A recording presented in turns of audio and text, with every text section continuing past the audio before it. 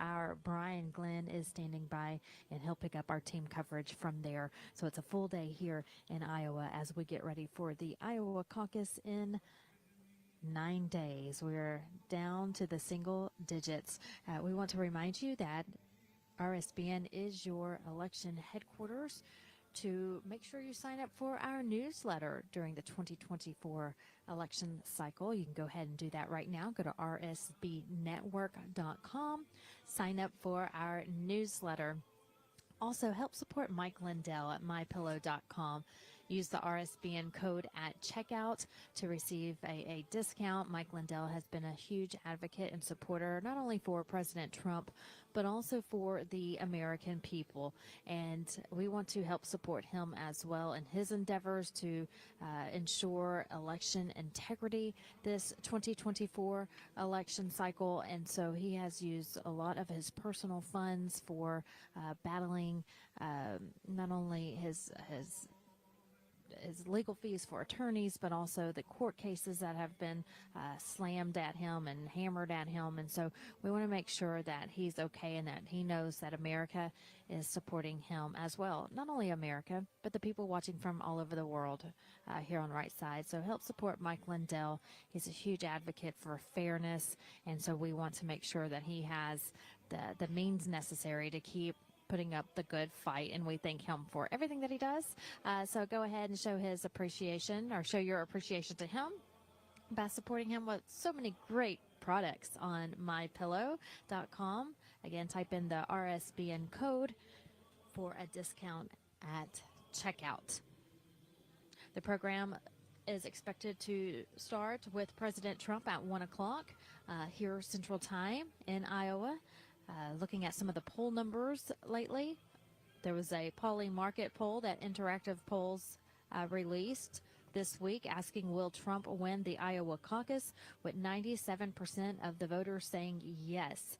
97%. The national primary polls from Interactive Polls, Trump's leading at 66%, followed by a tie between DeSantis and Haley at 11%, Ramaswamy at 6%, Christie at 4%, and Hutchinson at 1%. President Trump stated this yesterday. He may reiterate it again today. Don't let the poll numbers let you get complacent. Don't get comfortable. We need to make this a historic election. It's a very important election. All elections are important, but this may be the most important in history because of how terrible our country has become under this Biden administration, and we can't let another 4 years go by like we are now. We can't sustain this. So we have to make sure that we bring our country back, that we save our country, and to do so we need everyone to get out and vote. So while the poll numbers are looking good for President Trump, do not get comfortable, do not get complacent, and still get out and vote on your designated day for your state. We want to remind you that since it's January, a lot of you may be thinking about taxes and filing your taxes. Well, you can contact Tax Network. If you're struggling with back taxes or unfiled returns, the IRS is actually escalating collections, adding 20,000 new agents and sending over 5 million collection letters to kick off 2024. Now, in these challenging times, your best defense is Tax Network USA. So don't let the IRS take advantage of you. With over 14 years of experience, Tax Network USA has saved their clients over $1 billion in back taxes. So no matter the size of your tax issue, their expertise is your advantage. They specialize in negotiating with the IRS, actually, aiming to significantly reduce your debt. So Tax Network USA doesn't just negotiate, they also protect your assets from IRS seizures and also manage your yearly returns for ongoing compliance. Importantly, they are licensed to help with all state tax issues, regardless of where you live in the U.S. So no matter where you live, which state you live in, they are licensed. So the clock is ticking. Don't wait as the IRS steps up its game. Seize control of your financial future right now. Contact Tax Network USA for immediate relief and expert guidance. Call that number on your screen. That's 1-800-357 1415 or visit tnusa.com/RSBN. Again, that's tnusa.com/RSBN. Don't let those tax issues overpower you. Turn to Tax Network USA and find your path to financial peace of mind. All right, just a couple of minutes now from President Trump taking the stage, his second doubleheader this weekend. He had 2 stops yesterday in Iowa, and now he's making 2 stops today as he really hits this state hard, talking to all of the state leaders and the congressmen and women, and also to the people on the ground in the communities, getting all of his team captains in place, caucus captains in place, really doing a great job. It's like a well-oiled machine. The Team Trump, the team is really, really great at what they do. They're very organized, and they're ready to get this campaign season going, and they have all of their ducks in a row as we head into election season. If you want to know more about the Iowa caucus, you can go to ia.donaldjtrump.com, ia.donaldjtrump.com. And if you just want to know more about the caucus or primary in your state, you can also go to his website, donaldjtrump.com, and sign up to help if you want to be on the Trump team some way, somehow. They'll get you trained and get you ready to roll in your designated state for your area. These captains play an important role on election nights, and so you can sign up and get trained if you are interested in participating.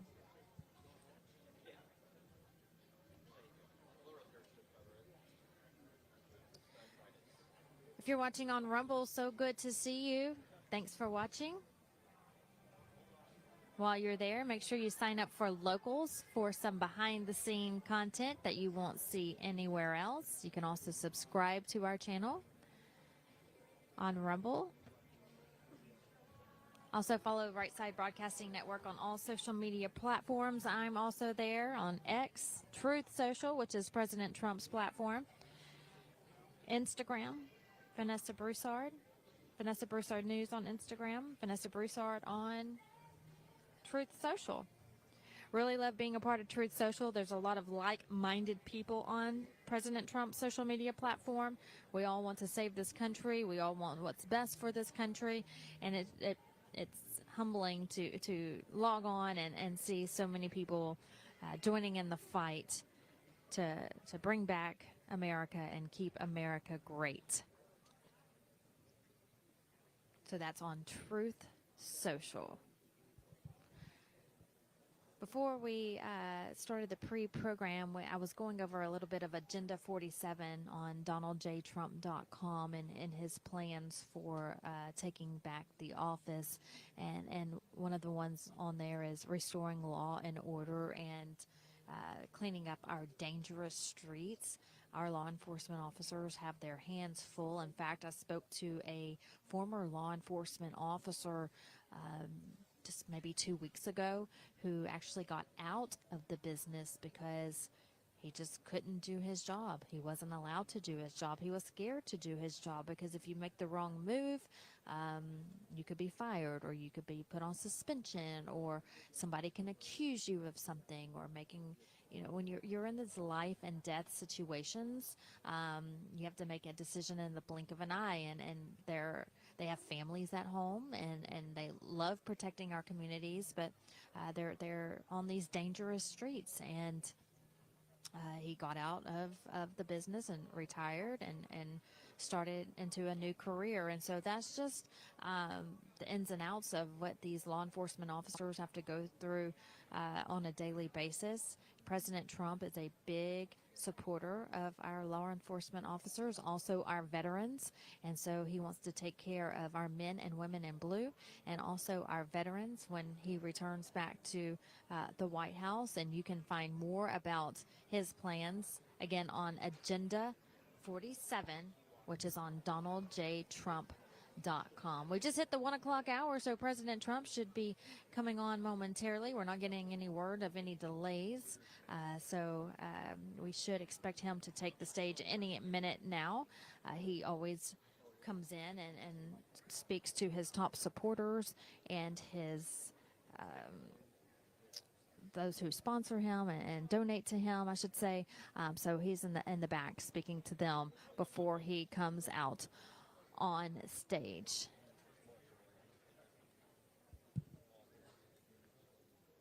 Looking again, I'm going to pull up, taking a look at some of my notes here, pull up parts of his speech that he really hits on when he does take the stage. He said just yesterday, Crooked Joe cannot talk about a single issue that matters to hardworking Americans because he has failed you and betrayed you on every single one. President Trump said Biden and the radical left Democrats lie about us because they know that Americans can't stand the truth about them. He'll say it again today. This election is our last chance to save America. The battle begins in Iowa on January 15th, and Joe Biden's banana republic ends on November 5th, 2024. President Trump says, with your help, we are going to bring our country back from hell. He says our country is dying, and this is no time to waste your vote on another establishment career politician. He says a vote for Donald Trump in these caucuses is a vote to secure our border. It's a vote to stop the invasion. It's a vote to rescue our economy. And it's a vote to reclaim our democracy from crooked Joe Biden and the entire criminal class in our nation's capital. He says, we love our country. We will take care of our country. We will pray to God for our strength and for our liberty. We will pray for God, and we will be with God. The great silent majority rising like never before, and under our leadership, he says, the forgotten man and woman will be forgotten no longer. So those are some of the excerpts from his speech last night, expecting kind of the same scenario today. We'll see the energy he brings to the stage. Excited to see President Trump here in Newton, Iowa. And as we wait, it should be momentarily, we are going to play some music for you and pan the crowd, standing room only here in Newton.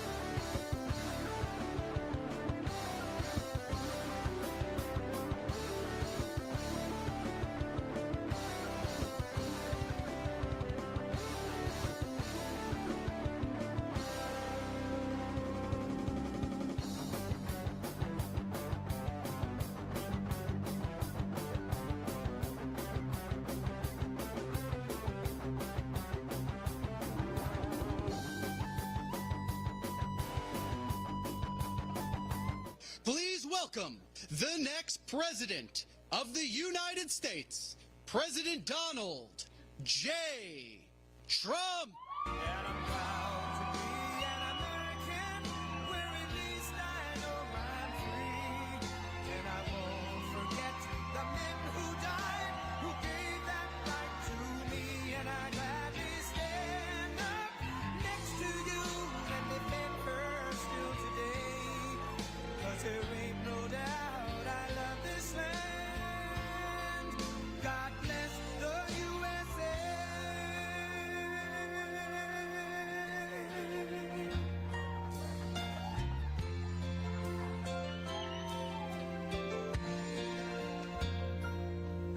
From the lakes of Minnesota to the hills of Tennessee, across the plains of Texas, from sea to shining sea, from Detroit down to Houston and New York to LA, where there's pride in every American heart, and it's time we stand and say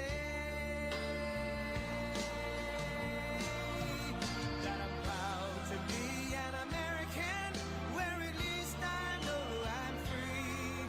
And I won't forget the men who died, who gave that right to me. And I gladly stand up next to you and defend her still today.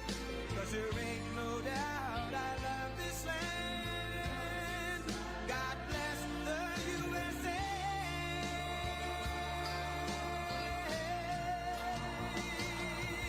And I'm proud to be an American, where at least I know I'm free. And I won't forget the men who died, who gave that right to me. And I gladly stand up next to you and defend her still today. 'Cause there ain't no doubt I love this land. God bless the USA. Thank you very much. Wow. And a very special hello, Iowa. Happy New Year. We're going to have a great year. We got to win. Got to win. We got to win. 9 days from now, the people of this state are going to cast the most important vote of your entire lives. I believe that. I believe that's the most important. I used to say it in 2016, and I'd say it very proudly and truthfully, and I meant it, but this is the most important because our country's going to hell. Like, nobody can believe what's happening to our country. When you look at what's going on, you read the news, even if it's fake news, I mean, they can't hide it. They can hide a little bit of it, but they can't hide. They really can't hide what's going on, including with the president. His performances are just terrible, just terrible. So sad to see. He represents our country so badly. We're in such trouble because of him. By delivering a massive victory in Iowa, you'll send a thundering message straight to crooked Joe Biden, the fake news media, and all the evil and sinister people trying to destroy our nation. They're trying to destroy our nation. Can only be the reason. With your vote for our campaign on Monday, January 15th, you will declare that we are going to take back our country. We're going to defeat Joe Biden. And we are going to, you probably haven't heard this phrase, make America great again. And it all starts right here in Iowa, 7 p.m. It's Martin Luther King Day. It's going to be a big day, and I'm coming to Iowa. We're going to be picking some nice location. We have a lot of people, and I'm going to caucus, okay? I'm going to caucus. That's how important it is. We have to do it, you know, and just don't go by the polls. The polls show that we're leading by so much. It's incredible. Nobody's ever seen numbers like this, but we have to get out there. Every one of us have to get out there because it really sends a message for November, and that's what we have to do. We have to beat the most corrupt, the worst president this country's ever had. He's the worst we've ever had. It's not even close. The happiest man around today is President Jimmy Carter because his administration, by comparison, was brilliant.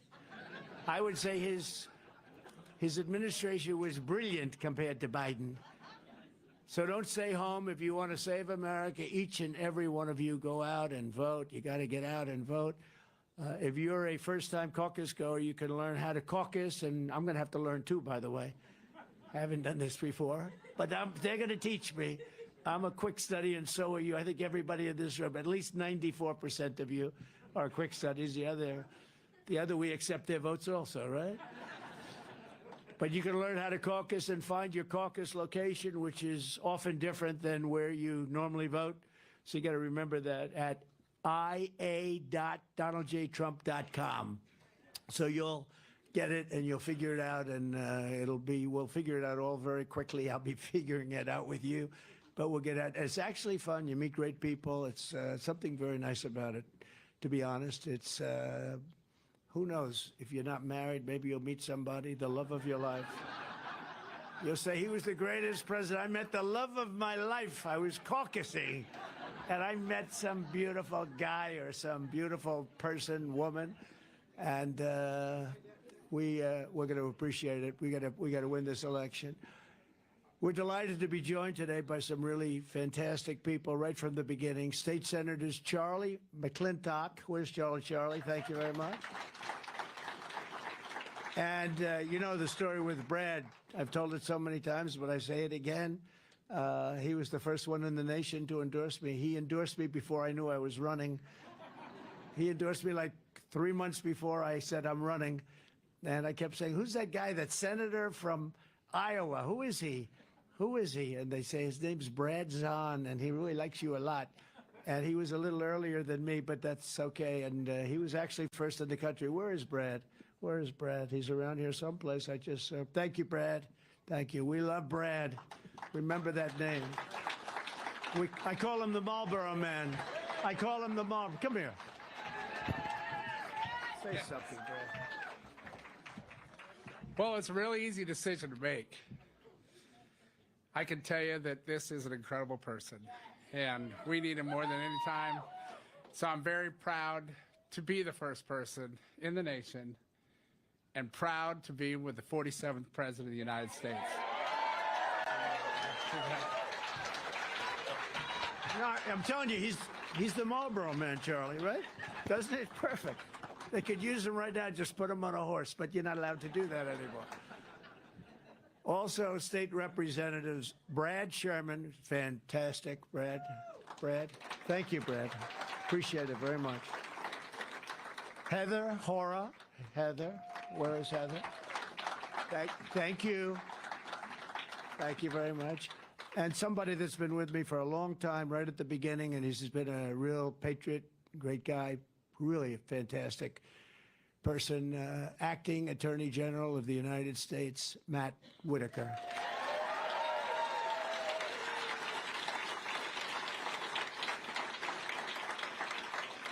He's been a really great friend, Matt. He goes to so many events and so many, and he had a tragic event happen, I have to say, and that special person is up there looking down on you right now. You know that, okay? You know that, right? That's really something. But Matt has been a great friend.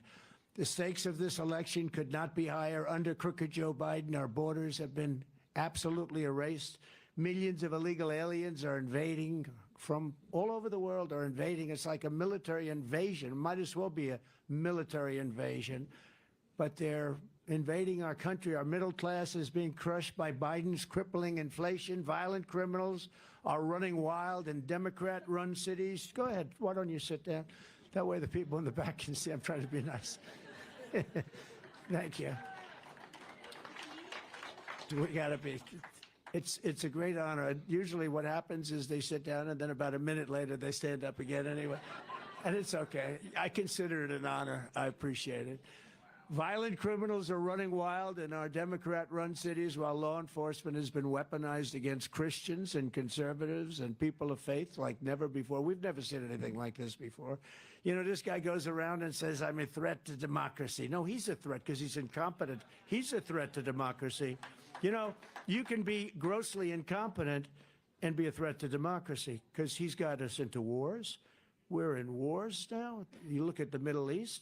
Look at what happened in Ukraine. That would have never happened. These things would have never happened. Inflation would have never happened. Attack on Israel would never happen. The attack on Ukraine would never have. All these things would never have happened. Millions of people would be alive right now. Millions of people. Cities wouldn't be decimated, knocked down. You look at Ukraine with those towers, those gorgeous towers, ancient towers. They're all dead, gone. Can never be rebuilt. So many millions. I think the numbers are much bigger than what you're hearing. They knocked down an apartment house. These are big buildings, too. It's shocking how big they are. And they say 2 people were injured. No, people were killed. A lot of people were killed. The numbers are much bigger than you hear. It should have never happened. Most of the stuff, almost all of it. I can't think of anything that would have happened. We would have stopped all of it. And we did. And we had no inflation. Now you have inflation that's so bad, the worst, probably the worst we've ever had. China is threatening Taiwan. That'll be next. Iran is inches away from a nuclear bomb. When I was with Iran, they were broke. They were broke. I wouldn't let anybody buy oil. I said, look, I want to be good to them. I want to be nice. They can't have a nuclear weapon. They're, I guess, 31 days away from having a nuclear weapon. It becomes a much different negotiation, a much tougher negotiation. And it's so sad. This would have never happened. They would have had to deal with me within 1 week after the election. But that's the way it goes. We did great in that election. We got millions and millions more votes in that election than we did in 2016. Millions. We did much better than we did in 2016. I was told by the great John McLaughlin, who's around here someplace. I said, is John McLaughlin here? John McLaughlin, the great pollster, who's fantastic, and other pollsters said that there's no way if you get 63 million votes, the same as we got in 2016, there's no way you could be beat. And we beat it by millions. We get the most votes of any sitting president in history. And they say, you lost by a whisker, just by a little bit. These people. But you know what? This will be the biggest event in the history of our country. We have to win this, but this will be much bigger than if we did it the more traditional way. And I think we're going to do it. I've never seen spirit like this. We didn't have this spirit in 2020 or 2016, and we had a lot of spirit. We had more spirit than anyone's ever seen, but it's not like it is now, including Iowa. You watch. You got to get out and vote. You got to get out and vote. And if you do, you'll see numbers as big as the numbers are being projected. You'll see numbers that are much bigger than that. For instance, Nikki Haley, give me a break, I know her well. I will never run against our president, she said. I will never, ever. He is a great president. I will not run. This went on for like 2 years. Then one day she's making a speech. I said, oh, that's nice. Ladies and gentlemen, I've decided to run. What's going on? What's wrong? And DeSantis was worse because he was dead until I endorsed him. And then he went up like a rocket ship and he won. And then I helped him get through the general election.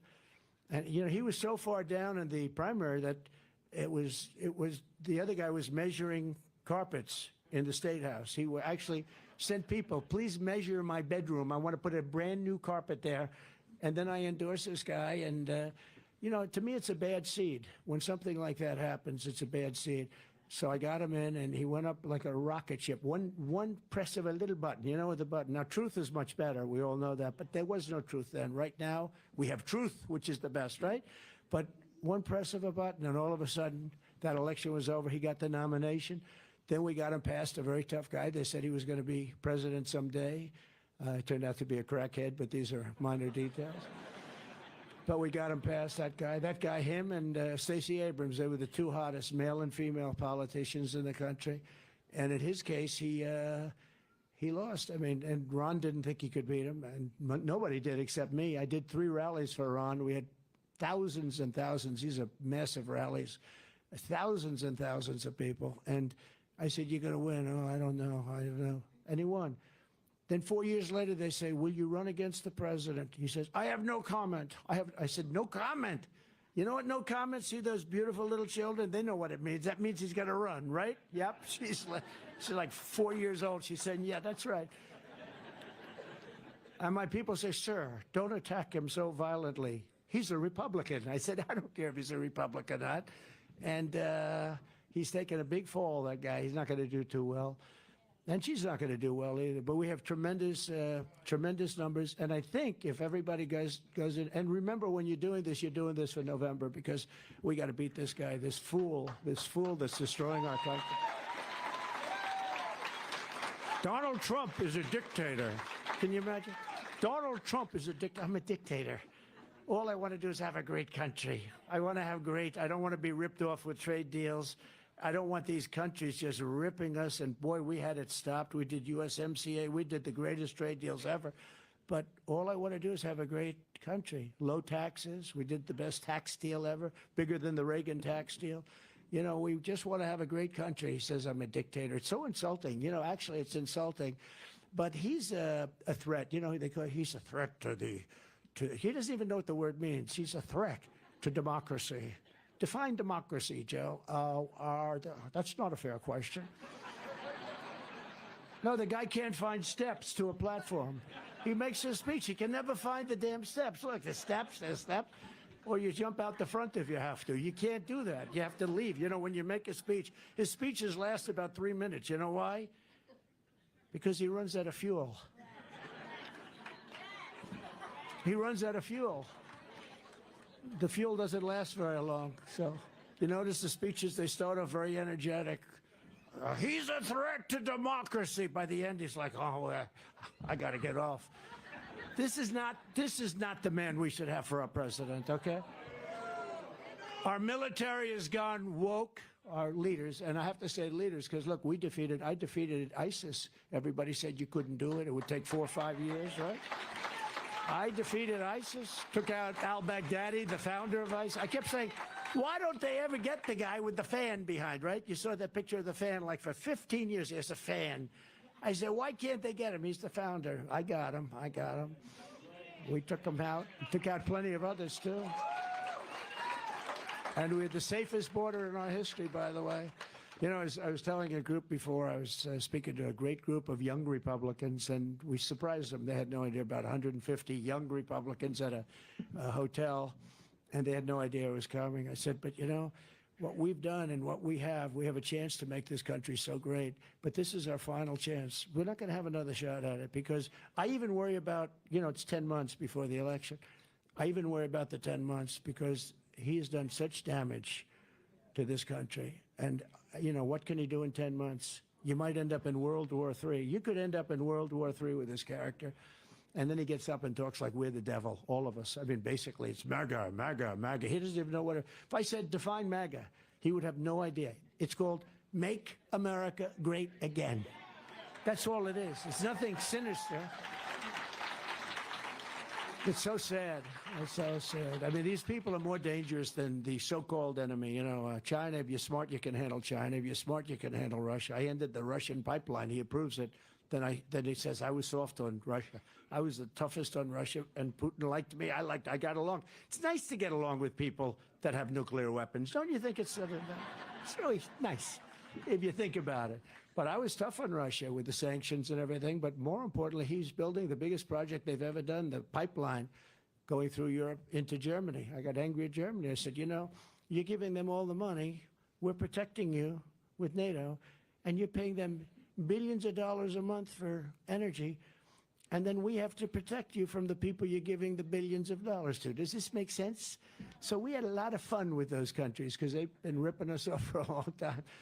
But I'm the only candidate in this race who is up to the task of saving America, and I'm the only candidate that will say with great, I can say it from any standpoint you want, as definitive as you want to make it, we will not have World War III with me as your president. And we're going to do it through strength. We're going to do it through strength. Thank you. We're going to do it through strength. You know, you can do things, you don't even have to go there. You can do things with telephones that are quite effective if you know how to use a telephone properly, if you know how to speak, that are very effective. Sometimes it's better because it's easier to talk over a phone than to tell some of the things I say to these guys face to face. It's easier for me to just say, you know, you son of a... I was telling yesterday at one of the big meetings, I love these, you know, we go to different corners of your state, and we meet with such great people. And then we're going to do a rally sometime in the summer, a big one. We're going to pick a big, beautiful site, maybe the State Fair or something, but we're going to do a big rally. But I have such fun with it. But, you know, I tell them that some of the deals we made were so incredible. For instance, Mexico, they supplied us with 28,000 soldiers. They supplied us with, we said, remain in Mexico. You think that's easy? And this guy gave it up. Remain in Mexico. They were remaining in our country. In other words, they come in, we leave them in. I said, no, I don't want them in our country until they get approved, because they're from mental institutions, they're drug dealers, they're criminals from jails. We have people coming into our country now that we've never allowed people like this into our country, and we don't do anything about it. But Mexico said, no, we're not going to give you soldiers. I said, yes, you are. Yes, you are. No, no, sir, we will not do that. We will not do it. And I like the president of Mexico a lot. I think he's great. He's a socialist. But you can't have everything, right? Tell those kids, can't get everything. But But he and I have a great relationship. But I said, listen, you have to do it. Anyway, he sent his representative, a handsome guy, to see me in Washington, and I was meeting with him. And I had from the State Department a woman who handled Mexico, very nice woman, but not a good negotiator, frankly. She said, sir, I've been trying to get this for 21 years. They'll never do it. I said, well, I'm going to get it. So I asked Tom Homan. I asked a couple of the top people, really great people in Border Patrol. We have phenomenal people in ICE and Border Patrol. They're not appreciated like they should be. They're incredible. They're incredible. Brad, we have, Brandon Judd is fantastic. I know so many of those guys. They're so fantastic. They want to do their job. You know, it's funny. It'd be a lot easier just to do what they do. Just let them come in. They're not doing anything. They're doing paperwork now. They have them sitting, and people are just flowing in by the millions. They have now a caravan. I came up with that name. They won't say that, by the way. The fake news is back there. You got a lot of fake news back there. That's a lot of fake news. But the caravan, we have a caravan, the biggest one we've ever seen. Thousands and thousands of people just pouring right into our country. It is so sick and so sad. What's happening to our country is so sad. But I said to the gentleman comes up, great representative, I said, we need 28,000 soldiers for our border. No, I'm not going to do that, sir. And I said, you are you 100%. No, I'm not. He was confused because I kept telling him he was going to do it. Nobody had ever told him that before. He said, no, we won't do that, sir. I have no authorization to do that. I said, then you'll get it quickly, but you're going to do it 100%. He said, no, I'm not going to do it, sir. I said, you're going to do it. And also, I want it to remain in Mexico. In other words, we want a policy called remain in Mexico, not remain in the United States, and then nothing ever happens. And then we want another one, catch and release in Mexico. You know, we catch and release criminals, and we have them released into the United States and come back for your court case in 4 years. And only very, very stupid people come back because there is no court case, you know, there's no court case. So it's catch and release in Mexico and another 7 or 8 items that are impossible to get. So this guy keeps saying, no, we will not do that. We will not do that. And the person from the State Department, she was really good, but she said, sir, they're just not going to do it. I said, 100% they're going to do it. So at the end, I said, here's why you're going to do it. Because I have papers right in front of me and I'm signing. It was a Friday evening, late, like 4 o'clock, 4:30. Biden was sleeping. He was younger then. Biden was at his home in Delaware or wherever they may be, sleeping on top of the boxes that he shouldn't have taken out, right? See, I had the Presidential Records Act. I was allowed to take them out. He wasn't. He was not allowed to take the boxes out, but he sleeps on top. You know, he had his Corvette parked on top of him, right? He thinks the Corvette was such a great car. I wonder who gave him the Corvette, which country gave him the Corvette, right? But I said to him, no, you're going to do it because on Monday morning at 7 o'clock, I'm signing it right now, we're going to put a 25% tariff on every single thing that Mexico sends into this country, including all the cars that you stole out. You know, they stole about 32% of our, did you know that? They stole 32% over the years of our car manufacturing business. And then the unions, the people in the unions are voting for me. But you can't get the heads of, they're so wedded to the Democrats. I don't know, they have wonderful dinners together or something. It's so crazy. But they stole from the United Auto Workers about 32% of our car making. So they're a massive car manufacturer. They send the cars in. So I said on Monday morning, 7 o'clock, you have a 25% tariff on every single thing that you produce coming into this country, which is massive. That's far more than building the wall. And we're talking about, you know, remember Mexico's going to pay for it. Mexico paid for much more than that. There was no legal mechanism to get that, but there is a legal mechanism for them to put their soldiers all over the place and all these other things, which is actually much more money. So I said, it's going to be signed. I'm signing it now. At 7 o'clock, you pay 25% tariff or tax. You could call it whatever you want, very similar. And that takes place 7 o'clock on Monday morning. And you can call your president and tell him or not. Sir, may I be dismissed for just a short while? I would like to make that call. He comes back like at about 4 minutes. Sir, we would be proud to give you 28,000 soldiers. It would be a great honor. And we would be proud to have remain in Mexico. We would be proud. We would love to have. Do you ever see Tijuana? Tijuana had like 200,000 people in Tijuana. and nothing on the other side of the wall, because as I built the wall, it became very safe. That wall was great. Wouldn't have been my design choice, but that's what the Border Patrol wanted. They wanted steel, they wanted rail so you could see through. I wanted to put beautiful concrete plank, very nice. But they didn't want that because you do, ideally you want to be able to see through. But they also need it because they have acids that can melt concrete. You believe this? These guys have everything. And steel is much tougher for them. So they wanted steel, they wanted concrete inside, 5,000-pound concrete inside, and then they wanted rebar. I said, I understand, it's tough. You have all these different substances you have to go through. You could cut the steel, but then you can't cut the concrete. And we built them the wall. The panel on top is a no-climb panel. It's a stop climb. In other words, I didn't like it. I said, I don't like the panel on top visually. They said, so that's an anti-climb provision. That makes it very hard for them to climb over the top. I said, okay, well, we'll put it in. I did everything they wanted, and we built. And wherever we had the wall, it just stopped. But then as you build the wall, it goes like this. They go like water. So it kept going further, and we ended up building a tremendous amount. And then we were going to put up. This is when I got wise to them. I couldn't believe it because I thought it was just political talk. We built over 500 miles of wall, and I ordered 200 more miles because as you build it, it gets longer. They go around it. And when they came in after the terrible, terrible tragedy of that election, that was a tragedy. That was a tragedy. Look what's happened. So many people are dead now that wouldn't be dead.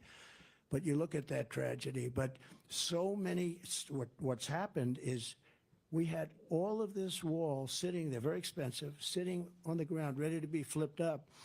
It could have been done in a 3-week period. And they say, we don't want to do it. I said, that's strange. That means they actually were serious that they want to have open borders. That's the first time I really believed it. And now you see the result. Millions and millions of people. Last quarter, 300,000. That's larger than probably almost all of your cities in your state. 300,000 people over actually a 2-month period, less. A 2-month period, 300,000 people poured into our country, and nobody knows. Most people have never even heard of the countries from where they came. All over Africa, all over Asia.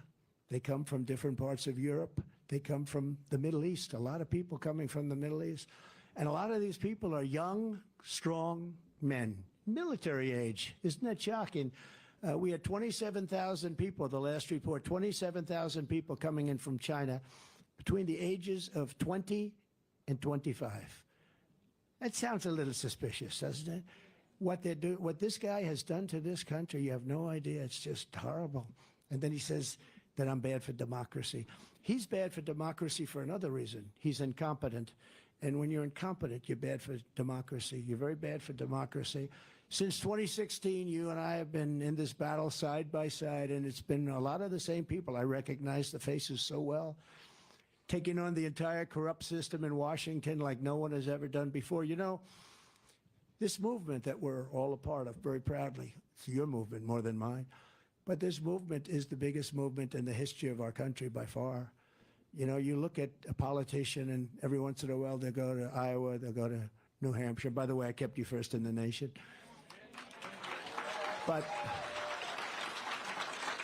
And they're the first primary, and I kept you both. I kept them too. The Democrats were going to change them, and they did. Look what they did. They're gone from Iowa and New Hampshire now. They made a mess of it, in a total mess. And there's a great tradition to Iowa and New Hampshire. It's a beautiful tradition for for many years. And they want to change everything. They want to change the name of George Washington, take him off the schools. Let's not use his name, George Washington. When they start taking George Washington's name down, we got problems, right? I used to say, someday if they keep going like this, they'll be taking George Washington's name. But I never believed it. But guess what? It's coming down off some schools. We're taking the name George Washington High School. We're going to get rid of it, put somebody else up. It's disgraceful. But what we've done is really amazing. And we're going to have, I'm going to say we're going to win for the 3rd time. And I just don't want the results of the 2nd.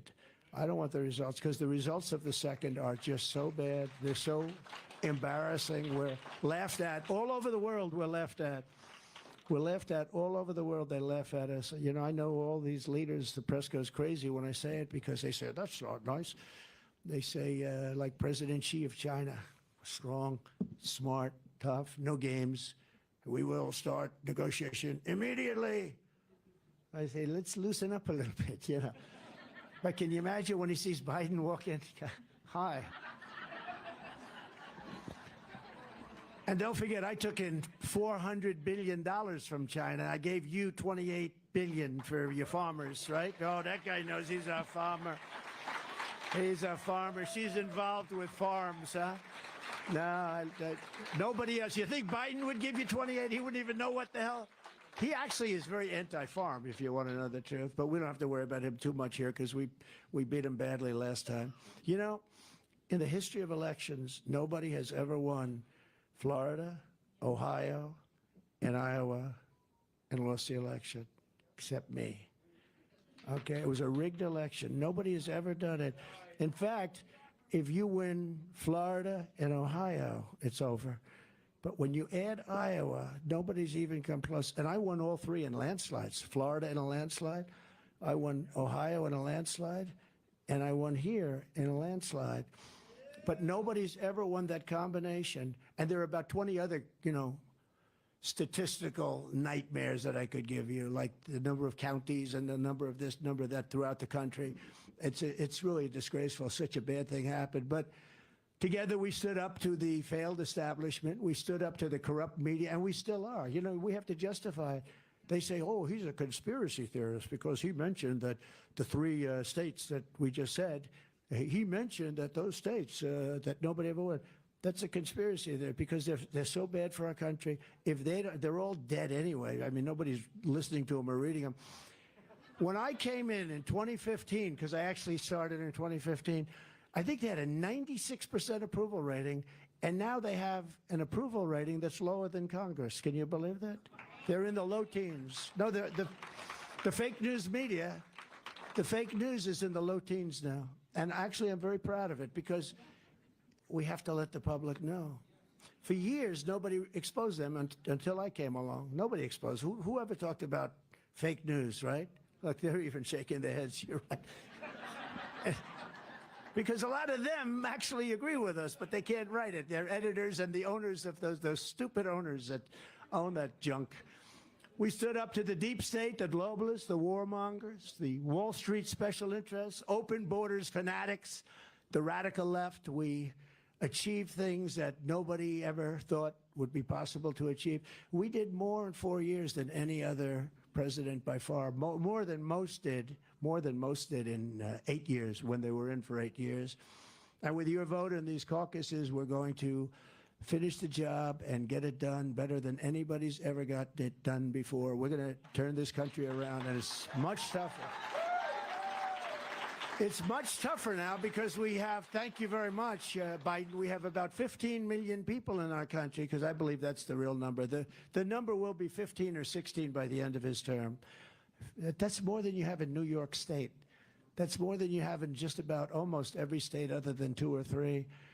And they came in, and people that should not be here, people that they didn't want. You know, if you do a poll and you look at jails throughout the world, not just Honduras and Guatemala and, you know, Mexico, different places near us, around us, surrounding us. If you look at polls and study a poll, don't worry about the phone. I don't mind. He's in a panic to get his phone off. Oh well. No, I know exactly. I know the feel happens. The phone goes off and he's going crazy. That means he's a good person, but he still can't find his phone. So but if you look, it's the numbers and the statistics are just so amazing. You look at what's going on and you look at what they've done to damage our country. It's not even believable that they can allow this to happen. When you see the scenes, it's not believable that they can allow it to happen. And you don't have to look at much. And the one good thing is the fake news wasn't covering the invasion at all. And just like they barely covered Afghanistan. You know, Afghanistan came and went in like 2 days. They don't talk about it. You never see it on. It's the most embarrassing moment in the history of our country. Really a horrible, horrible thing took place. And it was gone very quickly from the news. other than, some of the conservative news, they still covered a little bit, but I think it was the worst day. I think it also created a lot of problems like Russia going in. I think when Putin looked at the incompetence of the job they did, would have never happened with me. We were getting out also, but we were getting out with strength and with dignity. And we were taking our equipment, and we wouldn't have had 13 dead soldiers, and we wouldn't have had 38 people that were obliterated with no arms and no legs.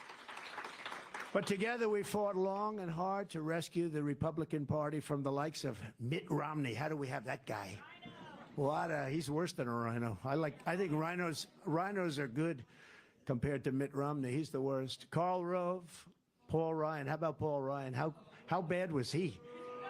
And now he works at Fox. He's on the board of Fox. So what's that all about, right?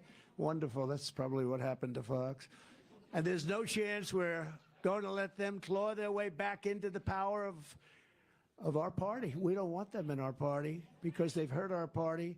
And frankly, we don't love the job that Ron DeSanctimonious has done, or Nikki Haley, or even worse when you look, and this is the one we just cannot play games. We got to get rid of crooked Joe Biden. The most corrupt, the most incompetent, and the worst president in the history of our country.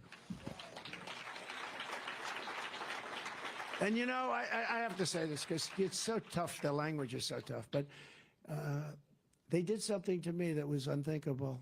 They indicted me because I fought against a corrupt election. I got indicted. And I'm in all these really highly Democrat areas with, radical left Soros-backed prosecutors. I got areas where, Republicans get 2% of the vote. Washington, D.C., I'm going to close up Washington. We're going to federalize it. You can't walk down the street in Washington now. It was a great place when I was there. You can't walk down the street. You get shot. 3 people were shot the other night, killed, walking down the street. They were tourists. People don't go there anymore. It's our nation's capital. And it's so sad to see. But when you look at, what's happened, when you look at what they've allowed people to get away with, how they're destroying the fabric of our country in every way. But Washington, D.C., we're going to federalize it, take it over, make it safe, and make it beautiful. Take all the graffiti off those beautiful marble columns.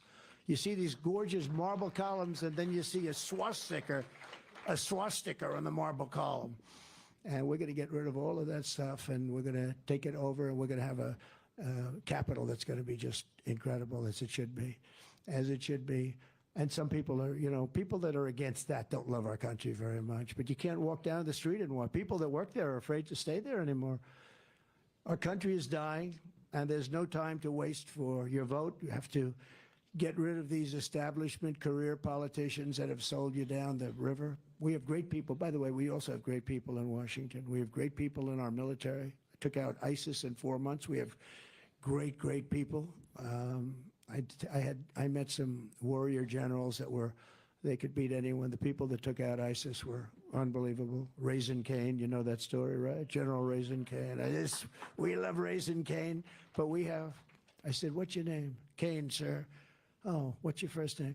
Well, they called me Raisin. I said, wait a minute. Your name is Raising Cane? I love you, General. That's what I'm looking for. I'm not looking for these stiffs that you see on television.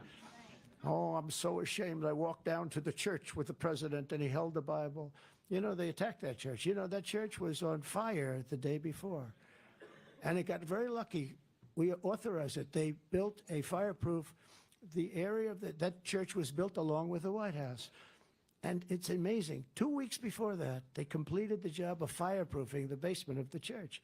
They started a fire in the basement, and it didn't spread because of the fireproofing. But it got very badly damaged. But it didn't spread because she's laughing. It's true, right? And it was sort of luck, I guess. But I went down, I held the Bible high, and Millie said, "Oh, I shouldn't have walked with the president." No, he should have walked with the president. He should have been proud to walk with the president. That was the end of him. That was the end of him. And the other thing, I love studying if you take a look, the wars, I don't know what it is. The Civil War was so fascinating, so horrible. It was so horrible, but so fascinating. It was, I don't know, it was just different. I just find it, I'm so attracted to seeing it. So many mistakes were made. See, there was something I think could have been negotiated, to be honest with you. I think you could have negotiated that. All the people died. So many people died. You know, that was the disaster. If you got hit by a bullet in the leg, you were essentially going to die or lose the leg. That's why you had so many people, no legs, no arms. If you got hit in the arm or the leg, it meant you were up because the infection, gangrene. It was just such a, sort of a horrible time. But I was thinking to myself, because I was reading something, and I said, this is something that could have been negotiated. It was just for all those people to die, and they died viciously. That was a vicious, vicious war. And in many ways, look, they're all this, nothing nice about it, but boy, that was a tough one for our country.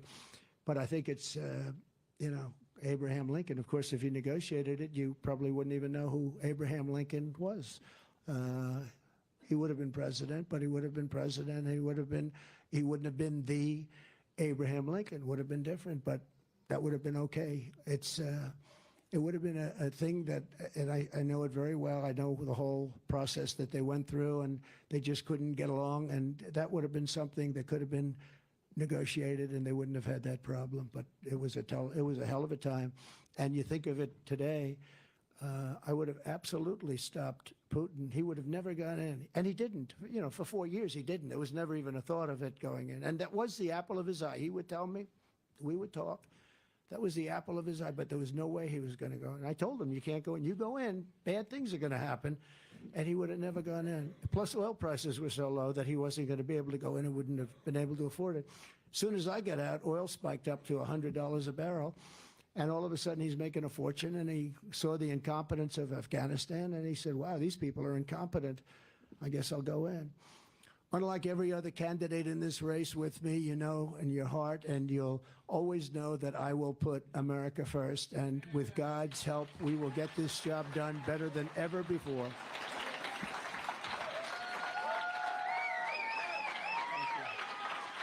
Thank you. Thank you. Thank you. Thank you, sir.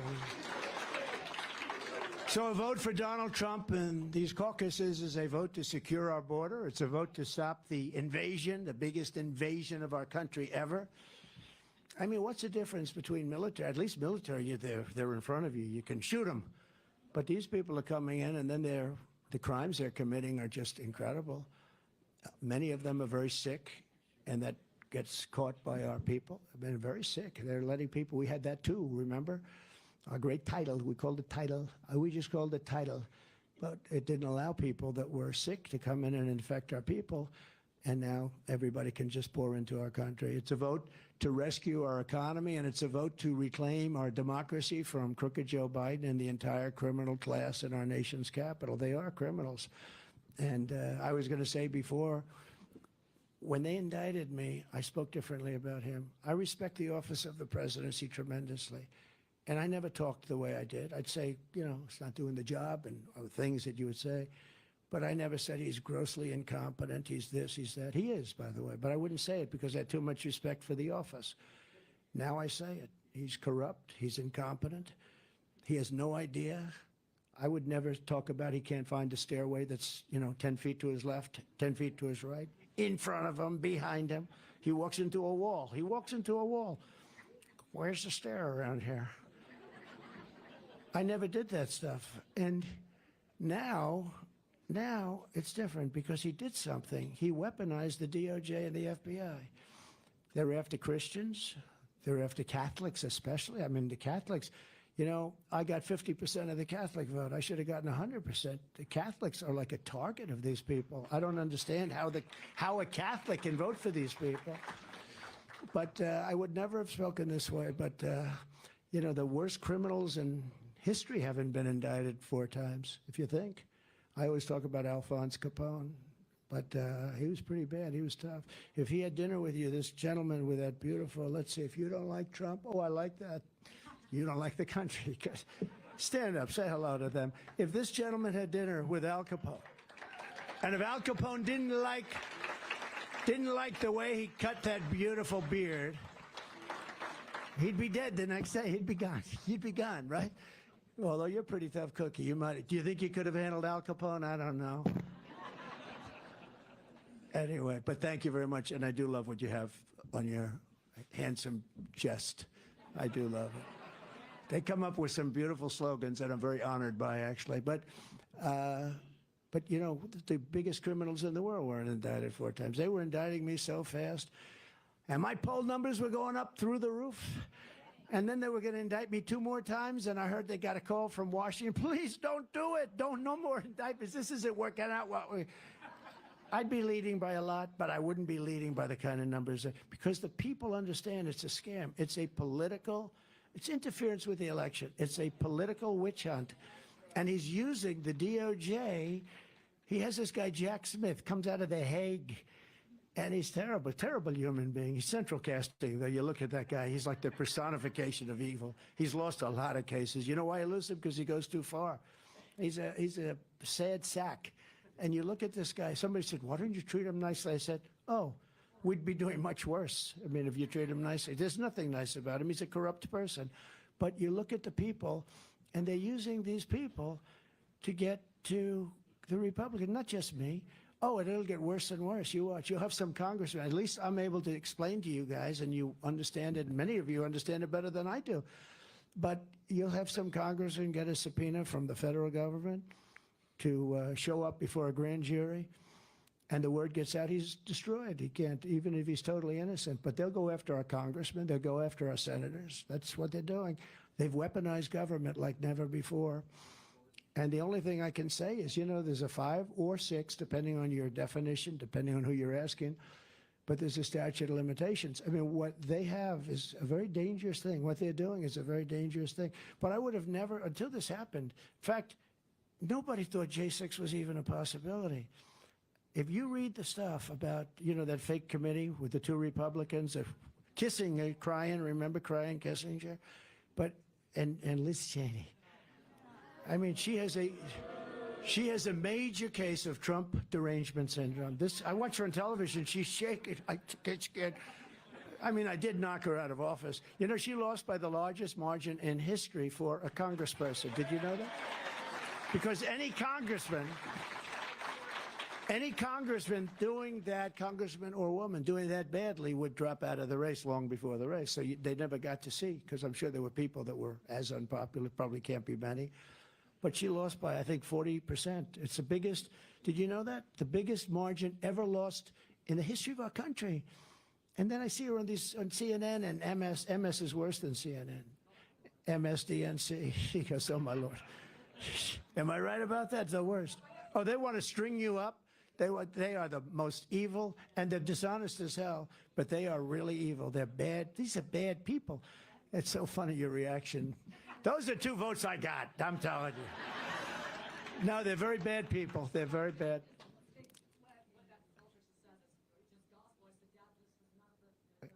No, well, it's not, but it's a shame. You know, I'll give you an example.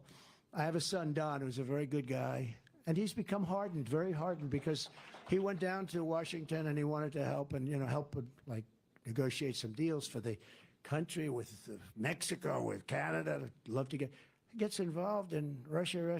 He had nothing to do with Russia. Now think of it. Just put yourselves, you have a son, you love your son, you know, you love your kids. I had my son go down and he wants to help the country. He didn't want money, he didn't want anything, just wants to help the country. Same thing with Eric. How about Ivanka? Ivanka just wanted to help people get jobs. I said, I'll put you in the United Nations and you'll be ambassador and you will be better than anybody that's ever been there, 10 times better than Nikki Haley was.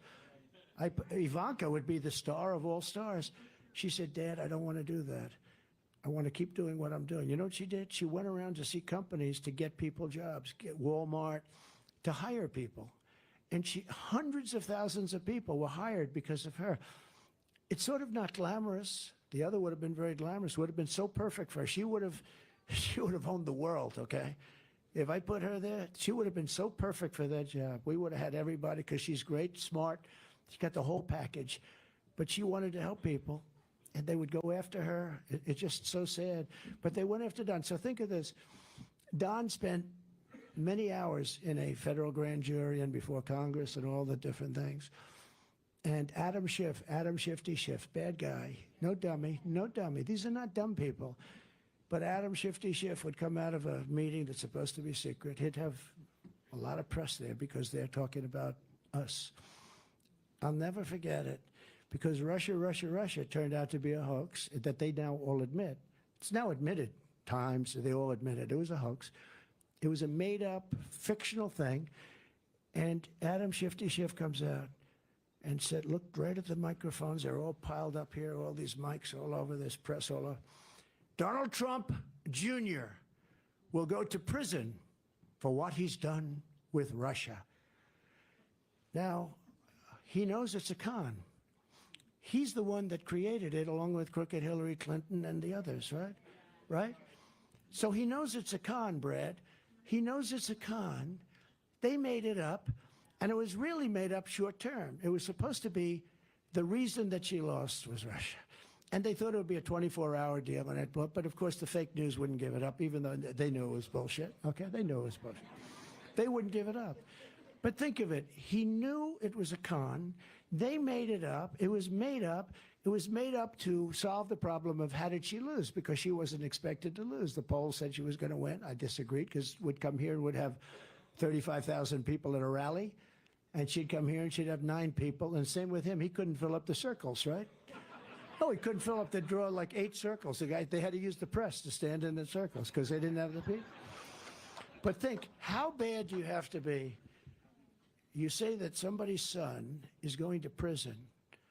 And I actually called him. I said, Don, are you okay? I mean, is there any truth to this Russia stuff? Dad, I don't know anything about Russia, which I know. I know the kid. He's a good kid, but he becomes harder. You know, you become hardened. And he got a little bit harder. You may have even noticed in his speech, the anger. He gets angry because what happened to him was so bad. So they know the story is fake. They know the deal is made up. They know it's a witch hunt. It was put there to get rid of this bad stigma of a loss. They thought it would go away in one day, but it didn't, because the press kept it going and going and going. Went for over 2 years. And they say, they know it's a fake, and they say, he's going to prison. How bad do you have to be? You know, it's one thing if you really believe this to be true and all that, but they know it's a fake because they created it. We have everything. They spied on my campaign, all these different things. But you know it's a fake, and they say Donald Trump Jr. will go to prison for what he did with Russia. You have to be a bad seed to do that stuff. You really do. You have to be a sick, bad seed. So this election is our last chance to save America. The battle begins in Iowa on January 15th, and Joe Biden's banana republic ends on November 5th, 2024. Right?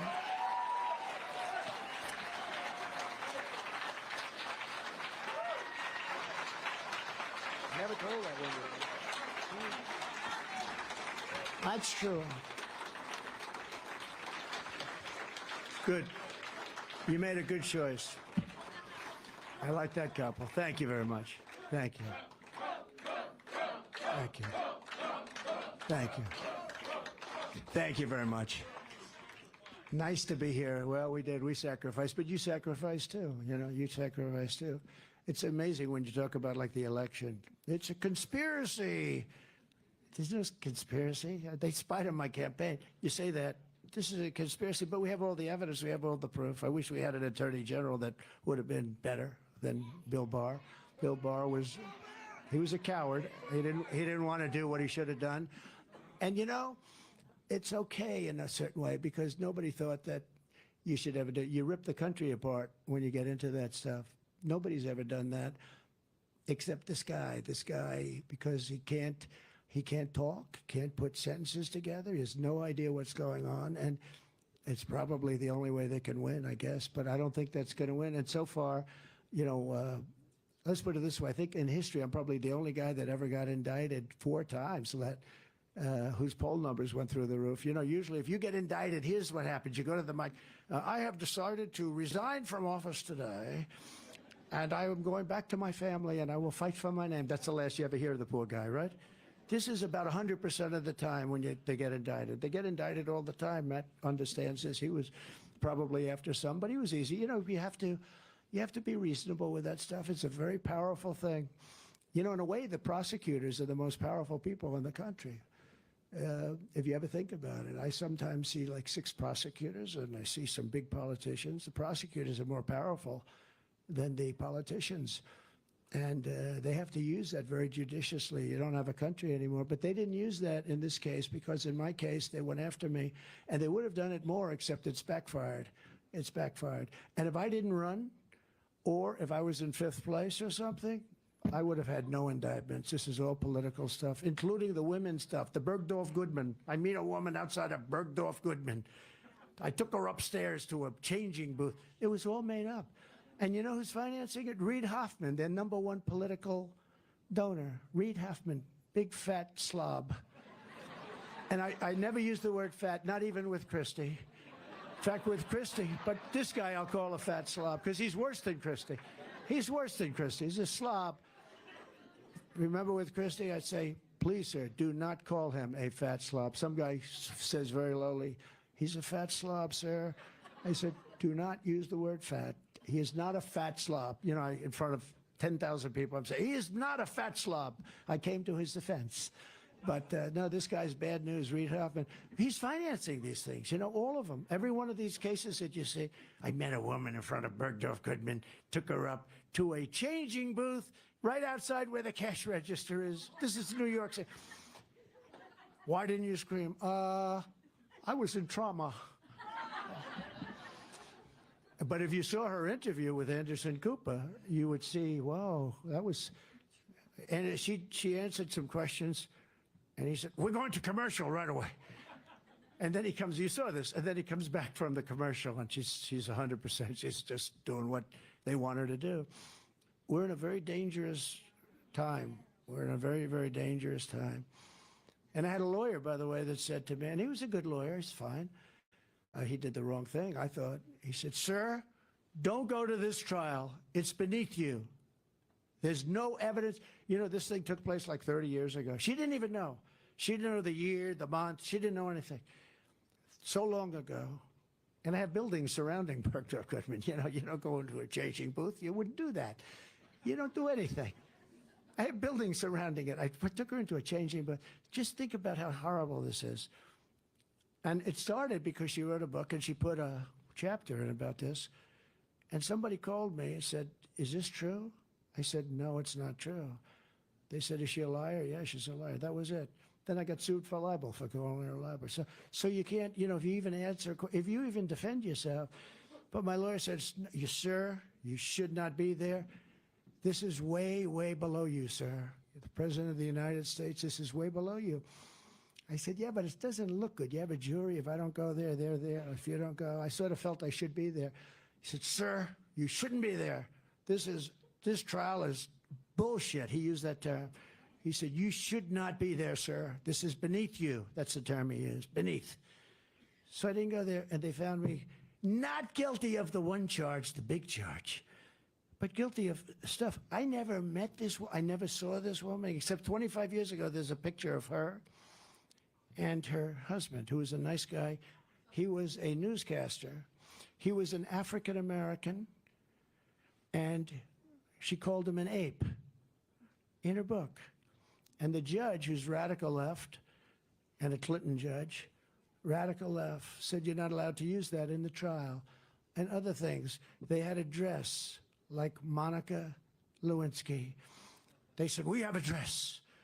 So I said, all right, use it. It's sort of gross, right? Use it.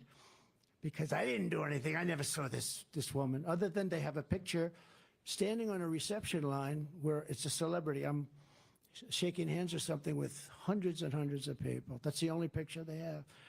I said, so the dress. So I said, you know, use it. Something never happened, and you say, we have to go through this. I said, use the dress. And the judge wouldn't allow it. It turned out there was nothing in the dress. The judge wouldn't allow it because he knew that there was nothing on the dress. Because the judge is a radical Democrat in New York. And so you go through it. And I continue to go through it. And now I have to pay her money, a woman that I have no idea who the hell she is. No idea. And they do it for election interference. But Reid Hoffman is the guy that's funding the whole thing.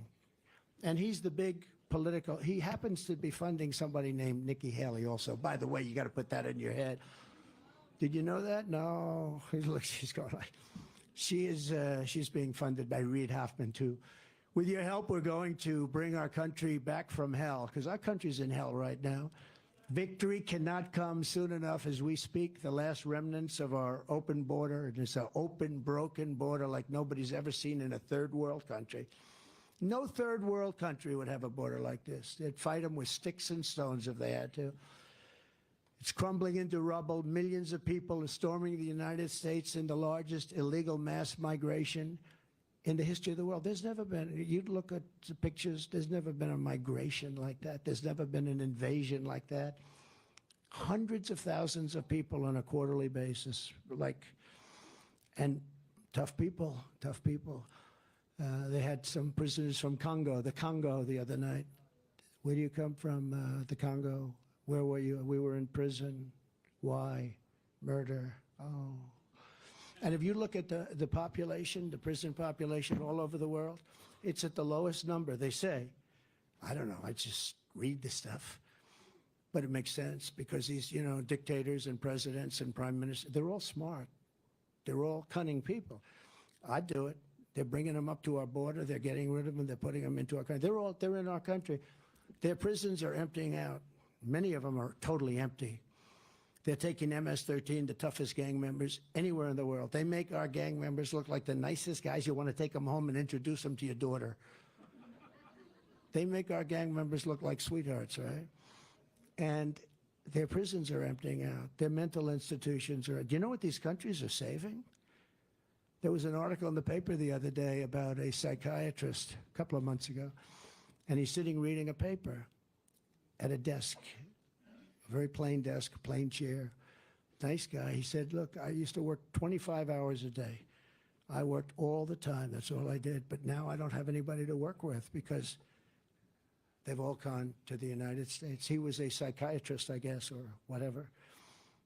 And he was saying this hospital was loaded with people.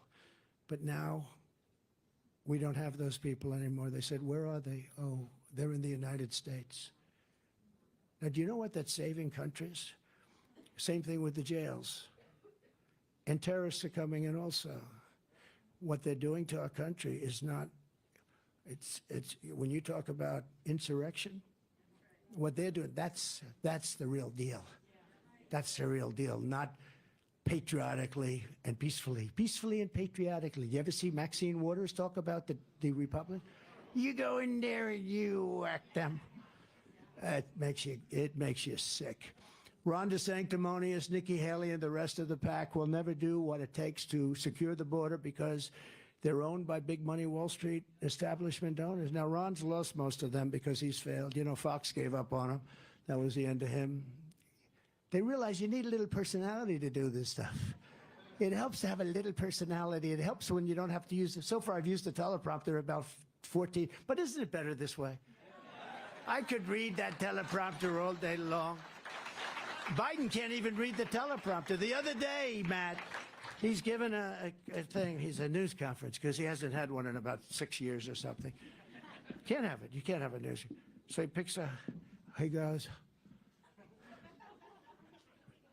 Bill from NBC. So the guy asked him a very simple question, like about vanilla ice cream. But then they actually asked him a question about a border or something. So he goes, they ask him a question, Bill from NBC, they ask him a question. The border is very strong. It's very normal. And things are going very well on the border.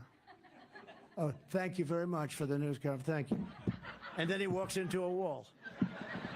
But this is what we have as our president. We're going to end up in World War III. We're going to end up in a depression.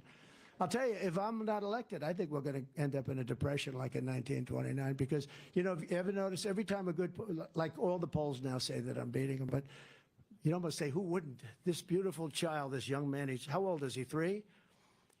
I would vote for him over Biden because he's more intelligent. Look, the kid's 3 years old. He's got better judgment. You ever hear some of the people in Obama administration, Secretary of State, different people, and others, many others, they say there's never been anybody worse on foreign policy decisions. And I see it. You know, we're stuck in that whole thing with Ukraine. Very tough war to win. The one's a war machine, the other one's not. And very, very tough to win. And they say, we will not leave until there's total victory. And it's not happening that way, is it? You know how you know it's not? Because they don't cover it anymore in the fake news, you know. If they were doing well, they'd be covering it, so you sort of know that way. But just as I said, one of the biggest donors to Nikki Haley's super PAC is the same guy, Reid Hoffman. He's a ultra-left rich guy, billionaire, who's one of the Democrat Party's top funders. He's also a funder for Nikki Haley. How do you answer that, Nikki? Well, and they're trying to stop Trump. So what they want to do is they'd much rather run against the sanctimonious or Nikki, but they're the party of disinformation, and they're great at it. They are great at it. You know, if they'd use this genius for, like, making our country great, we'd be great in about 2 weeks. But they don't. They want to destroy our country. But they're always saying, we want to run against Trump. You know, you have a 50-point lead. So they say, you know, from the standpoint of the national polls, I mean, I think I have a 60-point lead or something like that, beating her by 55 points in South Carolina, where she comes from. But they don't want to run against me. Ask them, how did they do in 2016? And then other than their cheating, we killed them in 2020. They don't want to run against me. They want to run against, and I'm the one that's beating them in the polls. There's some narrative out there, oh, she's going to, no. And the same thing that happens to me is going to happen to them, just so you understand. They'll be indicted because they'll say she was having an affair or something, you know? That doesn't mean it's lying, but she'll be indicted for something. Ron DeSanctimonious will be indicted, and he's not going to handle it the same way as I handle it. He'll be in a corner crying, saying, Mommy, Mommy, I want to go home. He's not going to handle it this way. You think anybody else could get up here and speak to you all day and get indicted 4 times and have you 9 trials against them? All fake trials? Nobody else. Nobody else. I love that trial. Nobody else. But just like, you know, some people didn't like the name DeSanctimonious, but it really has caught on. I liked it. Some names I didn't like. I didn't like Crooked Hillary, but it caught on. You know, sometimes they catch on. Low Energy Jeb, that was a good one. That took him out of the race as soon as I said it. That was the end of his race, because they knew I was right. But Ron DeSanctimonious, so what we do is, I think it's a great name, because sanctimonious, you know, he's sanctimonious because I got him the election, and he didn't appreciate it. You know, he was willing to run against the guy that got him the election. So we call it Ron DeSanctis. Write them both out when you go home. Ron DeSanctimonious, and write Ron DeSanctis. Just, it's like the middle of the word. It's beautiful. It's a beautiful, genius thing.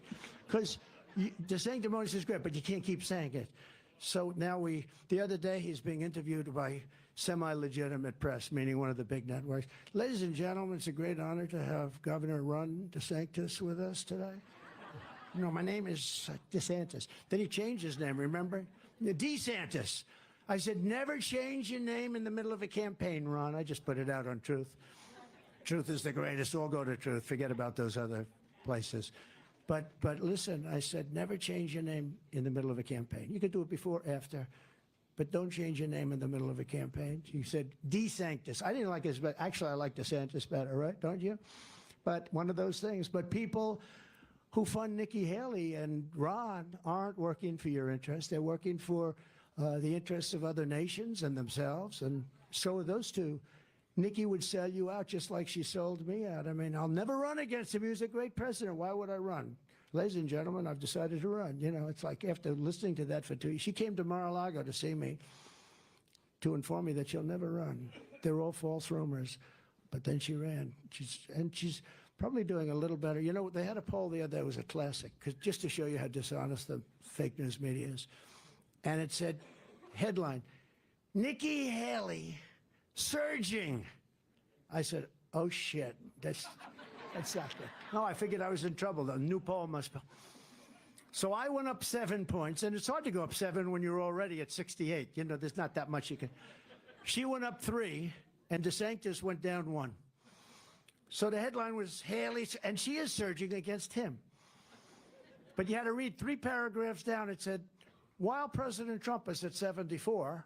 So she was at 11, he was at 10, and I was at 74. And the headline is, Nikki, and I went up 7 and she went up 3.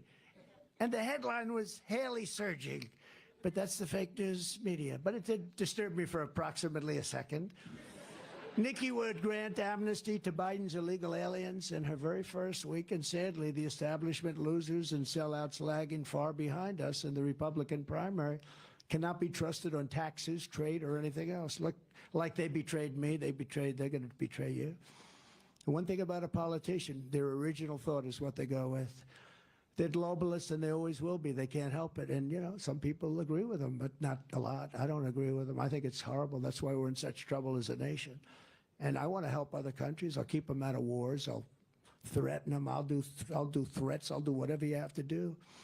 Like I did with Macron, with the wine and the champagne. I'll do whatever you have to do. They were going to put a big tax. You know that story. We're going to put a big tax. I told it yesterday. And it's funny. They're good stories because you can do so much without even doing anything. For 2 months, my people worked on it. They couldn't get them to stop. Top people. But they couldn't get it. He was going to tax all American companies doing business in France. Emmanuel, who was a nice guy, you know, but he likes France, and I like the USA. You can't blame him, and you can't blame me.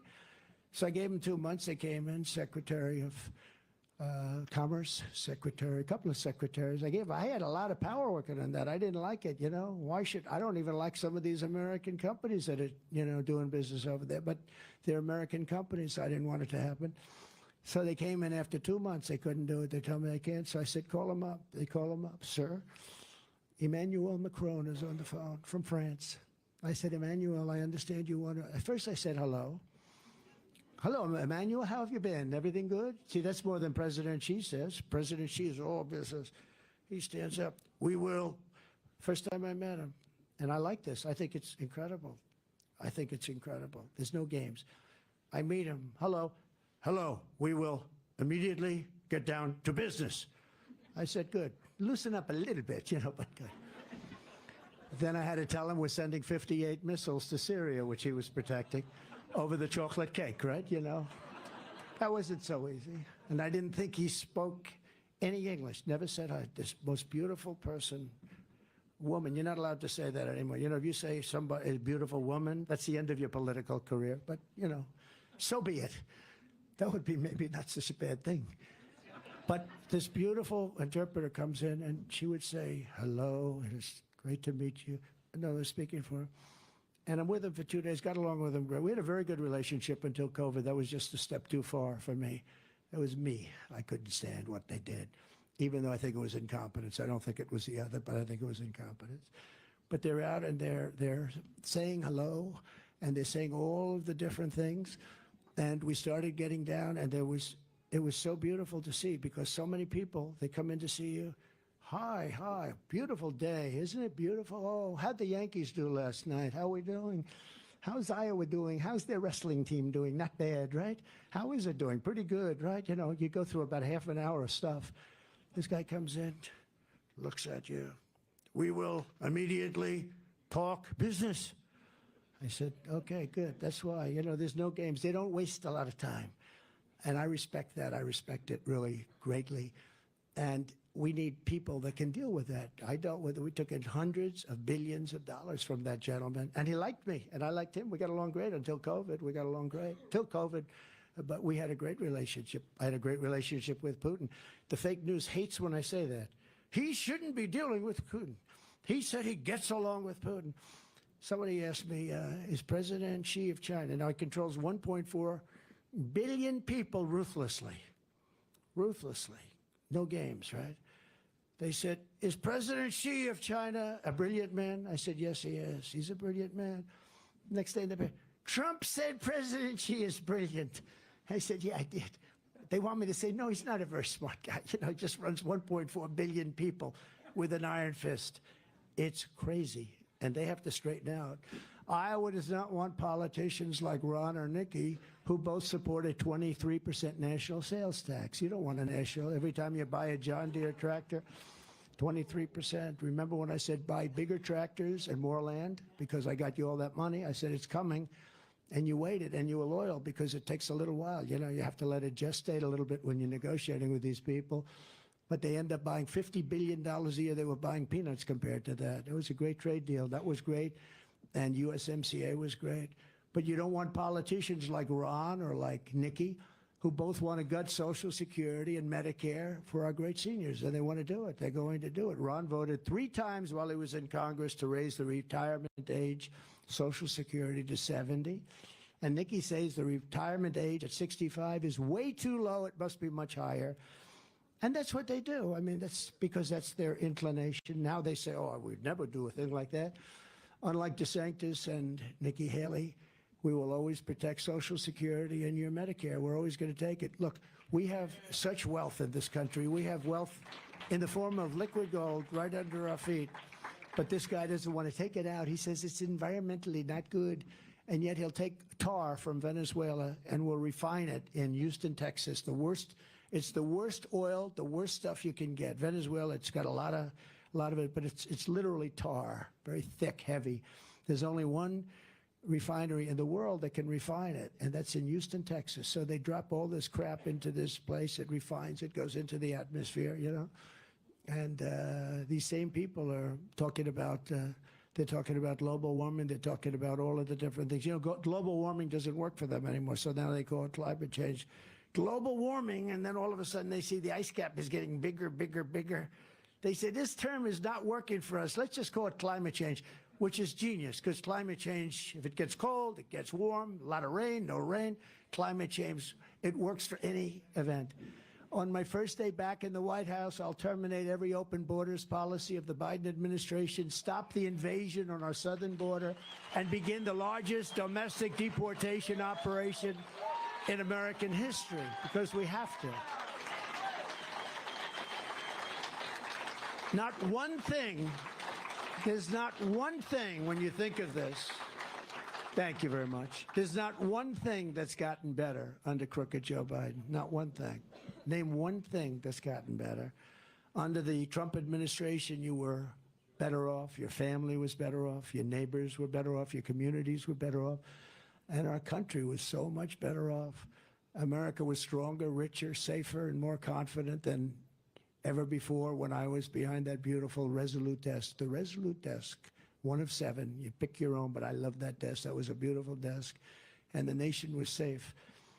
When I was your president, America was respected like never before. Viktor Orban, probably the toughest man in Europe, one of the toughest leaders in the world. They said, you know, Trump is out now. The whole world is blowing up. We didn't have a problem with Russia, Ukraine. We didn't have a problem with President. We didn't have a problem with anybody. We didn't, Israel would have never happened. That would have never, because I told you, Iran was broke. They didn't have the money to do it. Now they have $250 billion. $250 billion, not including the $6 billion that they were paid for 5 hostages. $6 billion they got for 5 hostages. And they got $10 billion on top of that for the electricity going to Iraq. You know, we released another $10 billion, but that's peanuts compared. They're making so much money with the oil. And we have, remember this, we have more than anybody. We were going to make so much money. We didn't have to go after Social Security, and we didn't have to go after Medicare and all of the other things. We were going to make so much money. We have bigger, think of this, bigger than Saudi Arabia, bigger than Russia. And I got Anwar in Alaska approved that Ronald Reagan couldn't do. He tried like hell. He couldn't do it. He couldn't get it approved. Anwar is the biggest, probably the biggest find in the world. I think bigger than Saudi Arabia, they say. I got it approved. And in his first week in office, Biden ended it. But we'll get it approved again. And the people of Alaska, but it's not the people in Alaska, this country with the money that we would make. You know, when you ask, like in Saudi Arabia, when I'm there, I think they're terrific people, actually. We've lost Saudi Arabia to China. I mean, who would think that? But we've essentially lost Saudi Arabia to China because of stupidity, stupid people. It's an impossibility to even think about it. But when you ask them, like they bought 100 Boeing 777s, it's a big wide-body jet, I say, how did you finance that? Finance? They didn't know what the word finance meant. Finance? We have cash. When they do projects, massive projects, they have all cash, they have oil. We have more oil than they do. We were going to pay off our debt. We were all started. We were ready to rock. You know, we were filling up the strategic reserve, which he, by the way, has brought now down to the lowest level in history.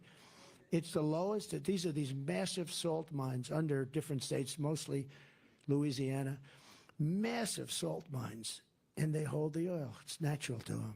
They don't have to do anything. They put a hole in the ground, they pour the stuff in, and it's massive. I got 80 million barrels in there at a really cheap price. But think of it, he used it, and it's supposed to be used for military, for war, for real problems. He used it to keep gasoline prices down during the election so that somebody would pay, and it's just a temporary fix. It's actually very small compared to all of the cars and everything else, but they used it. Now it's at the lowest level it's ever been, and it's really meant for war. It's meant for, you know, real emergencies, the real stuff. But we're not respected as a nation anymore. We'll soon be respected again. I promise you that if we win this election like we have to, we have no choice. We have no choice. This guy's bad.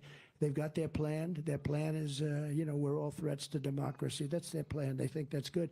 He can't use anything else because they haven't done anything else. He can't say that they did great with inflation. He can't say everything is bad. We're going to lose our dollar as the standard all over the world because so many countries now are backing away from us. I wouldn't let them back away. I said, you want to back away? We don't do business with you. They'll be back in 2 seconds. But eventually, I'm not going to be able to say that if they take it too far down the line because we will have lost our wealth and we will have lost our power. We've lost a lot of it already. Joe Biden gave that ridiculous speech yesterday because he can't talk about any of the things that he's done. He's got no successes. All he can talk about is we're a threat to democracy. But he's a threat to democracy. I say it always back. I always put Joe Biden as a threat to democracy.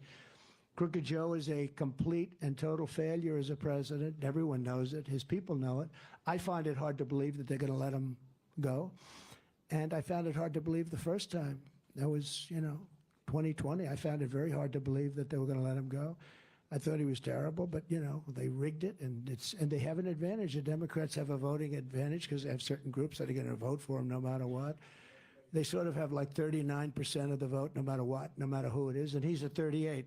So, you know, he's one below the number that's impossible to get at. We have to do it the old-fashioned way. We have to run the East Coast like I did in 2016, like I did also in 2020. But, you know, we didn't quite get a couple of those states that we won by a lot. We were doing so well in remember Pennsylvania? We were up by like 900,000 votes with, I think it was 900,000 votes with 73% of the vote. I think if I would have lost every vote, I would have won Pennsylvania. I love Pennsylvania. And all of a sudden, oh, there was a mistake, like 3:02 in the morning. Oh, we just happened to find about 1 million votes. Oh, look, we just found, oh, they're tied. And then you lose it by a couple of votes. You know, these guys, I'm telling you, if they put the genius into running our country, it would be, I probably wouldn't be running. I'd say the country's a fine-tuned machine, but they don't. They're evil. They're basically evil people. But they lie about us, and Americans aren't going to stand for it. So it's no wonder the same corrupt forces that have been fighting us every step of the way, and they are fighting every step of the way and everything now, breaking every rule and shattering every norm in a lawless attempt to keep us from defeating them at the ballot box. They can't beat us with the vote. They know that. They didn't beat us the last time with the vote. You get the highest number in history and you lose. Where is John McLaughlin? Is he here? The great John McLaughlin? You know, he's the great pollster, the greatest pollster in the world. He's here. I know he's here. He's probably backstage. But he told me, wow, did you do great? And I said, well, but, you know, things happen. Even the polling, they had me down 19 points in Wisconsin, but I just left Wisconsin, and I could see that we were doing so great. But they had me down the Washington Post, ABC fake news. And I was down 19 points. And I said, I can't be. I just left. The people are going crazy. They love us. I said, why would they do 19 if they were going to cheat? Why don't you do 4 or 5, and it gives them credibility for the next election? He said to me, they don't care about the next election. If you do 19 points down, people won't vote. If you do 4 or 5 points down, people will vote because you have a chance. And it turned out I won the state. And yet I had this poll. And what they do is they do it to suppress the vote.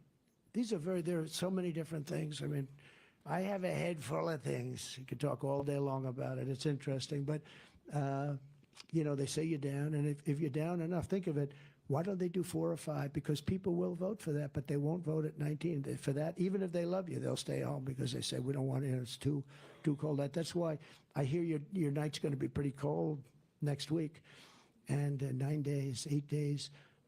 So you just have to put on that warm coat and get out there. I said it to one of our people, and they said, oh, that's good news. I said, why is it good?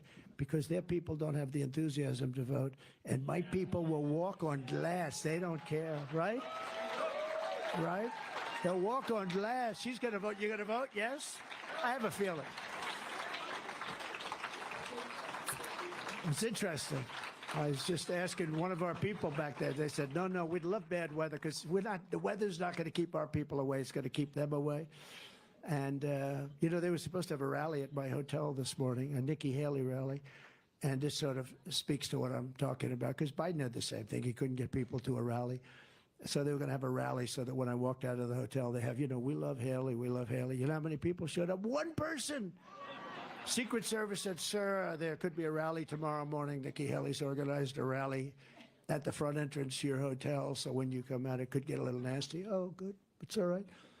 I walk out, how's the rally? They said, we don't see anybody. I walk out, there's one guy goes, hi, President, hi. He's got a Haley thing. Hi, President. I said, vote for me. I said, I think he's going to vote for me, actually. No, so there's no enthusiasm. But what I said about the weather, they said, the worse the better, because we won't lose one vote. We got enthusiasm like nobody's ever had before. Joe Biden is really a threat, and he's weaponizing law enforcement for high-level election interference like our country's never seen before. We've never seen this before. This is Banana Republic. This is third world nation, because we're beating him so badly. If we weren't beating him, I wouldn't be indicted. I tell you, if I was doing poorly or I was in third place, fourth place, especially if I didn't run, I'd right now be in Monte Carlo, maybe, or I'd be someplace that would be very nice. But right now I'd be someplace that'd be saying, you know, be interesting to watch the election, be boring. It would be very boring by comparison. But I'd be someplace very nice. I have nice places all over the place, right? And it's really amazing to see what's happened. It's been really amazing. But I loved when they said it, that the worse the weather, the better, because we're not going to lose. They said he used the expression, they'll walk on glass. They don't care it's going to be a little bit cold that night. In the new Morning Consult poll, we're trouncing the Republican primary field with Trump at 66, just came out, DeSanctimonious at 11, and Haley at 11, so they're tied now. We're also leading big, and you know, the Des Moines Register was a fantastic poll that came out. And I only say fantastic if we're leading by a lot. If we're not leading by a lot, I either don't talk about it or discredit the poll. That poll doesn't mean a thing. But the Des Moines Register is a very respected poll. The woman that runs it is very respected. And that was a number that, you know, they haven't even seen before. We're also leading big here in Iowa, but we're taking nothing for granted because we want you to get out and vote. The general election, we're crushing Crooked Joe by historic margins in Pennsylvania, Michigan, Nevada, Arizona, Georgia, North Carolina, Ohio, Florida, and virtually every other state. You know, they want this one narrative out. I was telling you before, they want to say, we really want to run against Trump, because that's what I'd say too. Because it looks like they have no choice, you know, number one. But we really want to run against Trump because that's demeaning to me. And, you know, it's like, oh, they want to run against me. Now, if you look at the polls, actually, she's losing to Biden almost every. She had one poll that looked good, but it was a Fox poll, of course. But other than that, she's getting killed, and he's getting killed by Biden. Hard to believe you can be losing to Biden, to be honest with you. But it's just it's a party thing. The radical left Democrats rigged the presidential election of 2020, and we're not going to let them rig the presidential election of 2024. We're not going to let them do it. We're not going to let them do it, right? These people are bad. They're evil. Every time the radical left Democrats, Marxists, communists, and fascists indict me, I consider it a great badge of honor. I really do. I'm being indicted for you. Thank you very much. I appreciate it. I wonder what my parents would say as they looked down. I said, my kid was indicted 4 times. I wonder if anybody in the country's ever been indicted that many times. I don't think so. How many times you get indicted once or twice if you kill people, but then you get put in jail so you don't get indicted after that, right? Of course, in this country, you don't get put in jail. if you're a certain person, you don't even get in trouble if you kill people. But if you're with us, they put you in jail. Look at what's happened with the J6 hostages. The hostages, that's a horrible thing. And yet Antifa knocks down Portland, destroys Portland. If I didn't put soldiers into Minneapolis, you wouldn't have that city left. Remember the CNN reporter standing there saying, this is a friendly protest. And behind him, the entire city is burning. It's as long, the entire city is burning down. Never forget, our enemies want to take away my freedom because I will never let them take away your freedom. That's what's happening. They want to silence me because I will never let them silence you. And in the end, they're not after me, they're after you. I just happen to be standing in their way. That's true, actually. But this is far more than a campaign. This is the greatest political movement in the history of our country. Not, maybe in the history of the world, but let's just take our country. That's okay. Together, we ended the NAFTA disaster where you were getting ripped off, and especially the farmers in Iowa. That was a horrible thing. And you know why I know that USMCA is so good? Because they're trying, Canada and Mexico are trying desperately to renegotiate the deal. So don't do it. They shouldn't do it. But it's the best trade deal, they say, ever made. Actually, the deal I made with China might even be better. And I made a great deal with Japan. I had to break a deal with Abe. He was a great man. He was assassinated, but he was great. He was such a great guy, such a great leader. They loved him in Japan. But I went to him. I said, Shinzo, this deal is crazy. He said, I knew you'd be coming to me next. They lived with it for 25 years, ripping off our country. And he looks at me and goes, he didn't say like, we could. He said, all right. And I renegotiated the whole deal. He said, I knew you'd be coming to us. Billions, and we're talking billions of dollars. I took on communist China like no administration in history, bringing in hundreds of billions of dollars and pouring it into our treasury when no other president had gotten 10 cents from China. Not one president got anything from China. And they wouldn't ask. I don't know what it is. It's like hard to believe. But just as I took in hundreds of billions of dollars, I would say they weren't fond of me. That's why a lot of people think that what happened with COVID or China virus was, you know, a plan. I just don't think that. I think it was incompetence. I think the scientist came out to have lunch with his girlfriend, and she died, and then all of a sudden other people, and it just grew. I believe that was what happened, but who knows? I also said right from the beginning that I picked the location, right? I picked that location. I said, that's where the lab, it was the lab. And I mean, I knew certain things that maybe other people didn't, but it was a terrible thing. $50 trillion to the world. You know, the world, many places were much harder hit than we were, and just nobody knew. This was like the hidden enemy. You couldn't find it. Wuhan. I said it comes from the lab in Wuhan. They said no, it comes from. First they tried to blame France, then they tried to blame Italy. Remember, they tried to blame everybody. Then they said it comes from bats 2,000 miles away. I said, no, it comes from Wuhan. It comes from your stinking lab. But just as I promised, I also stood up for ethanol, and I issued a historic rule declaring the E15 would be made available all year round and letting them use existing pumps, which saved hundreds of millions of dollars and a lot of jobs. I said, how does the old equipment compare to the new equipment? I've heard this many times. I hear it. I buy a lot of John Deere stuff, a lot of tractors and a lot of things for all the properties I have. And they said, well, actually, the old stuff is better. I think the old stuff is better. The new stuff has so many environmental computers on it. You have to go to MIT, like my uncle. Go to Dr. John Trump, the longest-serving professor in the history of MIT, Dr. John Trump. Think of it. You think Biden has that in his family? I don't think so. I don't think so.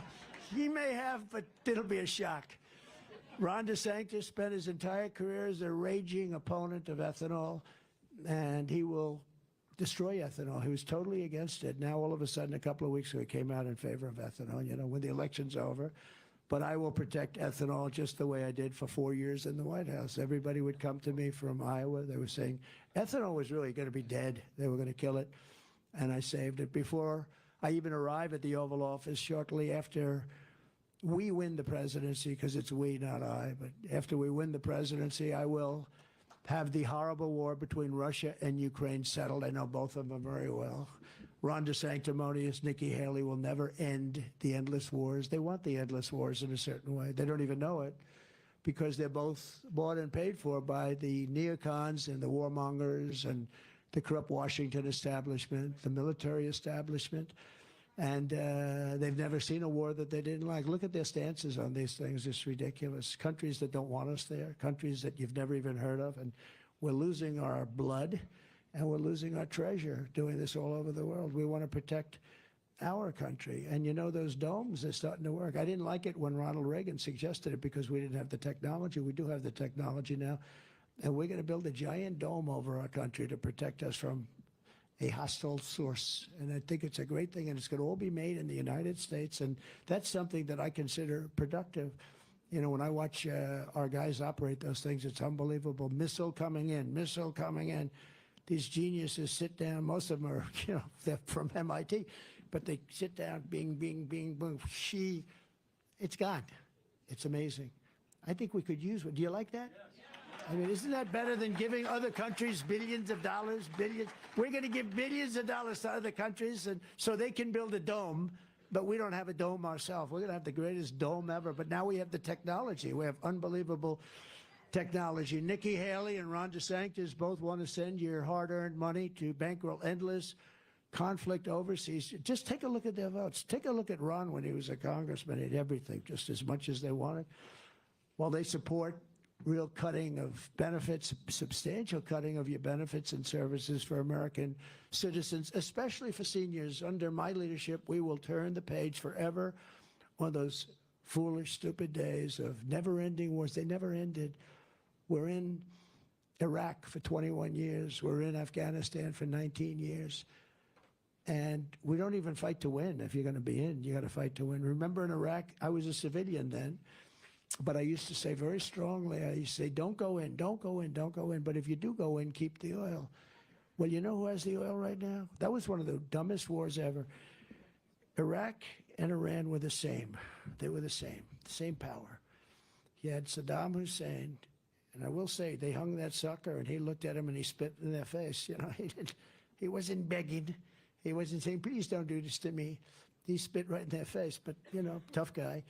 But you had Iraq and Iran, and they were almost identical. For 1,000 years, with different names, they'd been fighting each other. And one would move 3 feet this way, and then they'd move 3. But we didn't have to do anything because they basically, then they'd stop. They'd be exhausted after 3, 4 years. Then they'd start. This went on for hundreds of years. Then we go in and we obliterate one side. And now the other side's a great power. We should have never done that. We should have never gone into the Middle East. We should have never gone into the Middle East. And we didn't need to. We were in the Middle East for one very strong reason. We needed their oil. But we have more oil than they have. But we didn't use it.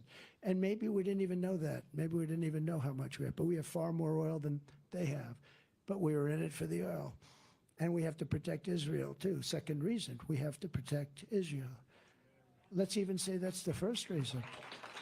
Maybe I'll say that's the first reason. Because we don't need their oil.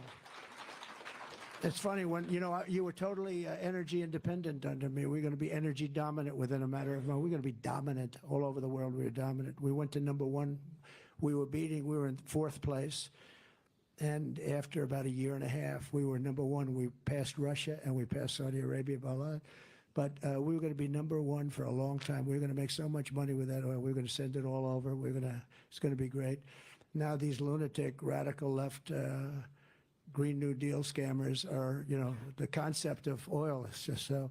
It's our greatest form of wealth. I mean, what you can do with that, you'll pay off your $35 trillion in debt.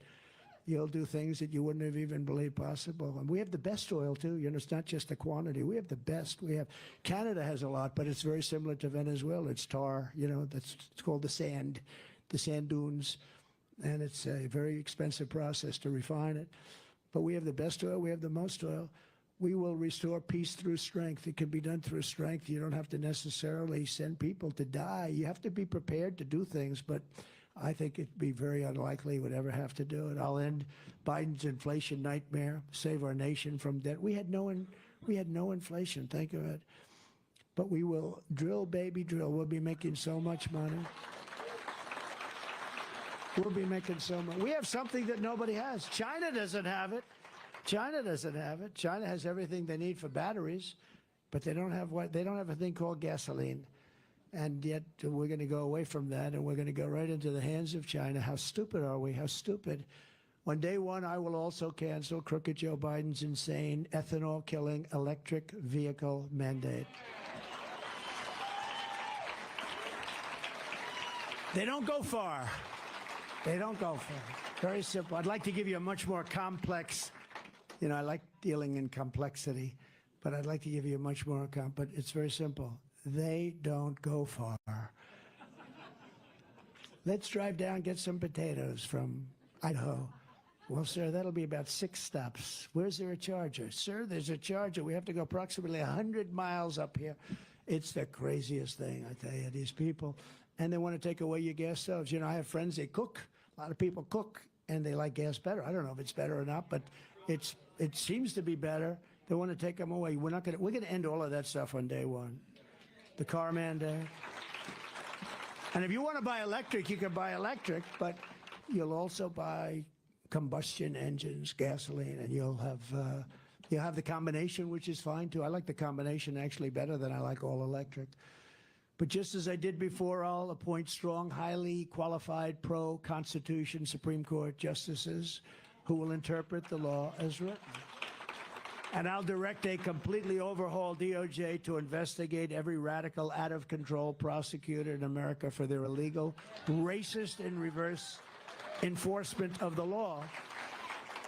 And also, we're going to indemnify all police officers and law enforcement officials. I've met a lot of great ones back there, all throughout the United States, to protect them from being destroyed by the radical left lunatics that are running our cities and states, for taking strong actions on crime, because they can stop this crime.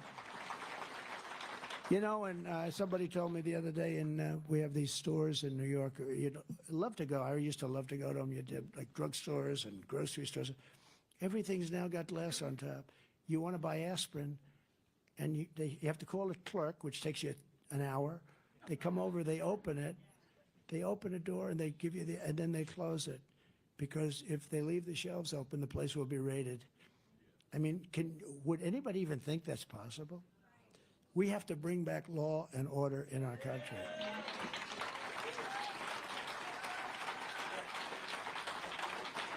And we're going to rebuild our cities into beacons of hope, safety, and beauty, better than they've ever been. We'll work with the Democrats. We'll work with the Democrats because they run those cities, and the cities are terrible. What's going on? You look at the crime rate. We've never seen anything like it. And they're dirty, filthy dirty.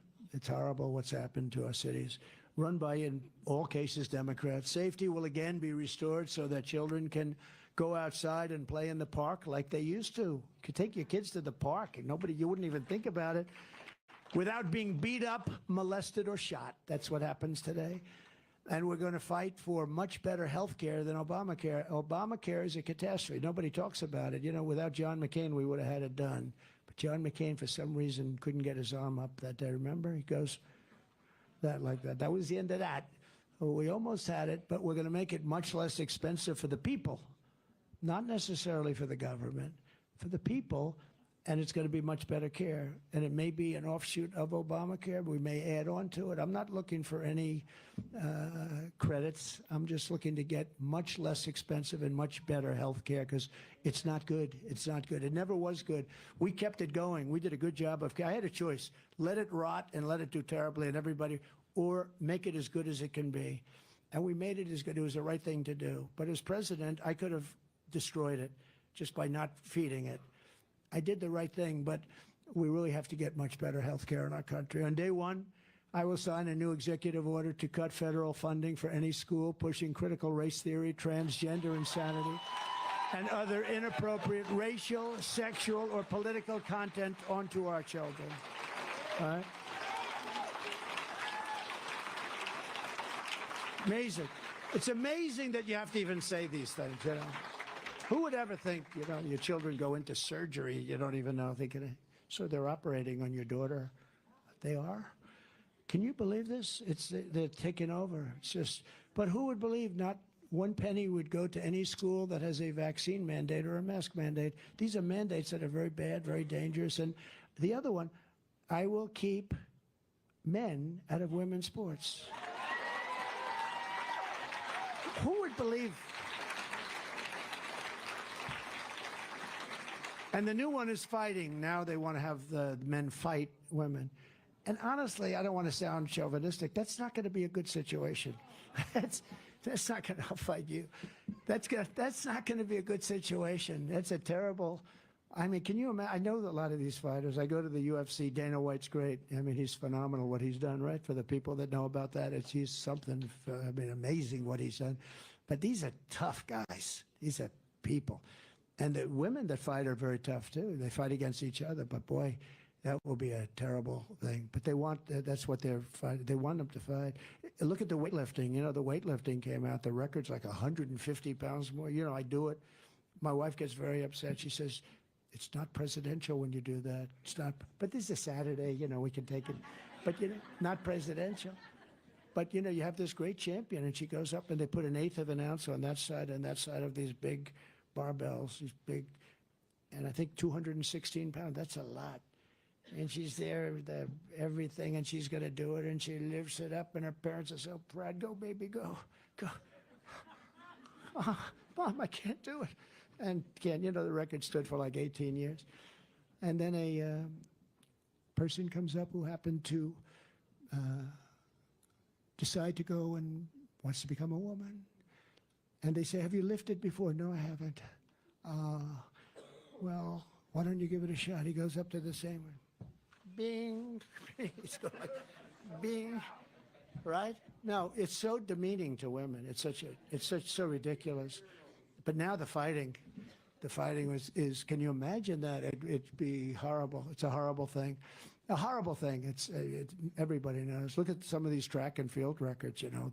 They're knocking them out by, like the swimmer. It lasted 16 years. She wants to swim. She's a great all-American swimmer. She looks left, she looks right, she looks left. All her friends, she's been growing up with these people because, you know, you set the pyramid, right? They look, and she sees this huge guy, this person, and she goes, man, wow. He's like Wilt Chamberlain, except slightly larger, right? He's got a bigger wingspan. And I always say, in a joking manner, she suffered a terrible tragedy. She was very badly injured, right? Because he went by her so fast that she got tremendous windburn, you know? He's going by her at a level, no, the whole thing, and he broke the record by many seconds, you know? This is a thing that stood like 1/100th of a second. And, you know, they break it by like 19 seconds. The whole thing, can you imagine that you have to say you're going to keep men out of women's sports? Who would think that that's even possible to say? It's just crazy. And these radical left lunatics are really into it. They really think it's like a good thing. I don't get it. You'll have to, he was a big football player, you know, you'll have to tell me. You think there's a person that, yeah, there's probably a couple out there, you know, probably that could stop you. They'd stop you. They may need a weapon, but they'll figure it out, you know, they're very smart.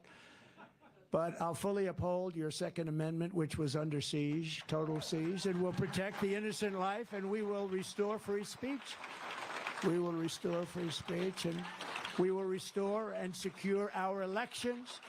Our goal will be one-day voting with paper ballots, all paper ballots, and voter ID.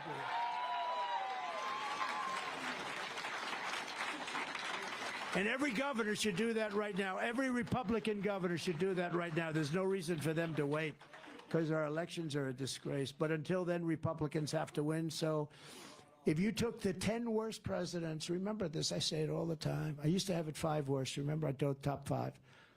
But I said it's nothing compared to the damage that he's doing. If you took the 10 worst presidents in the history of our country and you added them all up, all of them, they will not have done the damage that crooked Joe Biden has done to our country. You could take the 10 worst presidents. I mean, what he's doing at the border, and it's a very difficult problem. You know, we're going to deport people, but, you know, when you have 15, 16 million people, this is not like a simple thing to do. What they're doing to our country is incredible. This is not it'll be the largest deportation in history. But this is a very difficult thing. You know who was a big, strong person on that is Dwight Eisenhower. He deported a tremendous number of people. Who would think? But he was very much, he was right. But it's nothing like this. And he didn't have people coming in from prisons and mental institutions. He just had people coming in. So if you want to save America from crooked Joe Biden, then get every patriot you know, make sure they're registered Republicans and get them out to vote in their local precinct caucus and you got to do this 7 p.m. on Monday, and I'll see you there if you're in the one that I'm at. They don't want me to tell you the one I'm at. You know why? They got a couple of things going. They don't want really, but I'll be here. I promise you, I'll be in the state, and we're going to all work together. I'll be careful. I may be there. So it's Monday, January 15th. Remember, you're first in the nation because I kept you there. Nobody else. Nobody else. People like to say, oh. And the Democrats, remember the Democrats, they left. They took off. And I respect, look, first in the nation. Iowa, first in the nation. I say farmers, manufacturers, and politics. And there's something nice about it. It's a tradition. And I was never going to let that go, and I will never let it go. And I've told you that now for 8 years, right? And for 8 years, I kept you here. The whole world is watching, so learn how to caucus and find out caucus locations where it's appropriate for you, which I said earlier, oftentimes it's different from where you normally vote, so you have to go and make sure you get it right. And it's at ia.donaldjtrump.com. So that's enough of that stuff, but just go out and do it. You're all smart as hell. You'll be able to figure it out in about 2 minutes. From Fort Dodge to Cedar Rapids, from Des Moines to Davenport, and from Waterloo to Sioux City right here, we're all with you. We are with you like nobody's ever been with you. No president's ever been with you like I've been with you. No president's ever had to be persecuted. It's a combination of prosecuted and persecuted. I got them both. Thank you very much. I appreciate it. But we stand on the shoulders of generations of Iowa patriots who tamed the wilderness, braved the elements, tilled the soil, worked the fields, built the factories, and poured out their blood, sweat, and tears to make this country into the greatest nation in the history of the world. But now we are a nation in decline. We really are. We're a nation in very serious decline. We're being laughed at all over the world. We're a failing nation. We're a nation that has lost its confidence, it lost its willpower, and it's lost its strength. Think of that. How sad is that? When you say it's lost its confidence, it's true. We've lost our confidence. We're no longer a confident nation. And 3 years ago, we were the most confident nation. We were more confident than this nation ever was. We're a nation that has lost its way, but we're not going to allow this horror to continue. 3 years ago, we were a great nation, and we will soon be a great nation again. It was hardworking patriots like you who built this country, and it's hardworking patriots like you who are going to save our country. We will fight for America like no one has ever fought before. 2024 is our final battle. It's our final battle. We're going to win that battle. We're going to turn this nation around. We're going to make America great again. America first. But it's our final battle. It's the last battle. It's the last shot at it. Because they're down the road. They've taken it down the road with corrupt elections and lots of other things. With you at my side, we will demolish the deep state. We will expel the warmongers from our government. We will get them out. We'll get them out. Let's attack that country. Nobody ever heard of it. Let's attack them. Let's lose our children. Let's lose our sons and daughters into a country that nobody ever heard of before, that doesn't want us there in the first place. We'll drive out the globalists. We'll cast out the communists, Marxists, and fascists. We'll throw off the sick political class that hates our country. And we will rout the fake news media. And we will evict crooked Joe Biden from the White House on election night 2024. We have to. We have to. We have to. The great silent majority is rising like never before. And under our leadership, the forgotten man and woman will be forgotten no longer. You'll be forgotten no longer. Remember the term? I'd use it in 2016 a lot. And they were not forgotten. They were not. But now they're forgotten again. We will love our country. We will take care of our country. We will pray to God for our strength and for our liberty. And we will pray for God, and we will be with God. We're one movement, one people, one family, and one glorious nation under God. And together we will make America powerful again. We will make America wealthy again. We will make America strong again. We will make America proud again. We will make America safe again. And we will make America great again. Thank you. Thank you. God bless you all. Thank you very much. Iowa, thank you.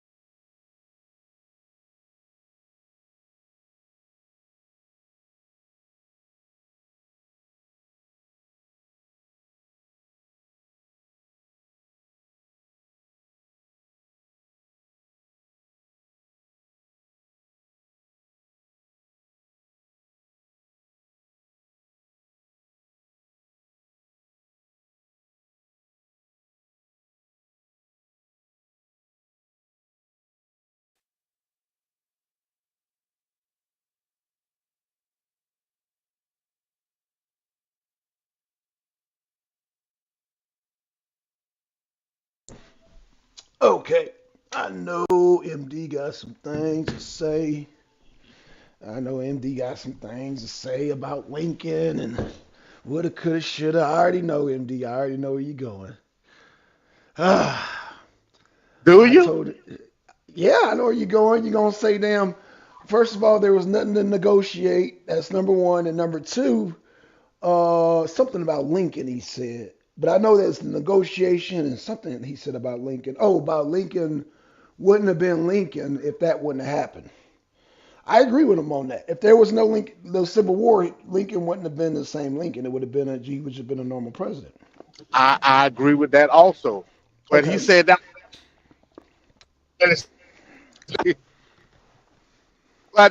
Now let's put them side by side, Black John.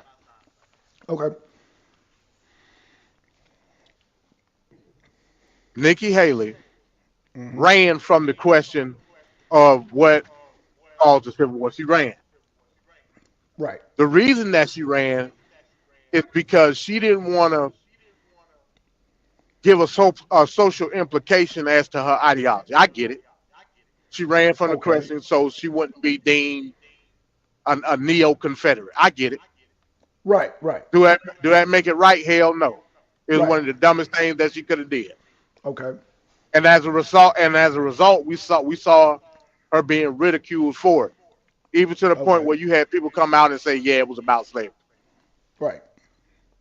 What Biden? I mean, not Biden. Damn. See, you got me tripping.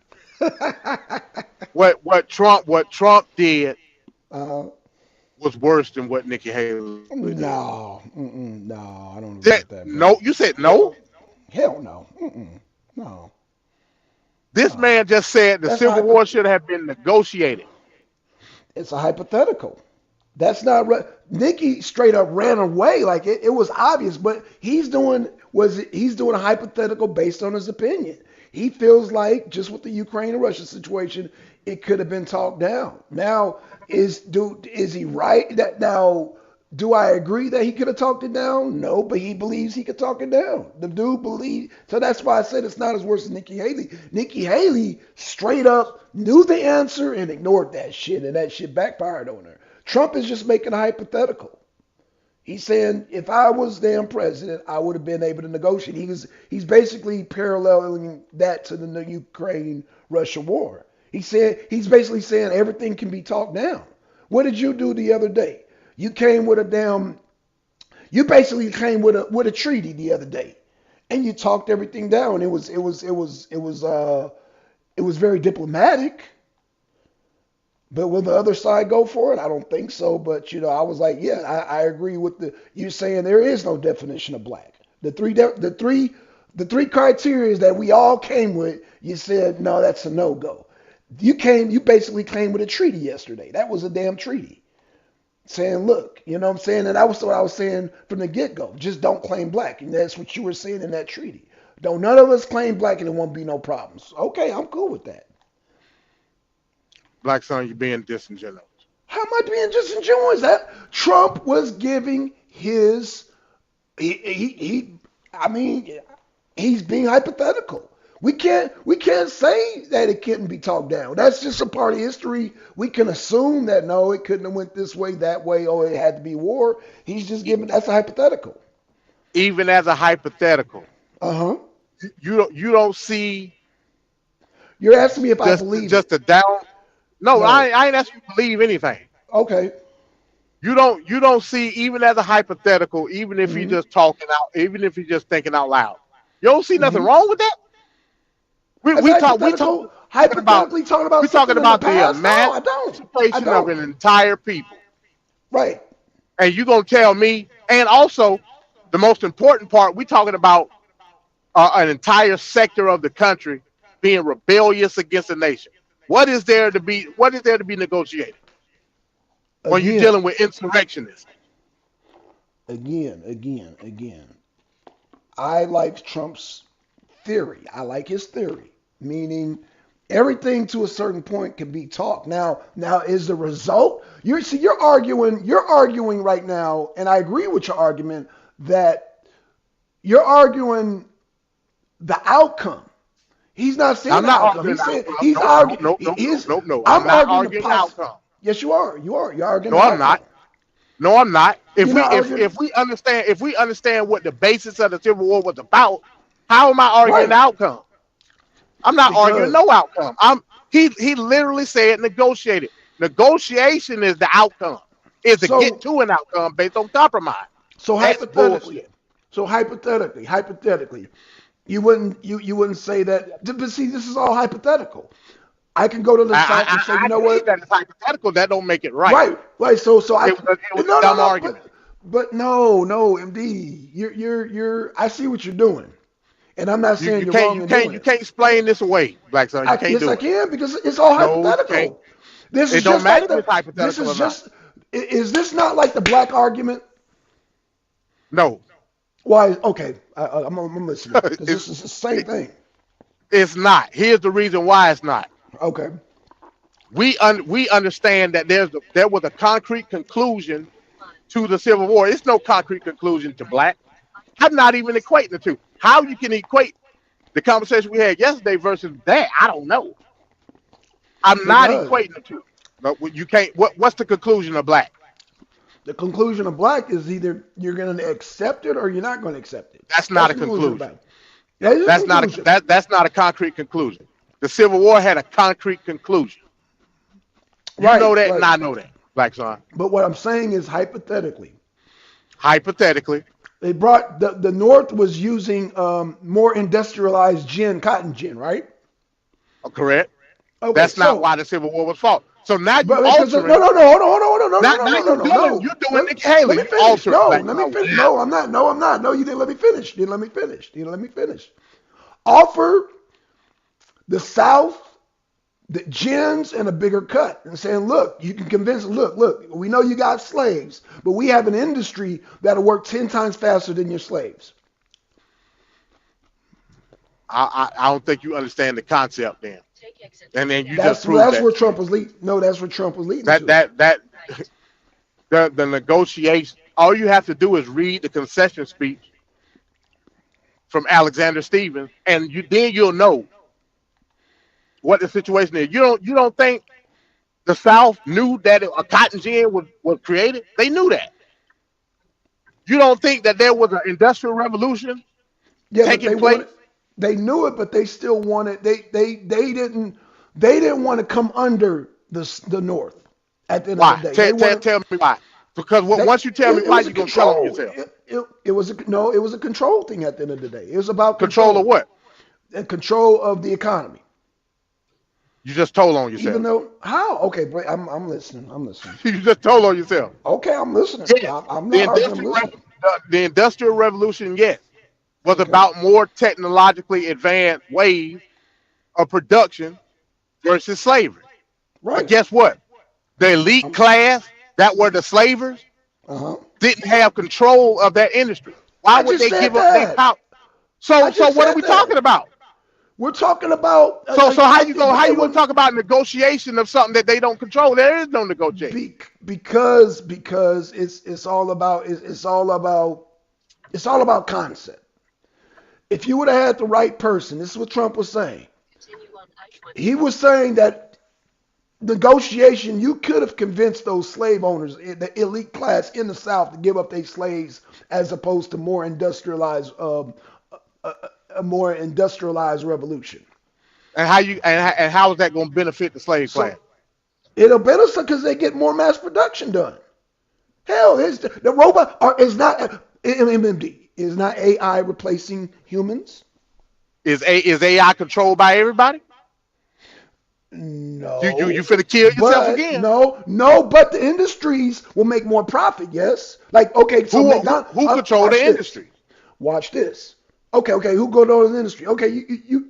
I would say Japan, China. I don't know whoever is doing I don't agree with that either. Well, when I say the elites, I'm talking about a select group of people that had the capital in order to create these industries. That ain't all people. So what Right. benefit is it? What benefit So you're what saying- benefit is it of? Go ahead. So you're saying McDonald's, Taco Bell, and Burger King will not benefit off the AI by those are corporations.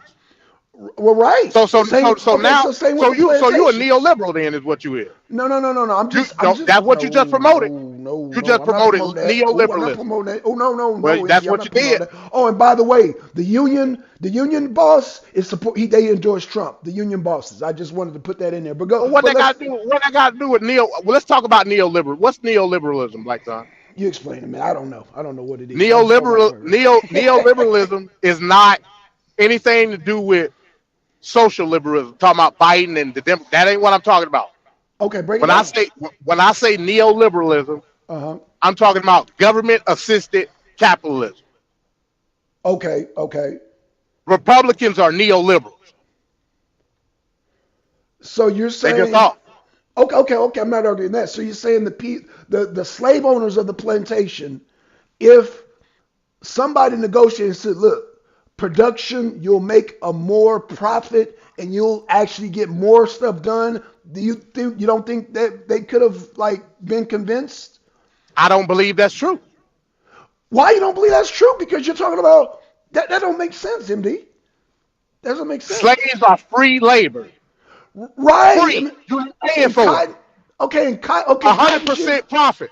But cotton gin, but you still got to feed those slaves. You still got to house them. A cotton gin is a machine. Do you know how minuscule that is? No, MD. No, come Especially on, in the dude. aspect of You know American better than slavery. that. You know better than that. Do you know how MD. minuscule? We just got finished talking about eating chitlins and hog maws and all. Right. What is that worth to the slave owner? Not a goddamn thing. That's why. No. I disagree with that. Well, you would be wrong. Why? That's why we talked about culture. That's why we talked about culture. No, the The cotton culture gin, derives from no. that type of shit. The cotton gin you would pay for one time, MD. If you get 100 get cotton that. gins, one cotton gin will replace goddamn 100 slaves. What are you talking about? I understand that, but we still Okay, talking about a I don't corporate have to system of feed- capitalism where the ultimate profit goes to the corporation, not the person that's buying the manufacturing equipment. So You're what we're promoting arguing- corporate capitalism. You're promoting okay. neoliberalism, and that ain't what I rock with. Okay, let's get back to what Trump's saying. Trump is saying, As a matter of fact, in the North, Okay. that's how neoliberalism was started, based off industrialization. And the people in the Okay, South, okay, I got you on that. we want our own individual cottage industry. So they succeeded from the South. You just promoted right, but a form of capitalist globalism. no, That's what you just did. hold on. But what Trump was saying was that if you had the right person to convince them that the cotton gin is That less he ain't of a say nothing about no burden. cotton gin. No, but You that's just how made that up. That's He ain't it's say nothing not, about no cotton gin.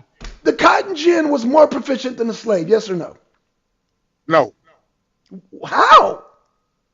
because the free labor versus the It's not free if you're housing and feeding them. All right, MD's gonna come back, y'all. Man, this is a good conversation. And hey, y'all, we're having Arena Cinema tonight. We're having Romper Stomper. If y'all familiar with Russell Crowe, it's one of his early movies. MD corrected me. It actually was 1992. I do apologize for that, MD. I thought it was an older movie. I didn't know it was 1992. So I was way off. But all right, it I'm started back. My off as a bad. foreign film, It clicked me off. but now it's a popular film, so we're gonna play it on MD's channel. Y'all go subscribe to MD. We're gonna do MD, you back? Oh shit, hold on. Yeah, I'm back. Hold on. What Oh, you talking about now? hold on. You there, MD? Yeah, I'm here. Okay, I can hear you. Okay, I can hear. Okay. Go Now, ahead. what you was talking about? Oh no, I was just when you were gone, I was just telling everybody to head over to your channel because we're gonna be playing Romper Stomper. That's all. That's all. But I was saying, but no, You I ain't was- simulcasting it? I don't know, MD. That movie is. I don't know, man. Well, if you got second guesses on it, just don't do it. Okay. You don't want to do it on your channel like we did? Nah. If you go second guess it and it can't be simulcast, ain't no point in doing it. Okay. Because yeah, man. Because I don't know, man. It's they're the reason I got cold feet. Romper Stomper. Yeah, Kelly, Romper Stomper. You done seen that movie? You done seen it, Kelly? I think she done seen it. So all right. So back to what I was saying. Sounds awful. And from a technological aspect, yes, the cotton no. gin is more. Huh? No, I was telling Kelly, it's not what you think. No, Romper Stomper is complete opposite, sister. I'm gonna play a little clip tonight. I'm gonna play a little before we close out the show. I'm gonna do a little commercial. So yeah. All right. You know So what? back to I'm what gonna I take a was saying. chance. Okay, go ahead, MD. I'm sorry. Back to what I was saying. Yes, if we talking about a technological aspect, yes, it's more efficient than a slave. Of course it But is. but But that's how what many? Trump, okay, go ahead. That's not. No, don't see. This is the thing. You trying to equate your example to what Trump said. I'm not going to do that at all. But no, Because he didn't say it. MD, He didn't say it. MD. The Like argument so, he was did not say it. He did not say it. You just using the example to try to insert whatever you talking about into what Trump But said. am I? I'm not going to do that. But am I inserting something that was an actual fact back then with the cotton gin, with the whole industrial Well, revolution? Well, do Trump understand that? I think he You does. and As a well, businessman, yeah. that's I an think he assumption. does. He didn't say it. Okay, I'm not. so based on I'm an not doing that. assumption, it's way better than what Nikki Haley said. That's my argument. But Nikki go ahead. Haley didn't say shit. She ran. Yes, she went right. It was just worse.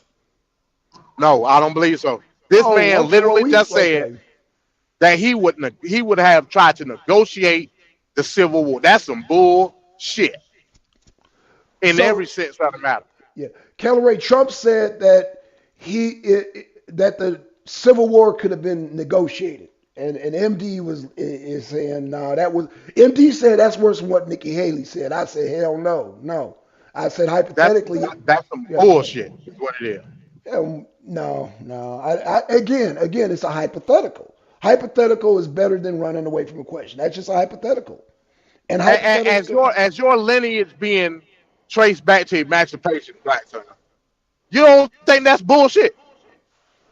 no, you're arguing For the your outcome. literal existence You're to be arguing the outcome. placed on the table as a bargaining chip? Nah, bro. Hell no.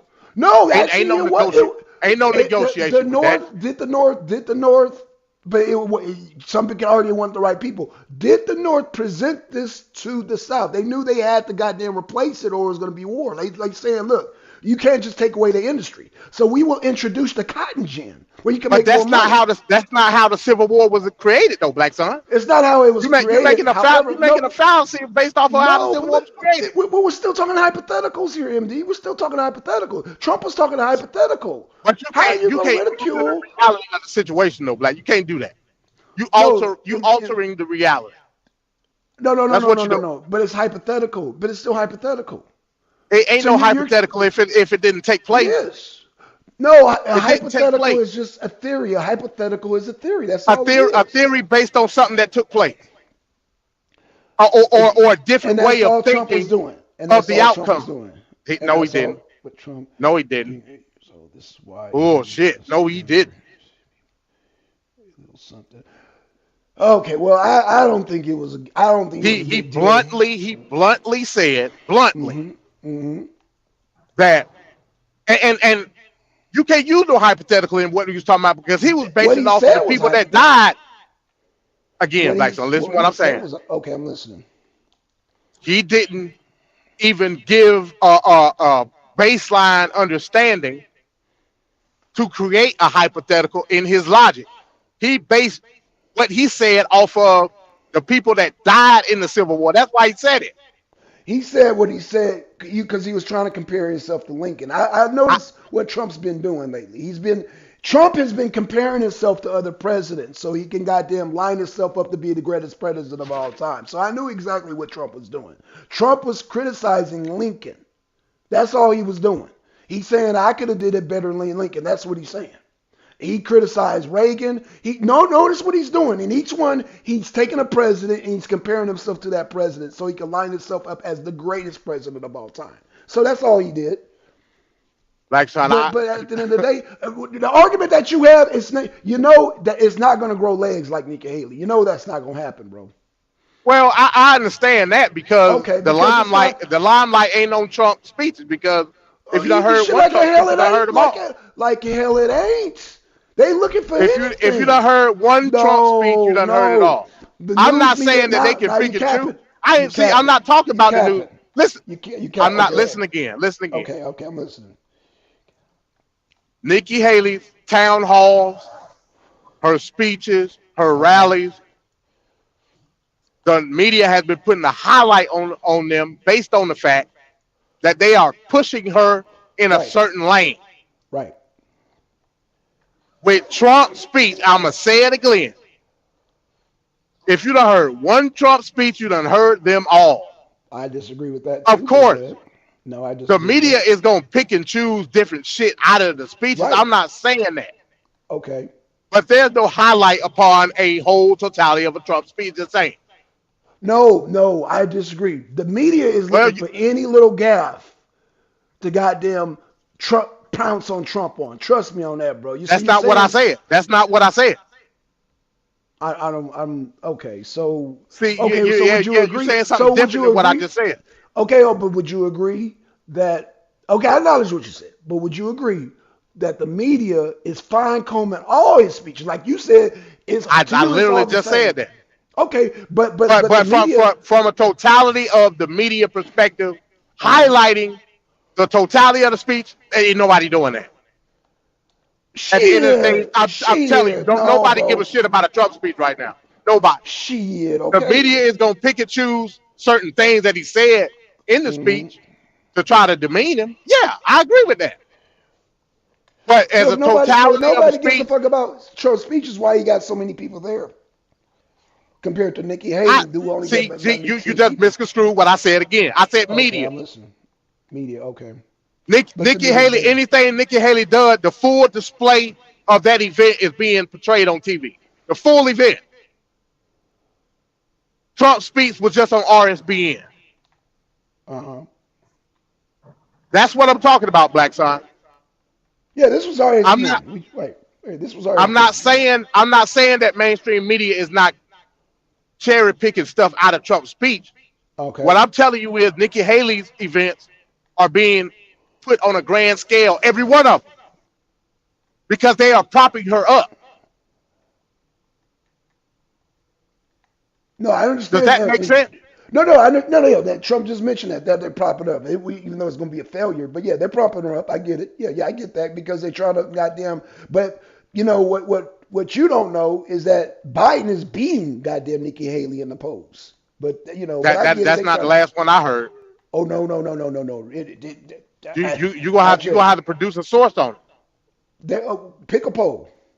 Just pick a poll. Last poll I saw, When Nikki was that? Haley was beating Biden by far. Okay, when was that? And how many points? And when was that? That was that poll was a little bit after the last debate. Okay, you might want to check the poll again. You might want to But in any event, like I said again, because Biden's picked up a little bit. Believe Well, it or he not, probably believe have. it or not. Yeah. Well, no, but he only picked up past Haley, not Trump. Haley. I mean, that's beside the point. I mean, we talking about Basically, the new polls are saying the only person that can beat Biden is Trump. Trump got a little nudge ahead of goddamn Haley and DeSantis, and of course, goddamn the rest of them. So Biden, basically, what the new polls are saying, Biden will smoke Haley. Biden will smoke Haley.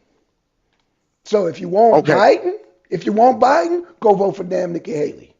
Now, if you want to beat Biden, vote for that Trump. logic don't make sense. Why it don't make sense? Because if you Biden is beating Haley in the polls right now.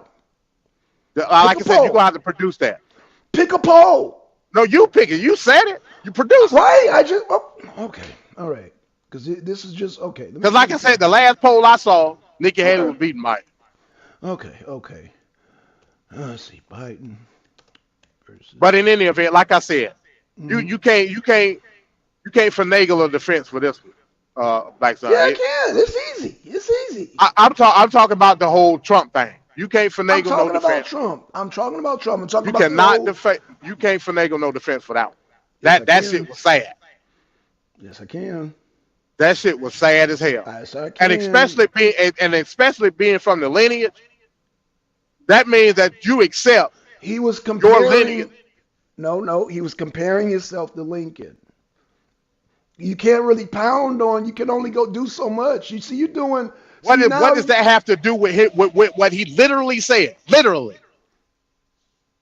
what I he don't literally care said- I don't care if he was Okay, go comparing ahead, go himself ahead, to go ahead. Gandhi. Okay, go ahead. But he literally said out of his mouth. No hypotheticals, no whataboutisms, no this could have happened. He literally said out of his mouth that the Civil War could have been negotiated. And he gave context as to why he said that. He was basing it off the people that died during the Civil War. And then he compared that to a larger, broader view of his policies of Ukraine and Russia. You know exactly what he said, Black Son. Again, we looking at it differently. We looking at it differently. It's nothing to look at. It's a hypothetical. It's a hypothetical. I can't believe you're doing this, Black Son. I'm serious. I can't believe it.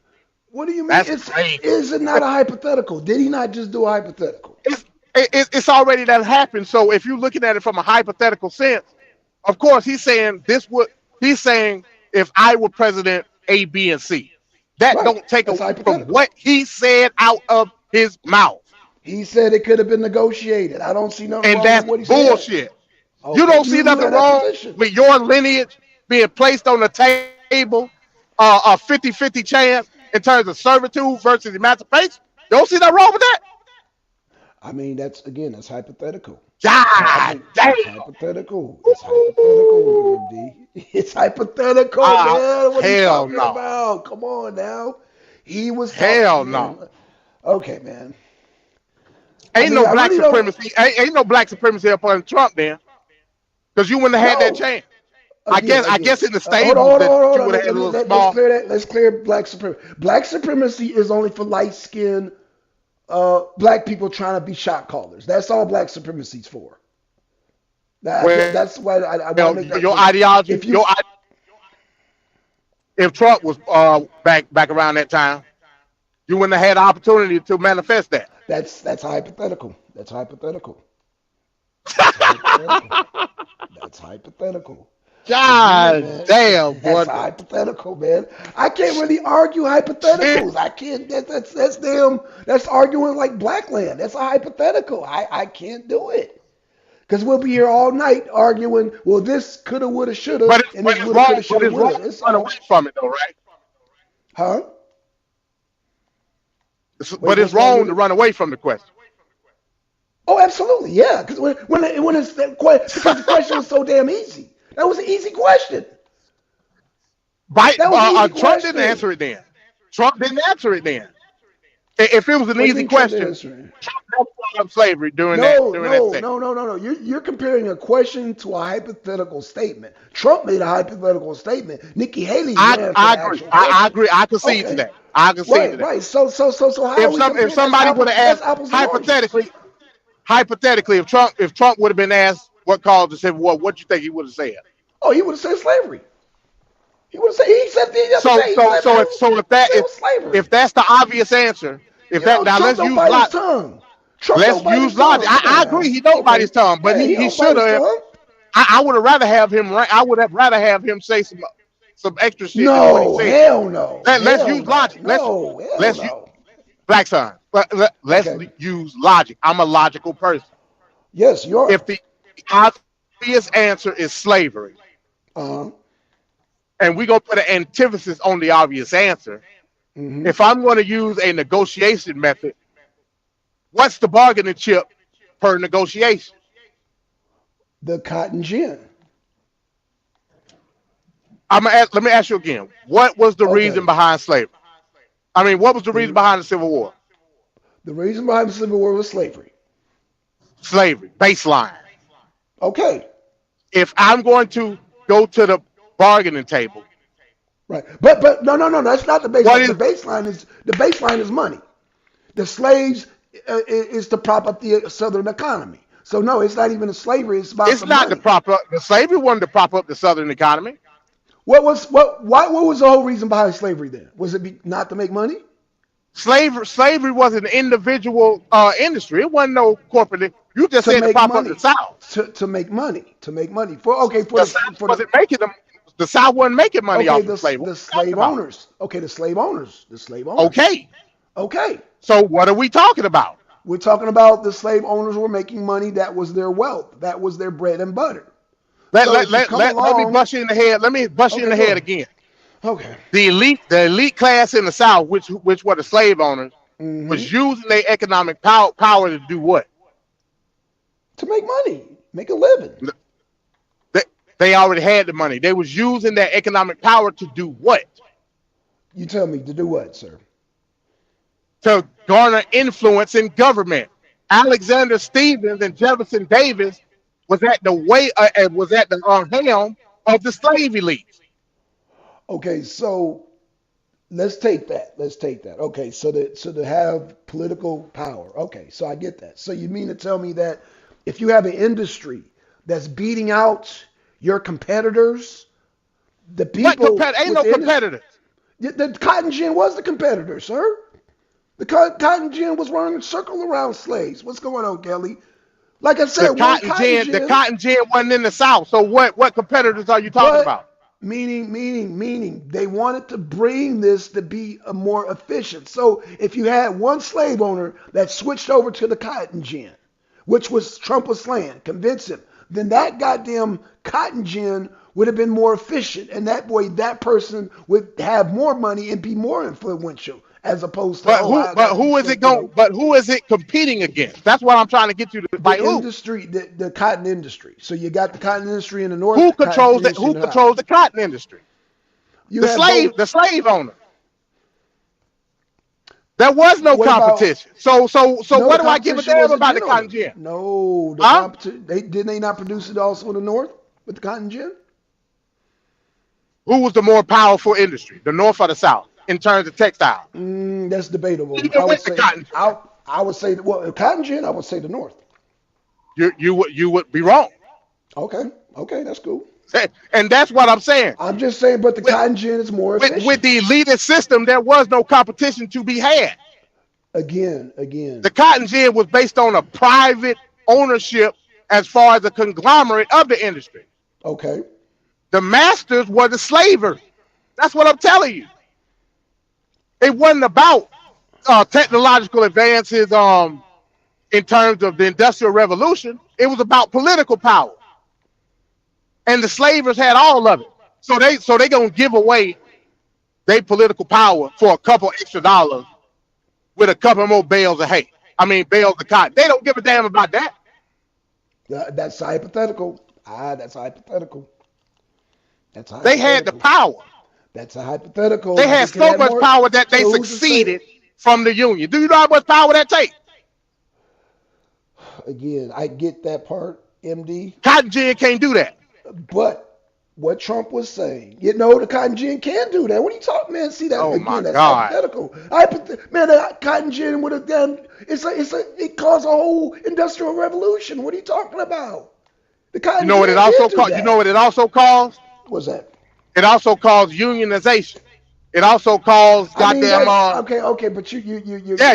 You want to I play know that? You want to play that? Let's play it. Okay, let's play it. Okay. You're a liberal, is what you are. Okay, but 'Cause that's what you're fighting for. Listen to you, MD. Listen. That's what listen. I'm just putting a mirror You're deflecting to your right now. energy beam, and I'm not deflecting. You You deflect. are. No, I'm not. There you are. You about to push all the way into the 1950s You're- and 60s. Which You're creating an environment for the very thing that you say you I hate. got you right. I got Based you. on a quote-unquote but I'm hypothetical. just- Listen, Quote, but unquote. MD. You done took us all the way up to the 1950s, brother. You done. But passed us- the Industrial Revolution was a result. Black Star, come on, man. Listen, but listen, You're not listen, take out history me. You know that. listen. Yeah, I can now if I really want to. And we talk about them Louisiana slaves, them light-skinned Negroes coming from France. Oh man, now you'll cover pseudo. But back to the No, point. that ain't pseudo. After they What- executed King Louis XVI, where do you think those goddamn black slaves had to go? They came to America. That's Franklin, not how that went. I That's explained exactly that how that yesterday. went. No, I I don't know explained that yesterday. Where's your source? Where's your source? Because I got. What do you mean? What is my source? History What's your book. source? I'm What driving right history now. book? No, just name a history book. Just name a history book, and I'll compare it to the 3 books that I got. Because I got La Terra, I got Napoleon, and I got 2 La Terra books that talks about. You ain't gonna bring no source out of that. I ain't worried about it. Oh, you ain't really? gonna bring no source okay. out of it. Okay. What's your source? 'Cause Until you do, okay. I say you're bullshitting until you do. Okay. Because I know Okay, I La know Terra. that when you deal with the Creoles as well as the Cajuns Uh-huh. that made the migration to Louisiana, I know that exemplifies the culture within itself dealing with Louisiana Creole and the black experience. I know Where that. did those people That ain't come got- from? Those people come from Nova Scotia. As a result, Nova Scotia, where of- do those people come from? those people come from France. But those Creoles, those black Creoles don't. Where do the black Creoles come from? A lot of them came from through American slavery up through the what you call that Not shit all of again? With Harriet Tubman.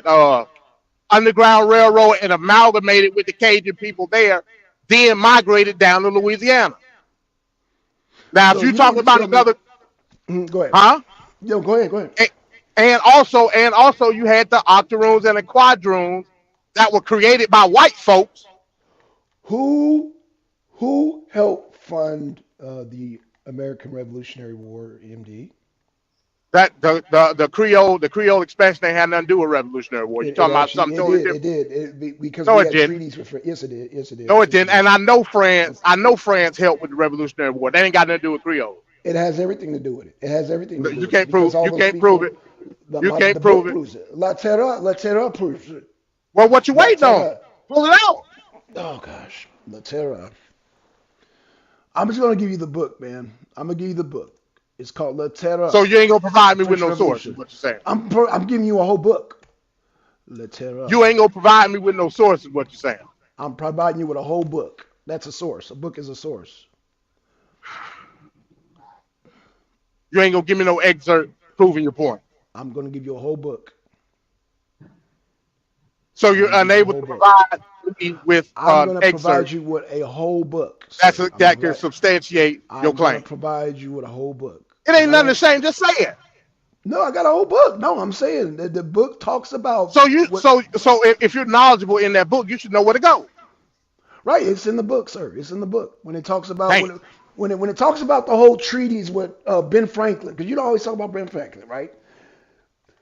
Part of those damn treaties when they had their revolution, those people had nowhere to go. These were students under King Louis the 16th. You had a lot of, because when they made a treaty with Cameroon, Cameroon had a lot of students into France. So after the revolution, those people had nowhere to go. So because France had a treaty with Benjamin Franklin with the U.S., some of those people were brought to Nova Scotia, and some of them were brought to Louisiana. Now, when Louisiana was purchased, who did they purchase it? They purchased it from France. So there was a lot of treaties in that, and so in that, they took that and they allowed those people to go there because France was undergoing the terror at the time, and because of the terror in the economy, those people were allowed passage. Some were sent back to Cameroon, some in Nova Scotia, some were came to Louisiana. Okay, with you saying that, you still have failed to give me the origination of Well, the Creole. what I'm saying that those Creoles, a lot of those people, Cameroonians, were black people. So some of them those were black French speaking people, and they after the revolution they had nowhere to go. After they got rid of King Louis the 16th, well, Benjamin Franklin said, well, they can come here. Okay, so I'm that trying to makes understand them. what your point is. My point is that you argued the other day that those people would be more blacker than King Noble, and I said no. Those people And I still agree with that. okay, well that's fine. They were schooled under King Louis the 16th, who was the whitest of the white, is what I'm saying. They were in France, one of the whitest countries, under the whitest king and Antoinette, king and queen, and they were educated under white people. So no, I disagree with that. All right, so but you just said them people and when came, they had the them people opportunity just to came, go back to them Cameroon, people came in. Okay, go ahead. What did they do? What did they do? They came to they came to America. The ones here came to America when they had the choice to either go to Canada or back to Cameroon. Was this during the inception of America? This was during the Louisiana Purchase, sir. Okay, so was there black people already in the Louisiana Territory before that? You had some Native Americans that they considered black there, but no, you didn't have no. So it wasn't no. First of all, I didn't know such thing as a Native American black person. Second of all, you didn't have no French. No. Prior to the. So you telling me there was no black people prior to the Louisiana Purchase? Is that what you telling me? No. There were black people like me and you, but there were no goddamn Creoles. There were no French. There was no French descendant black people that came en route and through Cameroon through the treaties of France. So we're talking black people. Yeah, there were black people here, but which black people were we talking about? Are we talking about black people like me and you? Yeah, we were already there. But there were a whole immigrant of other black people that came from France because of after the revolution. But you're talking around the same time when you use the word immigrant. I find that fascinating. Well, I wouldn't say when literally our lineage come off the slave ship at the same time this is going on. Listen, you're not understanding. You're not understanding the different I don't paradigms. think that you understand. Okay, let me explain. There were black people there, and then there were French black people at that time that came from France. So you had immigration during that time too, MD. That's what you're not getting. I disagree with that. Because if you're going to use that same logic, those people, no, it's not fact. The same people that come from Nova Scotia with the Cajun, the octoroons and the quadroons was already there. And then they created a Creole culture. Give me a year. Give me a year. Huh? Give me a year. Give me a year. Give you a year? Yeah, give me a year. Yeah, what year did this during French colonization of Louisiana? Give me a year, sir. But pre-America. That's not giving me a year, King. I'm driving. I can't give you no year. No. What you want me to do? I ain't no living encyclopedia. Sure you are. Sure you are. Go ahead. Go I'm ahead. trying. I would think Hey, you I can were, provide you with the MD. source. You Huh? should have been No, a I'm historian. good. I ain't that good. You're pretty I'm good. dang I ain't that good good. though. Yeah, I ain't that good though. But um, no, seriously, there I were have there. Go ahead, Kelly. I'll let no. you go. Go rock. Go ahead. I Go ahead. just wanted to ask two questions real quick. Blackson, are you ex-military? Yes, ma'am. I didn't even know that. Yeah, a lot Swear of I people. didn't know that. I don't talk about it. A lot of people don't know, Were but I you don't there talk for a about it. while? No, it was short time. Okay. Yeah, I was that's just, why I don't well, talk about thanks for your it. service, but I didn't even know. So that was interesting to find out. When'd you find that out? I was listening to a replay and I heard you Oh, say okay. something about that. Oh, yeah, yeah, So, yeah, yeah. The replay. Okay, so Hey, okay, I'm gonna Kelly, give. define black for me. huh? Define black. I can't define black, but I will tell you this, Blackson. Well, sure you can. How can I define black? I ain't black. Oh, What? hey, y'all heard what she said, y'all. So I mean, What did she say? Whoa! What did she say? She said she's not. She's not. No. I'm proving another point. She said she what's can't define black because she's not black. Okay. Yet the literal foundation upon the definition was was from white created people. by white people? I'm Yes. going to ask you again, Kelly. Define black. Well, I've never seen you, but Don't I be would ashamed of assume your answer. There is yes. no right There, answer, like Blackstone said. yeah. There's no right or Yeah. wrong answer, Well, Kelly. I heard Black Sun ranting about not being black, and I was laughing, because I will say, like, society doesn't see it that way, though. Like, for example, my kid is going to be seeing black all day, every day. Why? So there is no way. Yeah, he could probably check white on his license or applications, but even we were talking about the fact that the name I gave him, right? It's a combination of my name, his dad's name, etc., etc. And he was saying like how he goes to fill out an application and he thinks it's overlooked due to the fact of his name because they can relate the name to a quote unquote ethnic background, right? So I was No. Be more specific, Kelly. Be more specific. like, okay, more That name, specific. I gave him a that ghetto name is, name. is undergoing in what? Black culture, correct? Correct. I rest my And case. he'll say I gave him a ghetto name, but it's really not I rest my case. ghetto. It's a combination in my mind.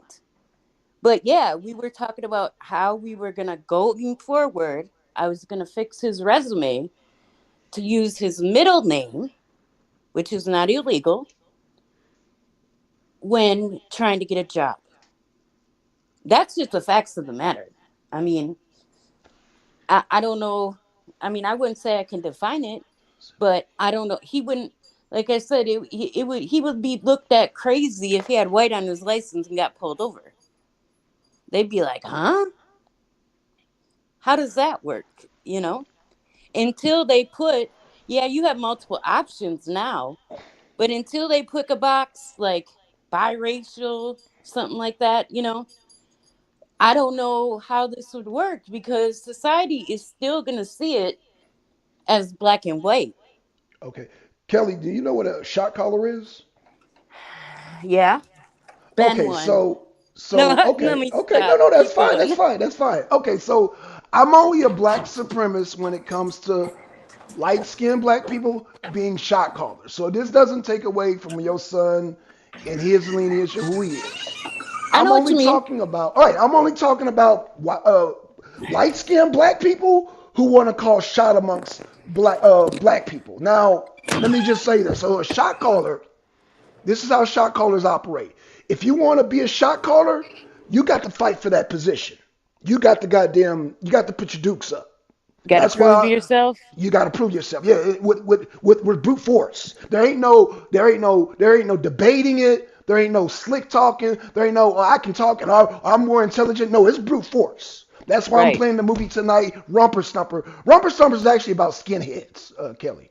Neo-Nazi Okay. skinheads. Yeah, that's Yeah, what the movie is about. it And sounded it's like Yeah, I got you, Rumper Stumper. I get it. But no, it's actually a skinhead movie, and I was inspired by it because when you talk about that movie, in order to do leadership, you must rumper. It's rumper stomper. It's a Get cost rumped to and be the stomped. boss. It's a cost to be the boss, but it's physical. It's not, oh, I can Yep. out talk you or I'm smarter than you. No, you get in there and you goddamn duke it out, and whoever gets knocked out is the loser. Simple as that. That's why I give that dude last.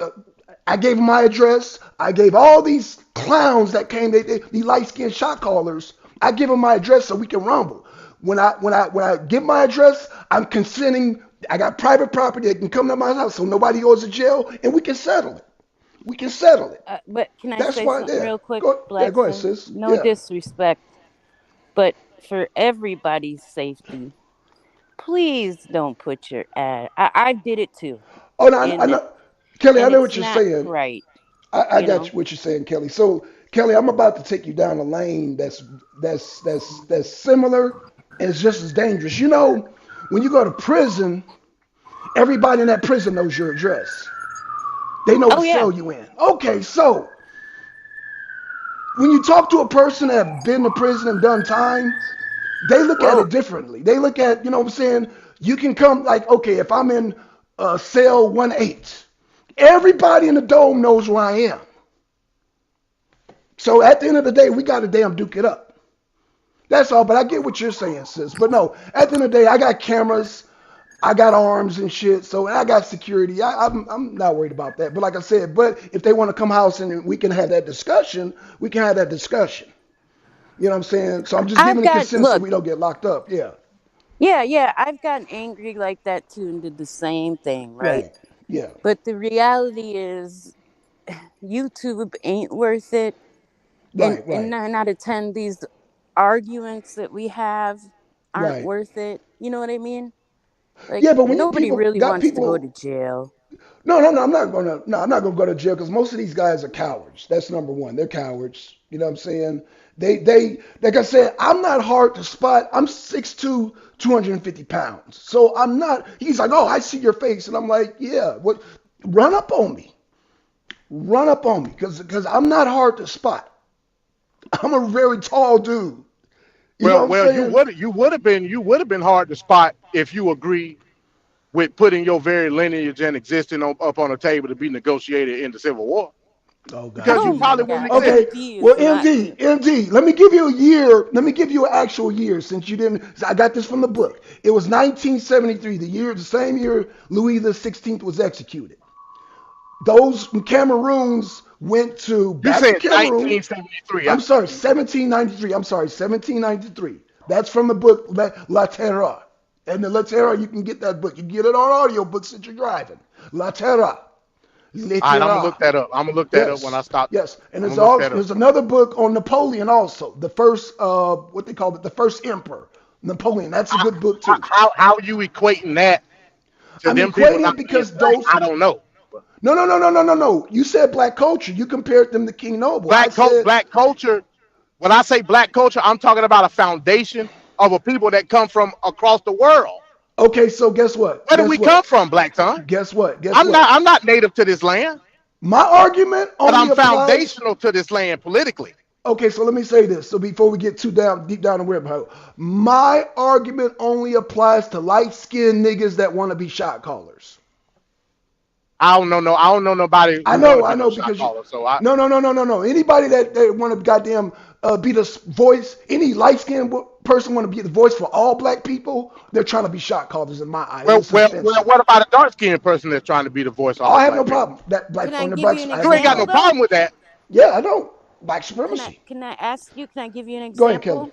Yes, go ahead, Kelly. Let's do Phil Advice show. Black, right? Dark skin. Uh-huh. Got a Mexican wife. Does that count? Cause he ain't Well, like. Philip from the Vaso don't talk for me. I think the nigga's a grifter.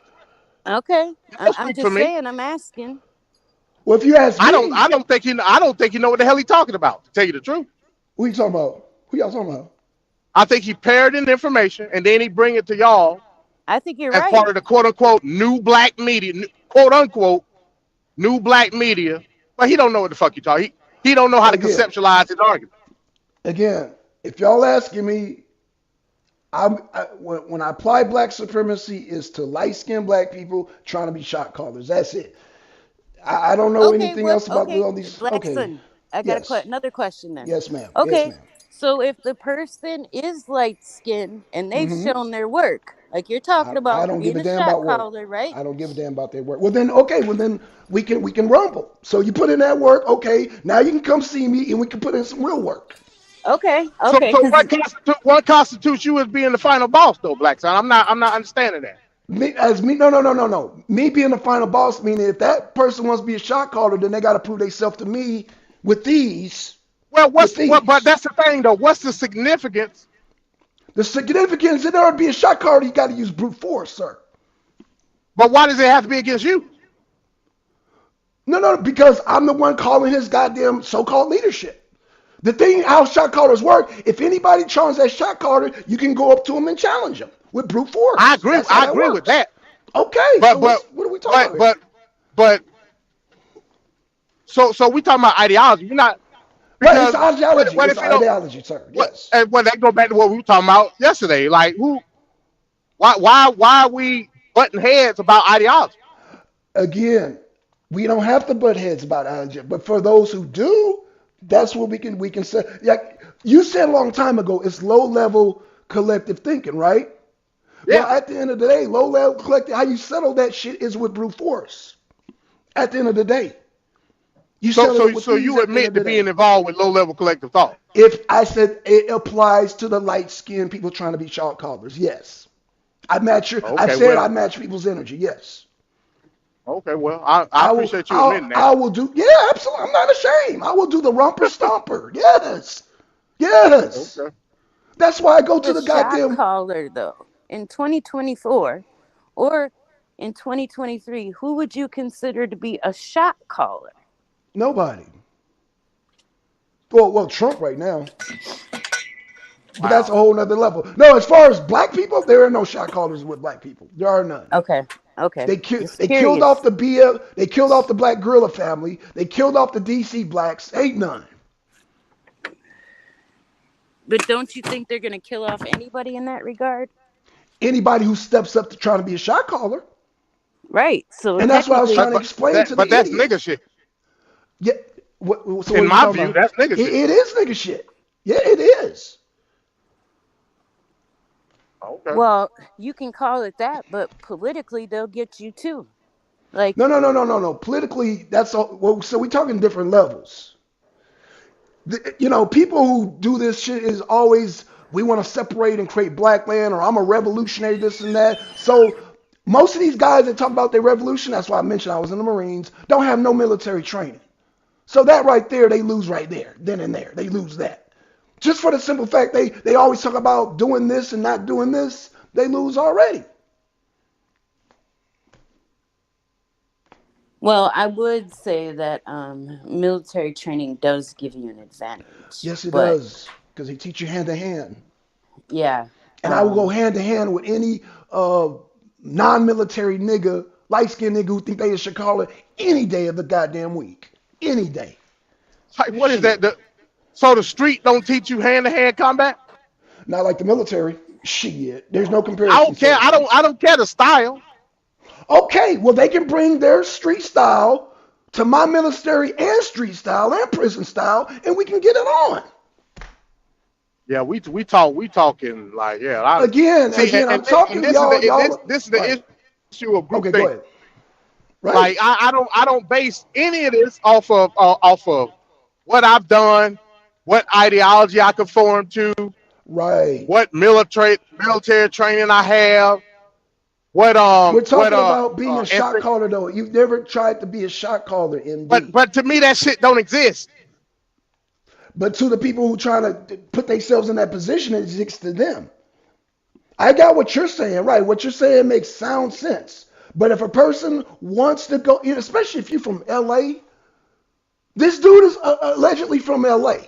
So he knows how the thing with shot callers go in LA. You got to do this. And if you're a shot caller in LA, anybody at any age, in any condition can challenge you, period. That's the code that's the warrior code. Thank you, Deacon. He understands that's the warrior code. Well, And shot No, I callers, get what you're and shot saying. callers across the board, whether you're black, white, or Hispanic. That is the goddamn code in California. If you want to be a shot caller, period. And if you can't, I mean, I would agree that if you're not in the position to do it personally, then you have to have the money to be able to pay people to be that muscle for you 24/7 in the Yeah, but shot caller that's position. no. When in California, that's weakness. You got to be able to throw those hands yourself. You got to be able to. If you're gonna goddamn call shots over everybody else, you can't pay people with zoom zooms and wham zams or money or whatever. You got to So you throw can't you right. You got to throw those hands yourself. You got to be able to say, Who, I can throw those hands with anybody. That's who said across that? the board. I don't know. These are his rules, MD. No. Yeah, see, These are. and that's what I'm getting to. Like, there ain't no code. There ain't no codified list for none of this. These are the rules of the brand in California, La MA, the Black Gorilla Family. See, y'all talking about something y'all don't know about. This Yeah. is the code, the warrior Oh, code. okay. in This is the Thank you. California code. Thank you. Yes. Thank Okay. you. Yes. Again. Yes. You That's why talking about you talking about unwritten rules that ain't codified and shit. When it come to cutthroatism, there are no rules. No, in California, no. You got to throw hands. Man, that's minuscule. To me. Because in California, well, it's minuscule to you, but that shit spills over to the streets, and it spills over to the Crips, the Bloods, the goddamn La MA. It's over goddamn. I mean, shit. It goes in gang culture, warrior, whatever you want to call it, prison culture, street culture in California. That's how it goes. If you're a shot caller, anybody can challenge you. That's See, it. and this is the issue with low level collective thought, right? It is. I agree. We're talking about something. I get what you're saying, Black Son. Just hear me out. And this is what true gangsterism defines in the aspect of no. I didn't say I'm saying gangsterism. I'm saying. Okay, well, you try to apply something that's no. I'm just talking about strictly California. Just listen to what I'm saying. Okay. When we talk about unwritten rules, what's codified and what's not, in the eyes of true gangsterism, as it's defined from a equated aspect, if I eliminate by nefarious means, whether you think that is or not, if I eliminate that code via the people that think that they established something, then what's the new rule? I'm sorry. What is the new rule? I mean, you See, that's why all this shit is bullshit. I didn't say it was not bullshit. I'm just saying that him being from California, me being from California, he knows that he can't just claim to be a shot caller and not put in the work. The work is these right here. But that's you adhering to some type of unwritten rule, and that's the problem. I mean, I'm not saying if the person that's enlisting these G codes are eliminated, there is no code no more. The problem is to put yourself in that position as a shot caller. If you put yourself as a shot caller, you put yourself in danger. And that's all. And that's not only on the street code. That's being a king, a queen. That's being a goddamn dictator. That's being a president. That's why they're trying to goddamn indict Trump with all these fucked up fake charges. I mean, that goes across the board with leadership. You're talking about dictators. Kim Jong-un took out his uncle. So it goes, it's a leadership position. So whether you want to say, okay, fuck all the damn nigga shit, let's just talk on just leadership level. Let's talk about goddamn Mao Zedong. Let's talk about Adolf Hitler or goddamn. No. Let's talk about Trump because you called him a leader. I don't equate Trump as a leader. Let's talk about or Trump. any Let's president talk about as Trump. a leader. Let's talk about how Trump just said none of this shit would be happening if he wasn't running for president. Let's talk about Trump. Let's talk about Trump. I don't equate presidents to leaders. Okay, but what I'm saying is that you don't, but apparently them trying to prosecute Trump with these fake charges, that position is so important that they want to goddamn drain him in a civil suit. They want to bring 3 criminal charges and they want to try to take him off the ballot. Would you not say That's the leadership to somebody. In fact, don't answer that, MD. I'm gonna have Kelly answer that question. Kelly, do you think that maybe that's an important position to somebody to go through all that range to try to lock Trump up, to take him off the ballot, to sue him for millions of dollars when there was no banker, no bank, and no person that claimed fraud, but Letitia James wants to charge him the millions of dollars? Absolutely. Oh, okay. Thank you. But Now you equate know, that to leadership. what do you mean? Why else? Why wouldn't it be a leader? I mean, why wouldn't he be a leader? He's the next Because the president. But president of you the United said States you is not a don't. leader.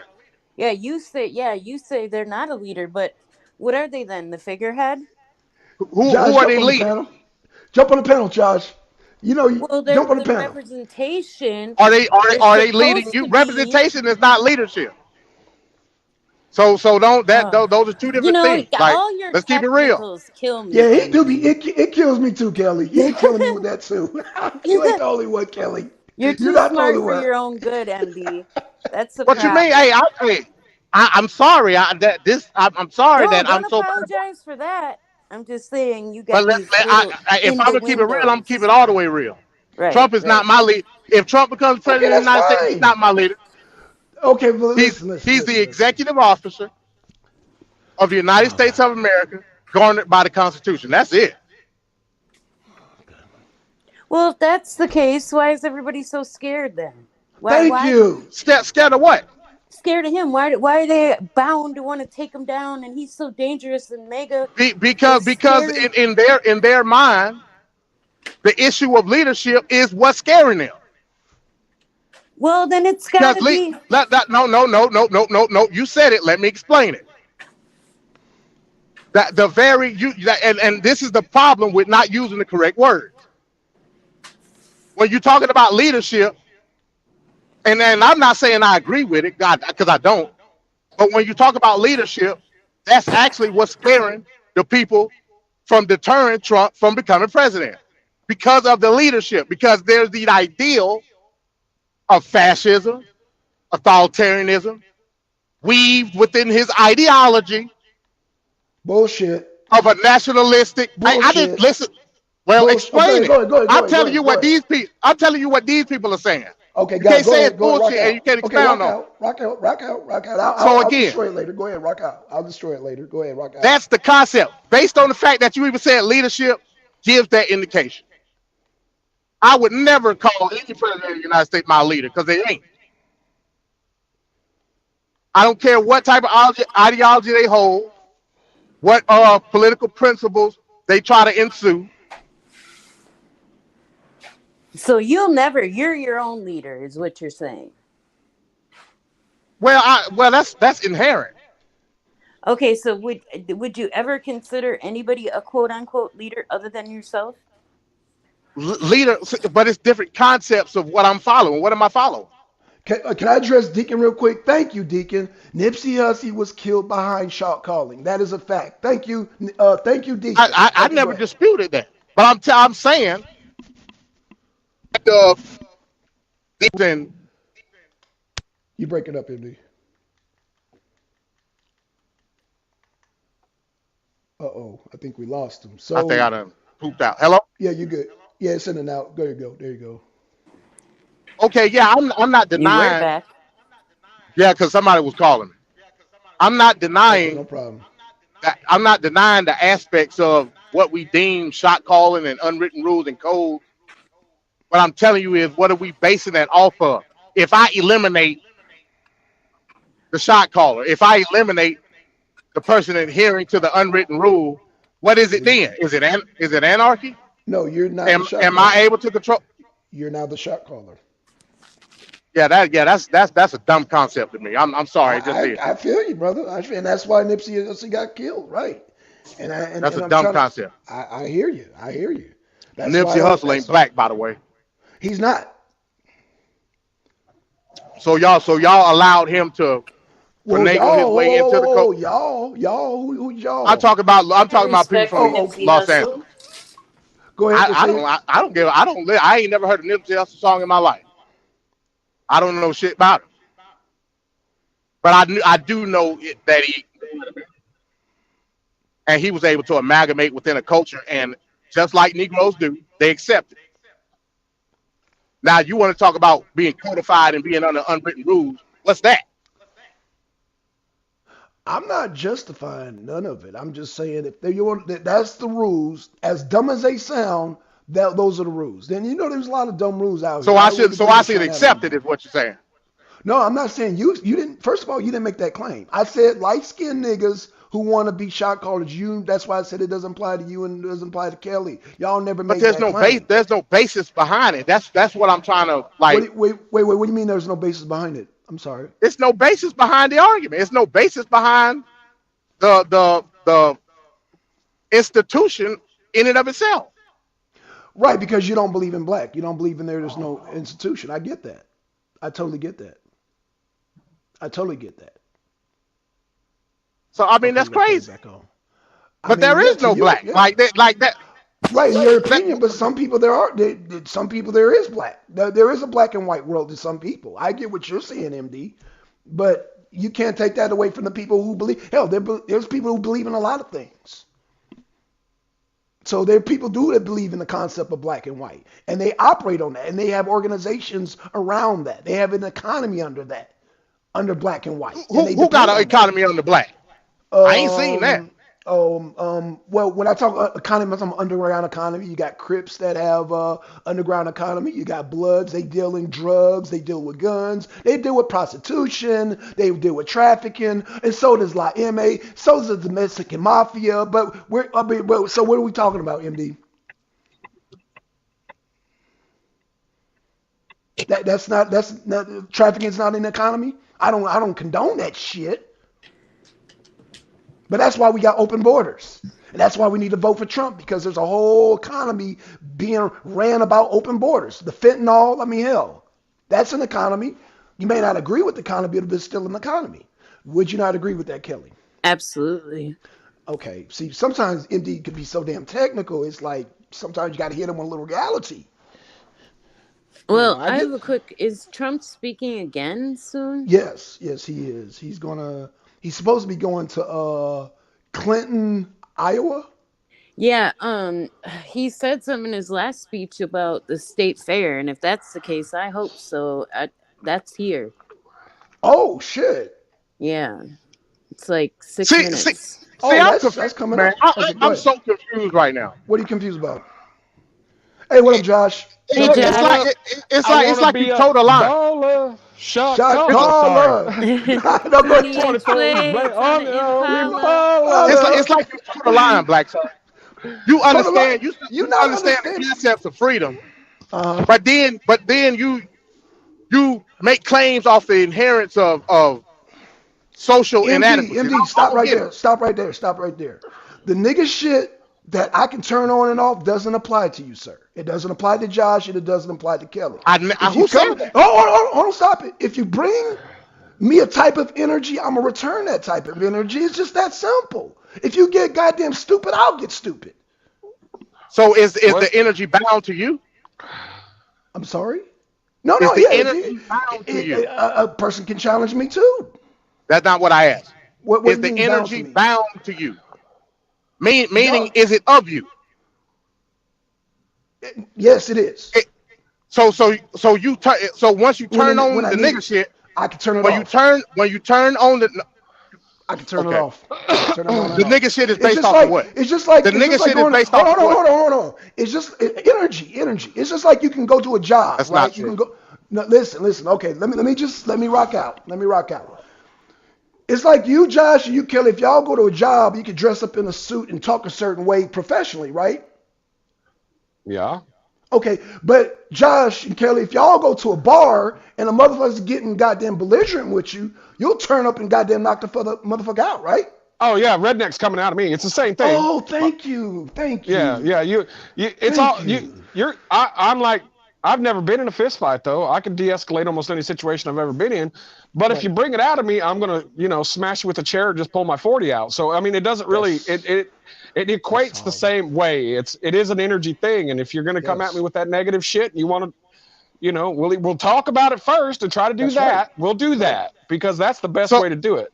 So I'm gonna ask you again, Black Son. You can turn the nigga shit on and off, is what you're saying. Yes, of course. Just You like said you you can turn said it on being yesterday, you professional. said yesterday to Shabaka that you want a nigga. I can match your energy. Meaning, I'm not a Mexican, but I can speak Spanish. Do habla That's español, way. that's complete bull. No mames, way. I'm not a Mexican, but I can speak Spanish. Equate that to a social standard. Equated to a social standard. Like Josh Yeah. said, if I'm at a bar and a dude come up to me, goddamn talking reckless, I'm gonna match that It, energy. it's the simple That's saying. different Get than what I'm in where you talking fit about. in. You know that's different Get what it? I'm talking about. Thank you, dude. As a right. Thank you, Josh. Can you maybe y'all? Thank you, Josh. Thank Dude, you. I'm telling you, in the animal world, it's the same way as what he's talking about. Like I'm not an there's animal. I know. I'm trying to equate it. I know. I'm not saying you're an animal. I'm talking about my animals that I have. I wasn't calling you an animal at all. Um, there's a pecking order, and that's what shot calling is basically is. It's the human version of that. It's the pecking So you order. don't believe in freedom? Who? You. Of course, I What's believe You in said freedom. I don't. Dude, I'm shit about white. no I pecking can't order. be a shot caller. What are you talking about? I'm just saying. I'm as free as a bird, man. Well, you said pecking order. I don't believe in any pecking order. Manos. Que hablan I was español. Sí. as I was equating it to his statement about shot calling only. I was not saying life. Right. Well, there is still a pecking order in my mind, whether we want to acknowledge Yeah, it or not. yeah, because you're a Right. conservative. I know that.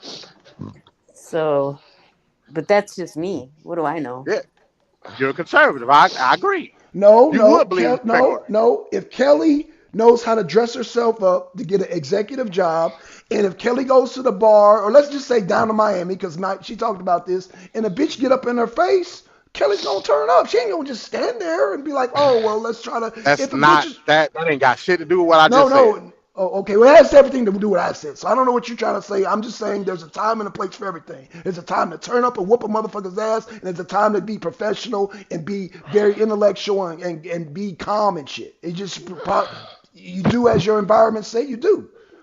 You're not gonna be all professional in the goddamn. Let's say if you're in prison and shit.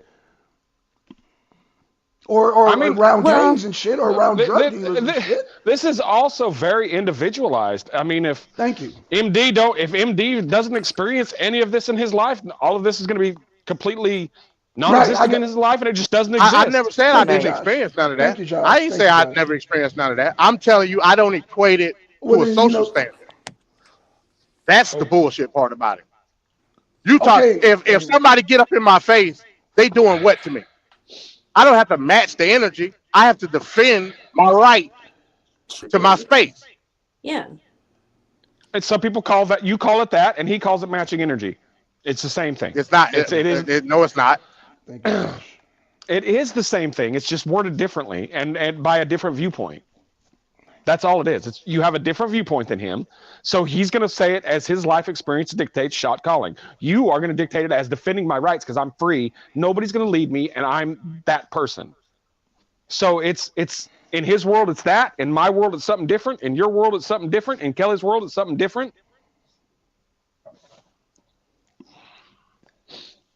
All right. But So if I'm being fair,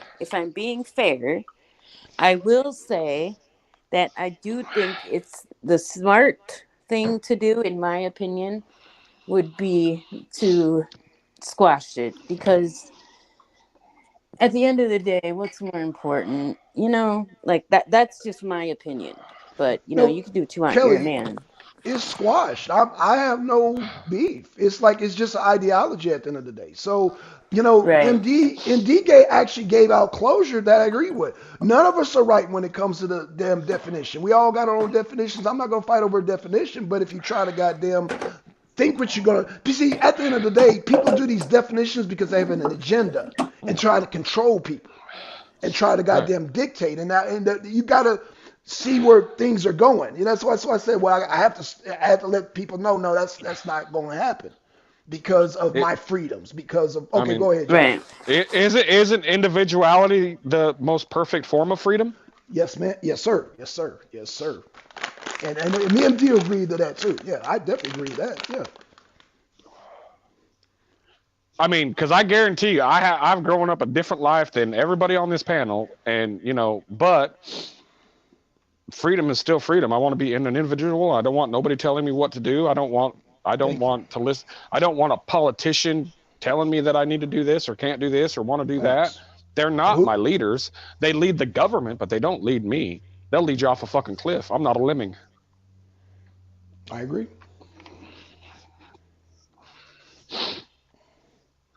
But Trump 2024, baby. That's right. All day, every day.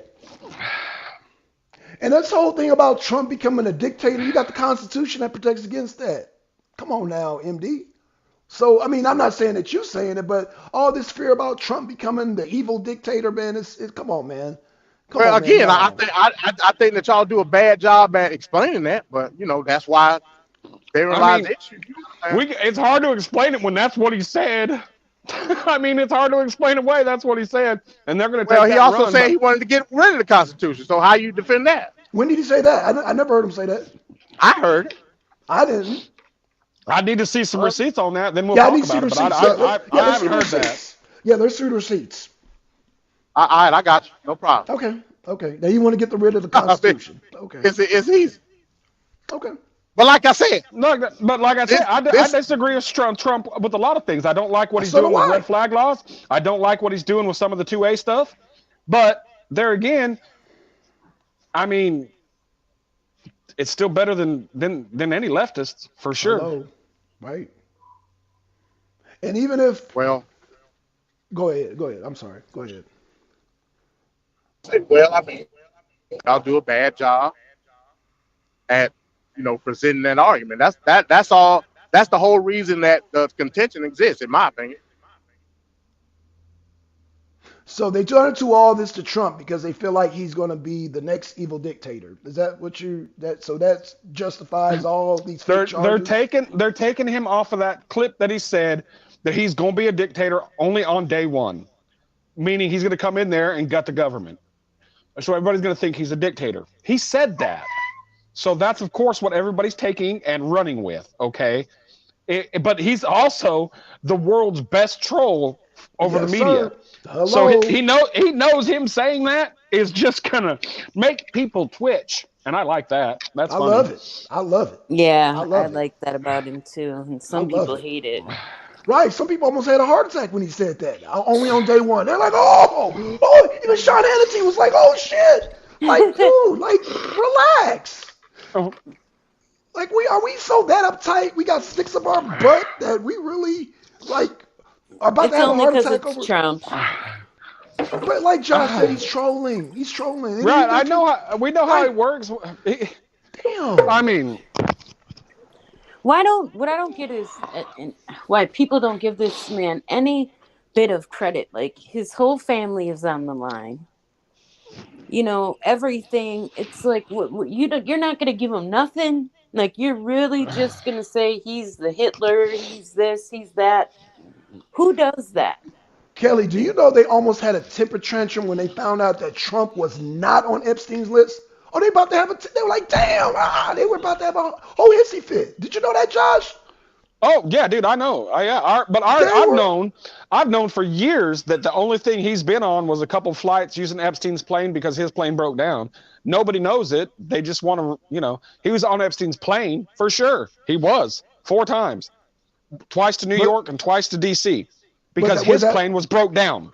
But was And that Epstein, was that before he got convicted? Yes. No, yes, yes. it was.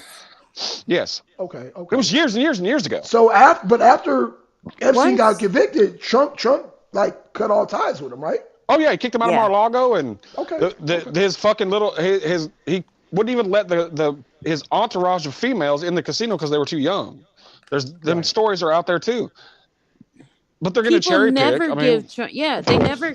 Why aren't they talking about that? It's like everybody's. Because Trump's not on the list. Yeah, their lips are quiet. I guarantee if Trump was there, that title would be in everything. They would Kelly. hone in on just that. All they wanted to know was Trump on the list. They don't care that Leonardo DiCaprio was on the list, that Michael Clinton. Jackson was on the Right. list, Clinton was on the Well, list. I They mean, don't care. it's way Bill more Gates was interesting on to the me. list. It's way more interesting to me is that when that list dropped, there was literally almost 100 cop cars and military presence at a mall in Miami because there was 8-foot tall aliens roaming around the mall the same heard time about the that. list dropped. Yeah.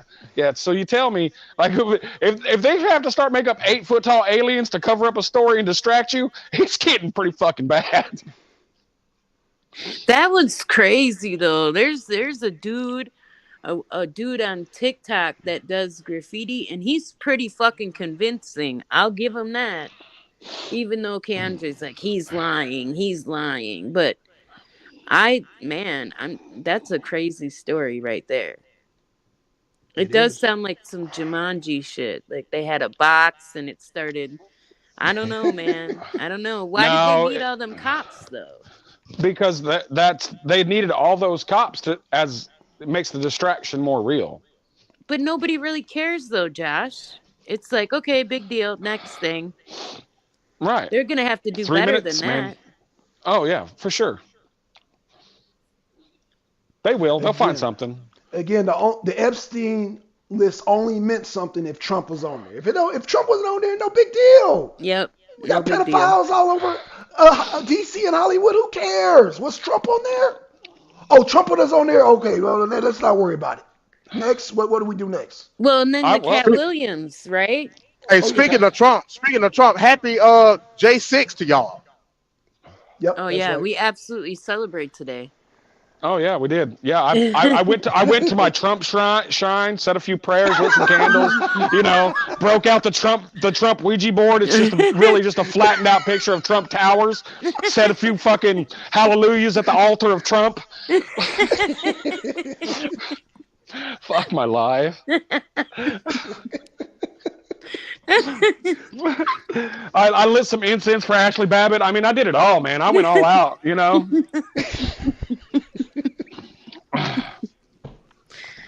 Oh, that was funny. I made sure to email Tucker and everybody today. Wish them well. Dan Bongino, all of them. Okay, yeah. If you get a chance, get Tucker on the horn. I need to have a discussion with him. Y'all are funny. But the real question is, why does America not care about these pedophiles? Like, why is Because this Trump not wasn't the on there. biggest thing? I know, Because I get Trump's that. not on there. Okay, go ahead, Kelly. I'm But sorry. Go we ahead, should Kelly. be focusing on the people that were on there, right? And Yeah. what are they going to do about them? What about Trump? Now go ahead. Go ahead. I know. Because too many people have Trump derangement syndrome. That's why we're not concerned about a damn whole country of pedophiles that was on that list, but because we're so concerned about what Trump's doing, we can't focus on the goddamn Epstein list. Kelly? Dude, they literally say that Trump's going to come out and start executing his opposition. I'm like, he's not Clinton. My I mean, yeah, he's no not shit. Clinton. No shit. Facts. People don't want to talk about that either, though. Clinton needs to stay quiet. Oh, that was the first black president, though, right? I was talking about Hillary. Because she the one yelling that Trump is Hitler. She needs to be quiet right now. Because Hillary was on that list. You do know that, Josh, right? Hillary was on that list too. Okay. But she's a reptilian overlord. Yeah, well, Oh, God. That bitch blinks sideways and has a hole under her tongue to breathe. Yeah, they got full body skin suits, right? Skin suits, yeah. Trust the plan. Hey, how we talk about reptilians and then Snowman ain't around? Where's Snowman at? Yeah. Hey, y'all, I'm about to get ready to get off because I'm finna get ready to get out my truck. But thanks. Yeah, Black Son, you filed for that shit, Black Son. For you to try to explain away what Trump said today, but don't have an issue. I think MD and TDS too. Yeah. Huh? You got TDS. You suffer from TDS, man. I don't suffer from no TDS. what I'm telling you is, as I can isolate this one thing and say that was bullshit. I can do that. I have the distinct cognitive ability to do that. I don't have to equate this to the totality of Trump. But the shit that he said today was some MD, tell bullshit. me verbatim, what did he say real quick before you go? I can't tell you verbatim. I can only paraphrase. I can't go Okay. back. I got to Okay. record it though. Paraphrase. So let me paraphrase. Okay. He said that many people died in the Civil War. And he went on to say some shit about getting your arm or your leg blew off, and those people didn't have to die. And the Civil War could have been negotiated. Now, me, with my lineage running down through emancipation, I take personal offense to what he said because that's putting my lineage on the table as a bargaining chip for some bullshit. There's no bargaining with the Confederacy. There's no negotiation with insurrectionists. That's some bullshit. I don't take any of it seriously. And if you say some shit like that, you lose kudos point with me. The problem Point is blank that people really need to learn what the definition of an insurrection is. You're telling me the that Confederacy. a half a million people showed up at January 6th. I ain't The say most nothing about heavily- I know, but you said insurrectionists, so I'm going to go there. 500,000 of the most well-armed individuals in this country showed up without their weapons to overthrow the government. That's what you're saying. Now, what he ever said, you know, Trump's going to say anything can be negotiated. Now, if you want to take offense to it, I understand that, and you can. That's true. I mean, if you want to take offense to it, and that makes you offended, fine. I get it. There's nothing wrong with that. You should, if it offends you, and that's a point, then take that as a point against Trump because he said that shit. But he will say he can negotiate his way out of everything because that's what he does. Now he didn't mean it the way you took offense to it, but you have every right in the world to take offense to that. No, I agree. I agree 100% with what you just said, Josh. And taking into consideration that he may need to clarify, and this is why I say Trump needs a wider base. He needs more people, younger, different ethnicity, whatever, to converse with him because he's outdated. For sure. But he's a quick learner, but they're stopping that potential process because they got all these court cases against him, Kelly. Well, But that he- too, and he's very, very. Oh, tweaked out. wait a minute. But Nikki Haley ain't no quick learner when she ran from the question though. Hell no. I'm pretty sure she's a. Well, I'll tell you, Black. Hey, if y'all still be on in like an hour, I'll jump back on. Black Son, you crazy, man. We're only crazy, good enough bro. to talk to MD when he's in his truck. We see you, MD. Hey, I'm going home, man. Thinking Nikki Haley can beat Joe Biden is crazy.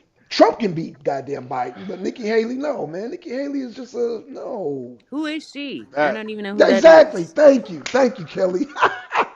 Yeah, but it is. All right, is so hilarious. I'll be back if y'all still on. Okay. Okay. I mean, there's very few people out there like MD that are educated enough to even know that they think the Democrats were the ones that were that were in control of the emancipation, and the Democrats were the ones that freed the slaves, and the Democrats got the ones that gave the blacks the right to vote. They think the Democrats did all this shit. They don't realize it was the conservative Republican Party. That's why the whole Republican Party was formed as an emancipation party.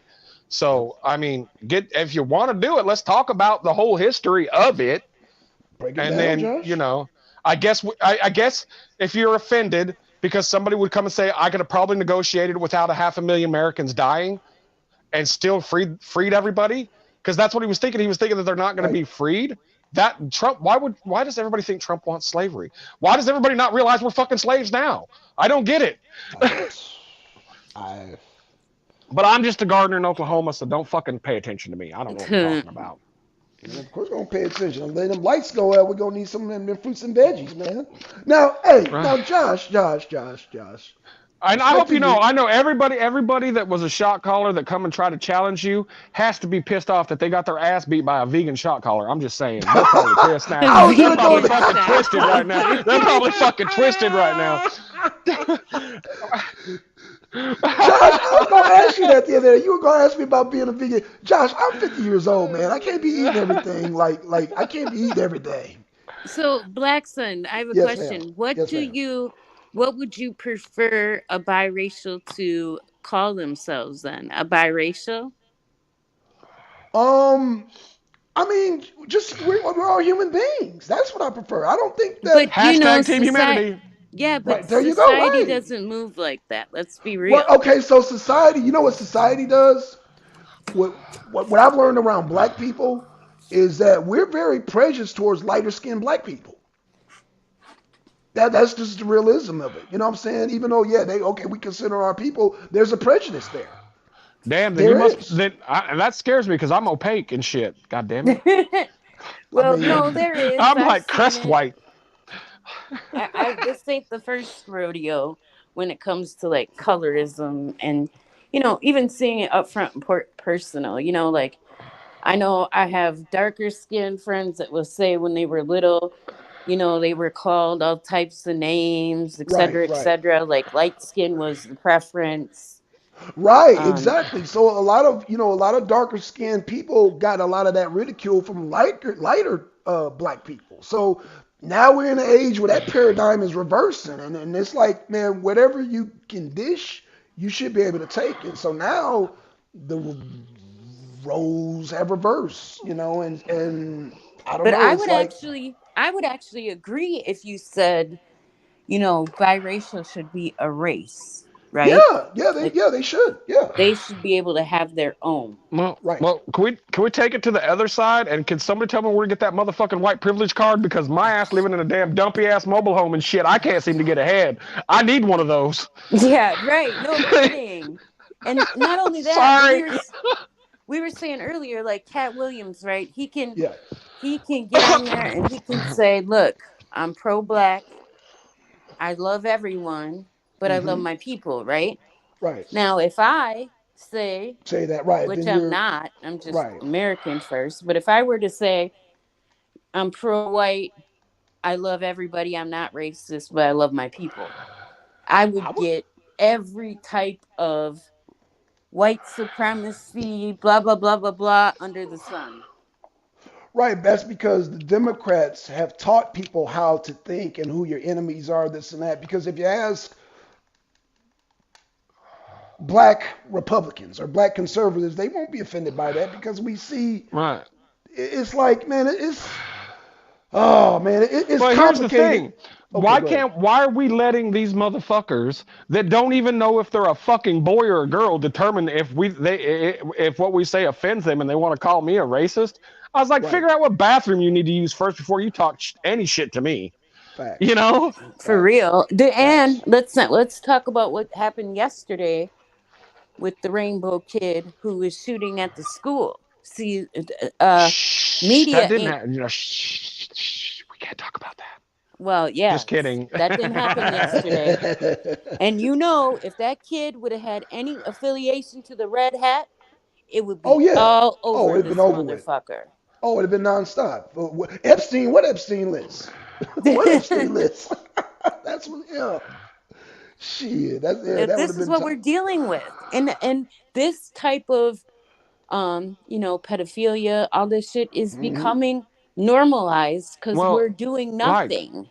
The problem is it's the win-lose paradigm that we are facing. Like they don't give a shit that Clinton and them did any of that to any kid Right. as long as they win. They're on the winning side, so we got to respect them. Right. They won, I mean, he defaced Clinton lied to everybody in the Oval Office. I mean, there's so much that goes on, but it doesn't matter as long as you're winning. And see that this is where integrity counts, because a lot of us said many years ago that if it came out that Trump was on that list and Yep. proven to be there multiple times, it was a wrap. I'd pull Right. my support, 100% And pull my support. that's what they were counting on. They were But counting on that. they won't do the same. Nope. They don't have integrity. That's crazy. That is crazy. But These same people are the ones who also are wanting trans people in schools to teach your 5-year-olds and gender surgery at 5 and all this. They don't care. fucking cuckoo birds, man. And then even the people I know from the rainbow community, this is where, or heavy supporters of it, they'll jump down my throat like we're anti that. We don't give a shit what you are. Just be you and leave us and our children the hell alone. It's simple. Definitely leave the kids alone. Leave the kids You know? alone. Like, live your life. Just don't fuck with ours. Why is that so hard? Why is it that somebody could get 91 indictments over some bullshit because they're afraid that they're gonna get exposed and all this shit? But they all damn well know who these people are and what they've done because they've all done it. Nobody can say anything because they're all guilty. So, what do? You know, that's why they want Trump out. They can't let him win again. Well, that's why we need to call integrity to task. Well, it's hard to do with Trump though, and I support Trump, but Trump's integrity is kind of sus too. You know, I mean, he's not but he's also a man's man, so I don't know how you want to classify What do you mean? that. Okay, tell me what you're saying. Integrity is bad. When he Because says grabbing by the pussy isn't bad to me. I not to you, but a lot of people it is. That's what I expect to hear out of a man. What do I want him to hear? Talking about sucking a cock? I mean, saying. That gets you farther in the Democratic Party. I mean. Oh, actually, I'm glad y'all brought that up because the shaman, the guy who got arrested. Whoa, bro, what up? We ain't talking about fellatio. Not doing it. No. Hear me out, Josh. Hear me out, Josh. All right, man. Today, you know, this is J6, right? The shaman was like, yo, I was escorted by the police and I got charged with trespassing. So I don't know if y'all heard about those two gay guys having sex in the damn Congress thing. Yeah, I heard about that. He was like, Yes. why are they not being charged with trespassing? That's all. I'm just J6. Because all that gets over. They had clearance to be there. That's why. Oh, so the police escorting you, that's not clearance? No, they got their clearances pulled, but before they got caught, they had clearances to be there from their senator. Okay, They were I got working what for you're one. saying. Okay, I got what you're saying. Okay, good argument. They weren't trespassed until they were caught. And everybody thinks, oh, it probably only happened once. Right. It's probably me breathing hard because I'm in here mopping and cleaning gynocracy. Well, it could be me too because my mic's right by my mouth too, and I'm, you know. But actually, hop on if you can. Hop on. That's a good question, though. I think they did, if I remember correctly, unless I was reading something else, I think they did get some type of ministerial charge. But what I mean, I don't get it when you've got Rashida Tlaib and that crew out there inciting these pro-Palestinian protesters, and then they storm and shut down Congress just like the insurrectionists did. Well, it's the same thing. Right. But right. You know, whatever. And nobody even considers the fact that, you know, they didn't want more police presence, FBI agents in the crowd. You know, all this doesn't come off as unusual, unheard of. It's just okay because it's not their team. No, I mean, you if you really think that that you sit there and talk about us all being gun-toting, Bible-thumping, blah blah blah blah blah. I mean, if you we know what an insurrection is. We know what overthrowing a government is. That was not. There was a lot of people that were incited by the fact that the election, there was discrepancies, our grievances were not being heard. And that's the people's house. That's not the government's building. Right. That's the people's house. Right. And we have a right to be there. You're right. And if you go and look, there's plenty of videos prior to that of people that have been in there, have sat down in different offices, asked to speak to different people. It's never been a problem. So why wouldn't that be the people's house? Why wasn't it a problem when that gal said, get in their face. If you see them out in public, get in their face and do this. You can't call for stuff like that. Then when we do it, be like, oh, that's so bad. Right. Are you talking about Don't start Madonna? nothing. Won't be. No, no, no. That Oh. senator. The fuck Oh. is her name? The older black lady. Maxine. Maxine Maxine Waters. Waters. Waters. Yeah. Yeah. Yep, she sure did. Was telling people that, and like you said, Josh, nobody. Why weren't they armed? That's why I laugh when people talk about, oh my God, like, are you serious right now? Like that Like wasn't even a thing. like what you guys think that like we've been at war for 20 years, generating the best soldiers on this planet for 20 years. If those people showed up pissed with armed, you would have known what an insurrection was. Facts. You ain't gonna sit there and watch the footage now that has come out of the cops pepper spraying them from the roofs and shooting them with paintballs and inciting them and getting them pissed. And then when all hell breaks loose, you're like, oh, look at these guys, they're just crazy. They were antagonized to the point of doing something, and then when it all was going down, the cops were the one letting them in. They beat the hell out of that chick in that tunnel with that baton. I don't know, man. If it was so well and everything wasn't, why did 153 Capitol Police officers resign after that? See, they want to talk They about don't want they didn't want no part of it. That 159 were the ones that didn't know nothing about it and was like, man, we could have all been killed because of their bullshit. Yeah, that black dude, I can't remember his name, but he did that interview, that black cop, and specifically pointed out how nobody came to his rescue, and so conveniently his supervisor was not accessible that day, of all days. Yeah, it's like a setup. Why was HBO there? Why was Nancy Pelosi's daughter there? I mean, come on, use your brain, people, I don't know. I know I have family that argue this with me, and I wish I was more politically astute, but then part of me says, for what? Do I really need to know all that? Because they don't even follow it anyway.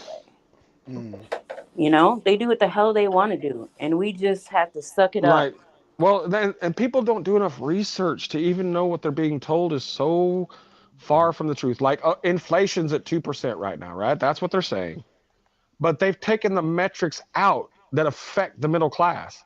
The price of food, the price of fuel, and housing. They took that out of the matrix. And then, 2% inflation on shit that nobody can afford. So, I mean, they don't understand how this works. They don't see how they're changing everything to make their lives easier and to control us without our inputs. Wait a minute, Josh. Are you accusing them of manipulating the numbers right before the election to make Biden look good? No, I'm not accusing them. Yeah, I guess I'm accusing them. Yes, for sure. The motherfuckers are fucking scandalous. Yes. Yes, sir. Yes, sir. But now, don't be acting like the Republicans don't do that shit too, because they're the same bird. They're birds of a different feather. They're they all. That's why when stuff like the Epstein thing comes out, that's how they control the politicians. What we need to do is get the money out of politics. Once you get the money out of politics, then it's like that'd be nice. But what I would like to do is buy like a city. And I think remember when that one went for sale up in Georgia? Like, why didn't we do that? Like, what's a few $1 million to 10 people? We could have pulled it off. Like, man, Kelly, I just got my lights turned off 3 days ago. I mean, come on now. What's 10 minutes? Yeah, a lot. I'm just saying, a lot of people own homes or paying rent and mortgages. It's very feasible to do something like that, but but Kelly, a lot of people are struggling when they're in the mind of who struggle. Are you telling, Black Son? I know. So it's hard to bring people together with the same type of stresses and the same type of worries and woes. It's really hard. You know what I'm saying? You pay mortgage, Black Son? And it's hard. Exactly. It's very hard. It's very hard to find people that you can trust, Kelly, to do something like that. It's got a good point. Because I mean, I've got kids and grandkids, and I mean, if I can't trust you with their lives, then I can't. You can't do it. I mean, and finding enough people, that would be the hard part for me. Even 10 people. Well, we know what we aren't. You know what I mean?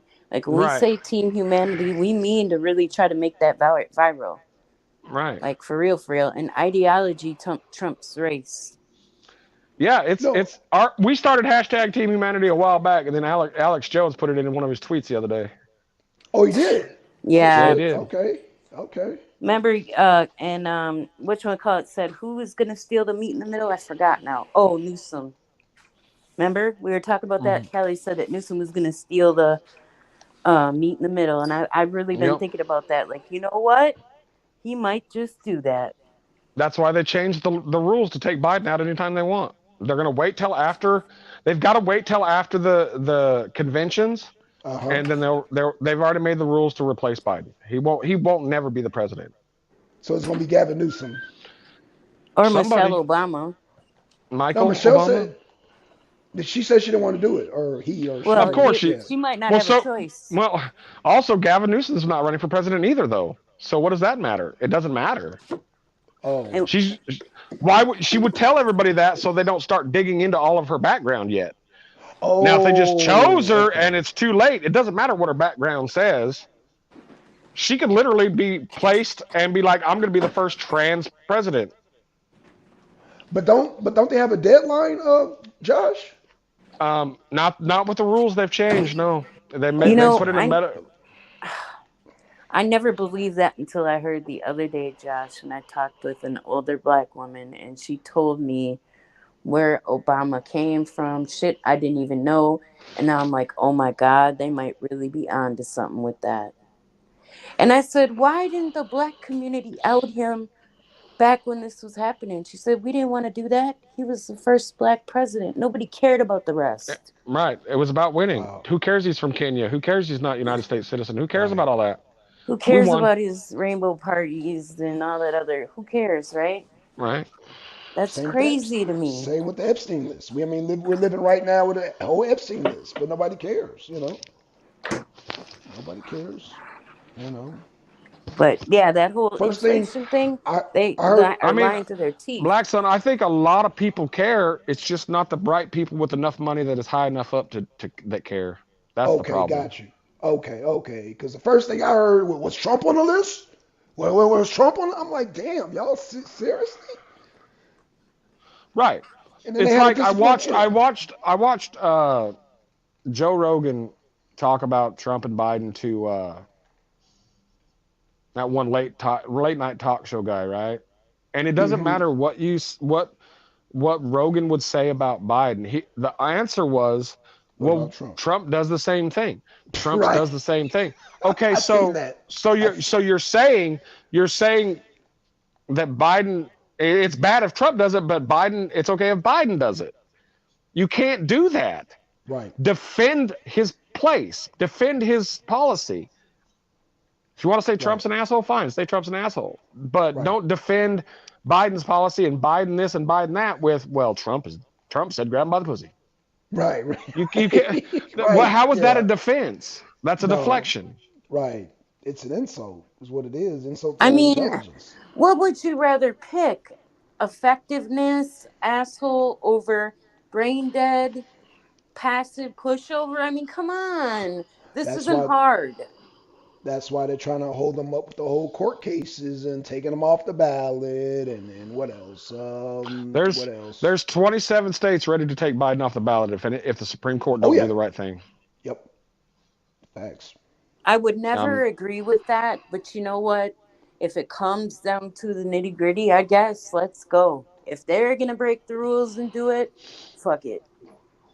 Right. Yeah. It's insane, but I mean, it's definitely a constitutional crisis.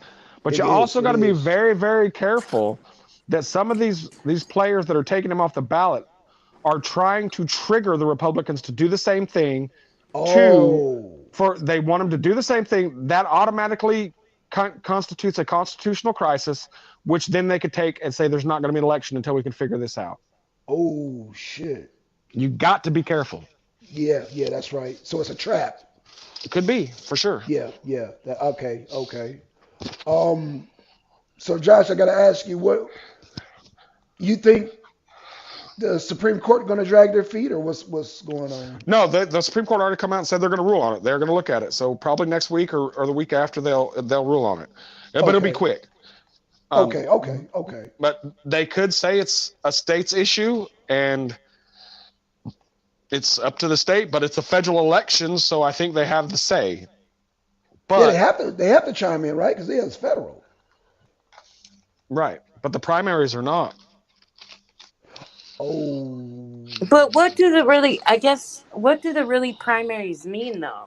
Isn't that just like? I mean, what? Well, What the is that gonna primaries. Look, dictate? if on the primary and Trump's not on the ballot and Vivek wins all of the states that they take Trump off of, when they go to the convention, Vivek will have more standing to be the nominee, and it'll automatically default Trump to lose, and he will never be president because he won't be the nomination.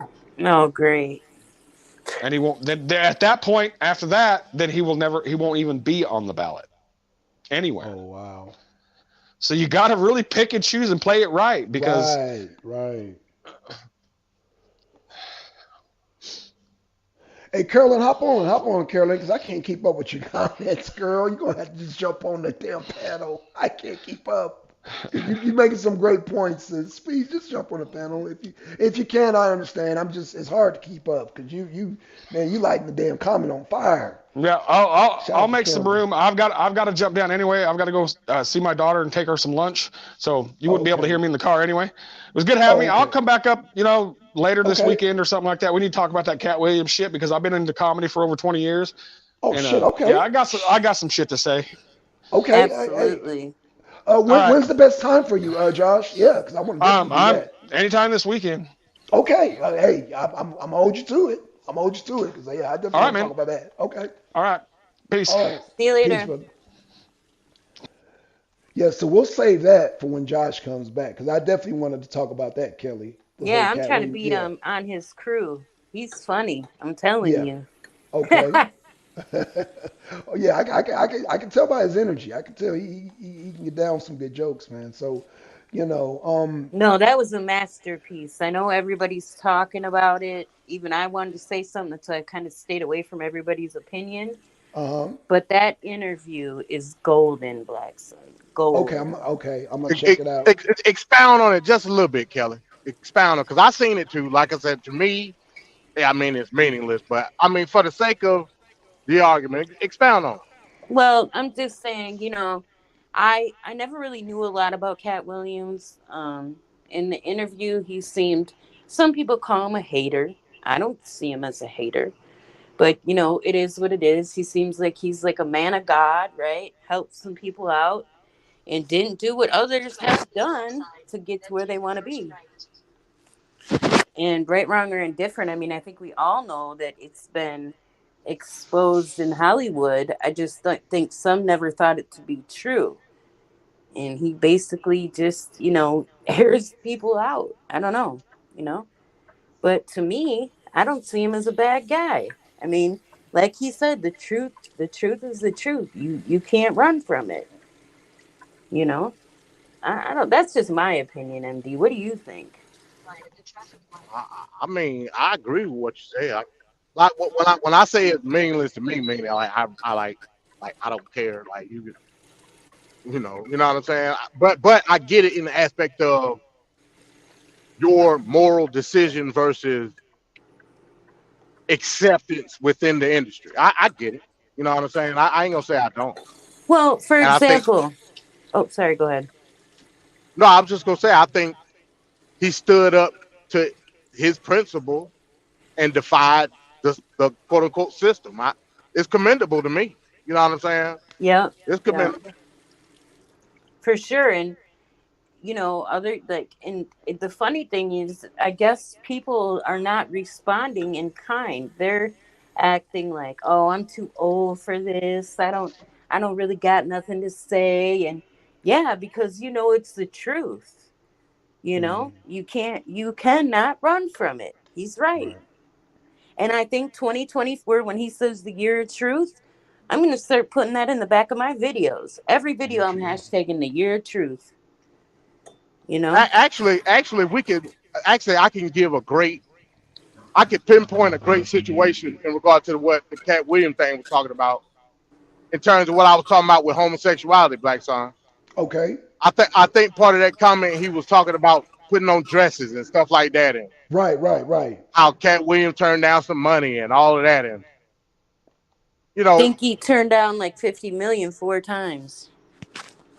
so with that being said, did he turn the money down based on his own self preservation in terms of his own integrity, his own moral constitution, or did he do it for the perception of the social order of black folk? What do you think?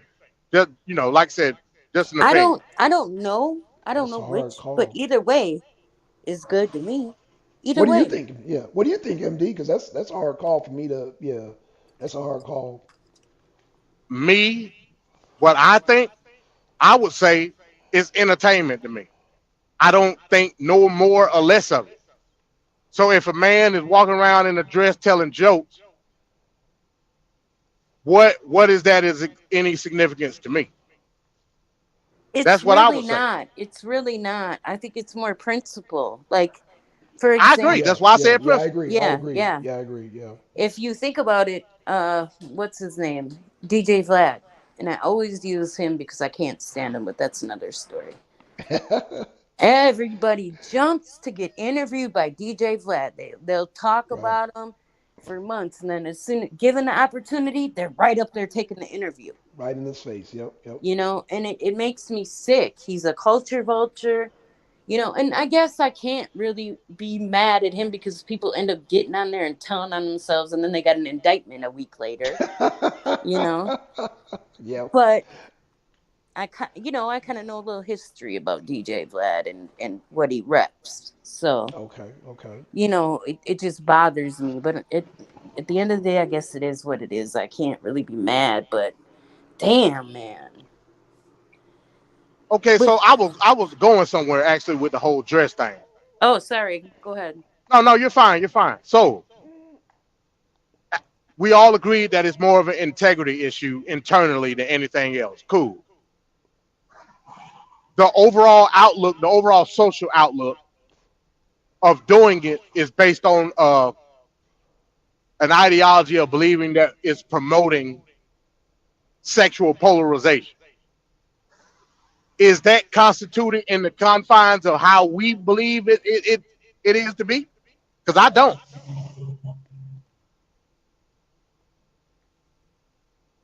Did that make any sense? I really don't know what that means. So all right, okay. There's a stereotype that the entertainment industry is promoting sexual. When I say sexual polarization, meaning traditional gender roles being reversed Right. through men and women. That's what I mean by sexual polarization. Okay. I would call it. There's a conspiracy theory saying that the industry is promoting it through putting men in dresses and telling jokes and shit like that. But we all just agreed that it's more of an integrity issue internally, meaning it's an individual integrity decision to not do it. So what plays more of a role? The act of not doing it based off the individual integrity, or the action doing it based off of deterring a negative stereotype within the black community? Well, the latter would be the better option, in my opinion. Because who cares? I mean, I don't know. I just think it's really hard, especially, you know, within the black community, that it's a certain group of people that hold all these contracts and they want this sick deviance done. Why? To feminize. Well, they wanted to portray people in a certain light because it attracts money. But again, I would argue, or Apex, Apex about to beat But us down with the I would Bible. argue, it's incoming. Give it about 2 minutes. But I would argue that's no effect on me. I don't give a damn. That's what I'm saying. See, and again, But they are the this same is where people, you. MD. What do you mean those are I'm the same people? What sorry. do you Go mean? ahead. Those No, are I'm the saying, what do you same mean? people. I'm talking about this particular group of people are the same people that just had a summit and indicated that the black youth is their biggest threat. So to me, it's a target thing. Why do they target them? Because it's a demographic. Why wouldn't you target them? See, here's the thing. They got things what they call shit. I forgot what they call it when you go in and like taste shit or look at a TV show. Damn, what are they called? Focus groups. Yeah. They got things called focus groups. Focus groups are used to target a certain demographic. If the target demographic is saying they like nigga shit, let's just call it for what it is, nigga shit. As a person in the entertainment industry, and I'm looking to make money, I'm going to target that group for the shit that they immerse themselves in entertainment wise. That ain't their fault. But it's not So a conspiracy theory. Huh? That's the crazy part. It's not a conspiracy theory. There's a group I don't of believe. people associated with that whole group that are called the Shriners. And every year for one day, all of the Shriners, who are all men, by the way, all dress up as women. Okay? If you go back through the number of entertainers who have specifically comedians and people that have been in major roles, you will see that the demographic falls harder in the black entertainment industry than it does in ours. Okay, And so let there's me a ask you a reason. question then. Okay, there's a reason. I got you. I'm not disputing it. Let me ask you a question. Do people go in droves to go see Medea? From which group? You know what Because group I'm talking about. I mean, I've heard a lot both ways about Medea, about I Tyler have Perry. too, but that's not what I asked. I But asked, I do can make people go this. in droves? But MD, I can make the same argument and say, do people go in droves to see Dave Chappelle, who got them ostracized for not wearing a dress? So I hear your argument. I see where I'm you're glad going. you said that. Okay, Meaning, okay, you actually made my point. okay. Meaning, there's an audience for it. Whether it be agenda driven or not, is not the case. See, we all have choices that we have to make. This is why this is a great conversation. People go about the agenda of influence to create revenue. People go through the agenda of influence to position a certain demographic or group in a certain direction. I don't disagree with that. What I'm saying is, if you're that much of a lemming, if you're so bound to what you believe a certain ideology beholdens you to do, if you're so dumbfounded that you don't just know any better, that's a you issue, not a them issue. Especially when we live within the confines of capitalism. What I'm saying is everybody or anybody has to right to swindle you through influence because it makes them money. We should stop focusing on the Kabbalistic intentions of another group to position another group and more focus on the Constitution in regard, not the U.S. Constitution, but the actual ideological constitution of that group that places them in that position to begin with. That would be my argument. That's a good argument. Yeah, that I is would a good argument. I would also say, the ones that pushed against wearing a dress were some of the ones that also got hit financially and pressured financially. And I think that is a big piece of what people don't tend to look at when they look at this stuff as a collective picture, is that you've got all of these celebrities in the communities that, you know, see them as, you know, people who made it, right? And what do? But they do several of their own. And then, you know, once every so often, you get a Big Mama's House, or you get the Nutty Professor, or, you know, you get Shanae or whoever, right? Mm-hmm. And a lot of the people that watch it are women. And when you asked who went in droves to go see the Tyler Perry movies and the Dia movies, a lot of it's women, especially the plays. I agree with that. You know? But And Shanae is a classic character.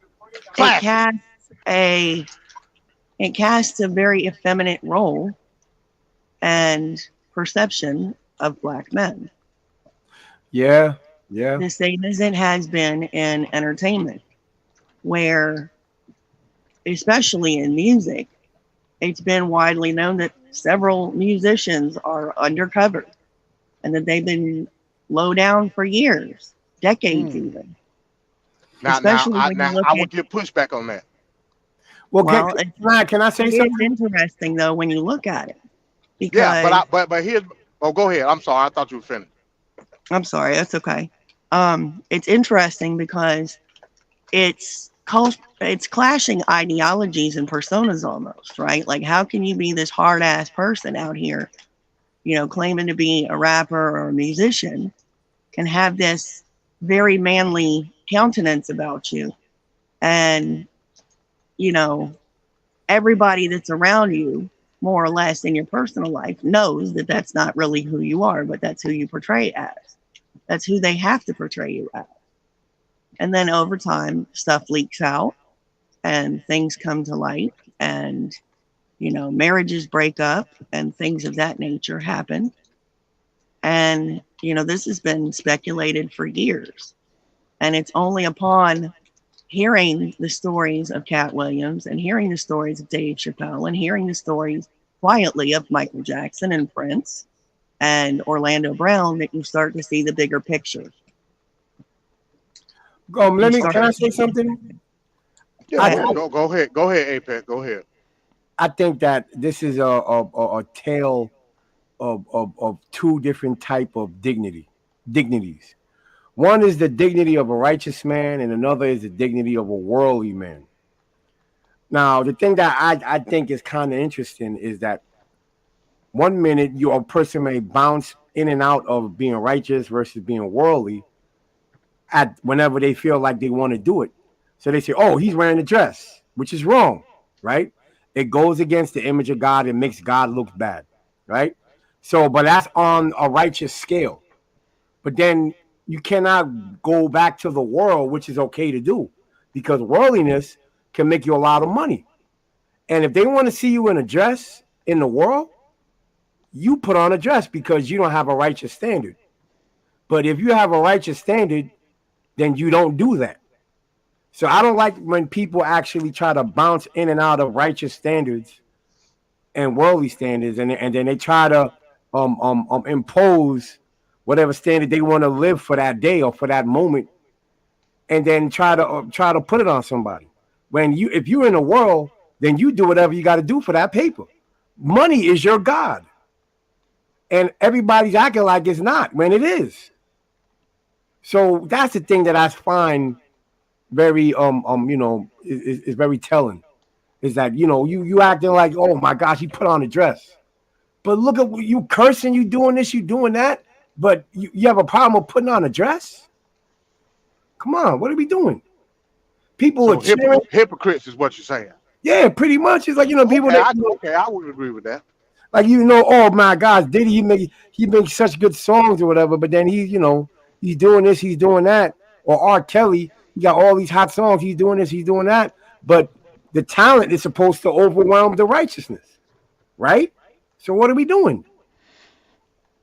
Well, I will say this, and let me get pushback on what Carolyn said in terms of like the church and stuff like that.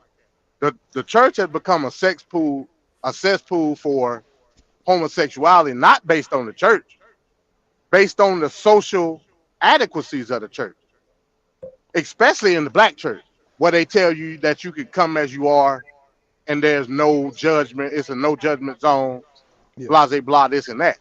It's creating an environment where going to church necessarily is not.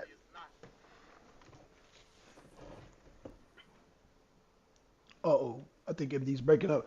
GTO, jump on, because you know I ain't going to be able to keep up with your... Oh, go ahead. So, no, I'm saying, so the stereotypes placed upon the church ain't based upon the church based on immorality complex. It's not.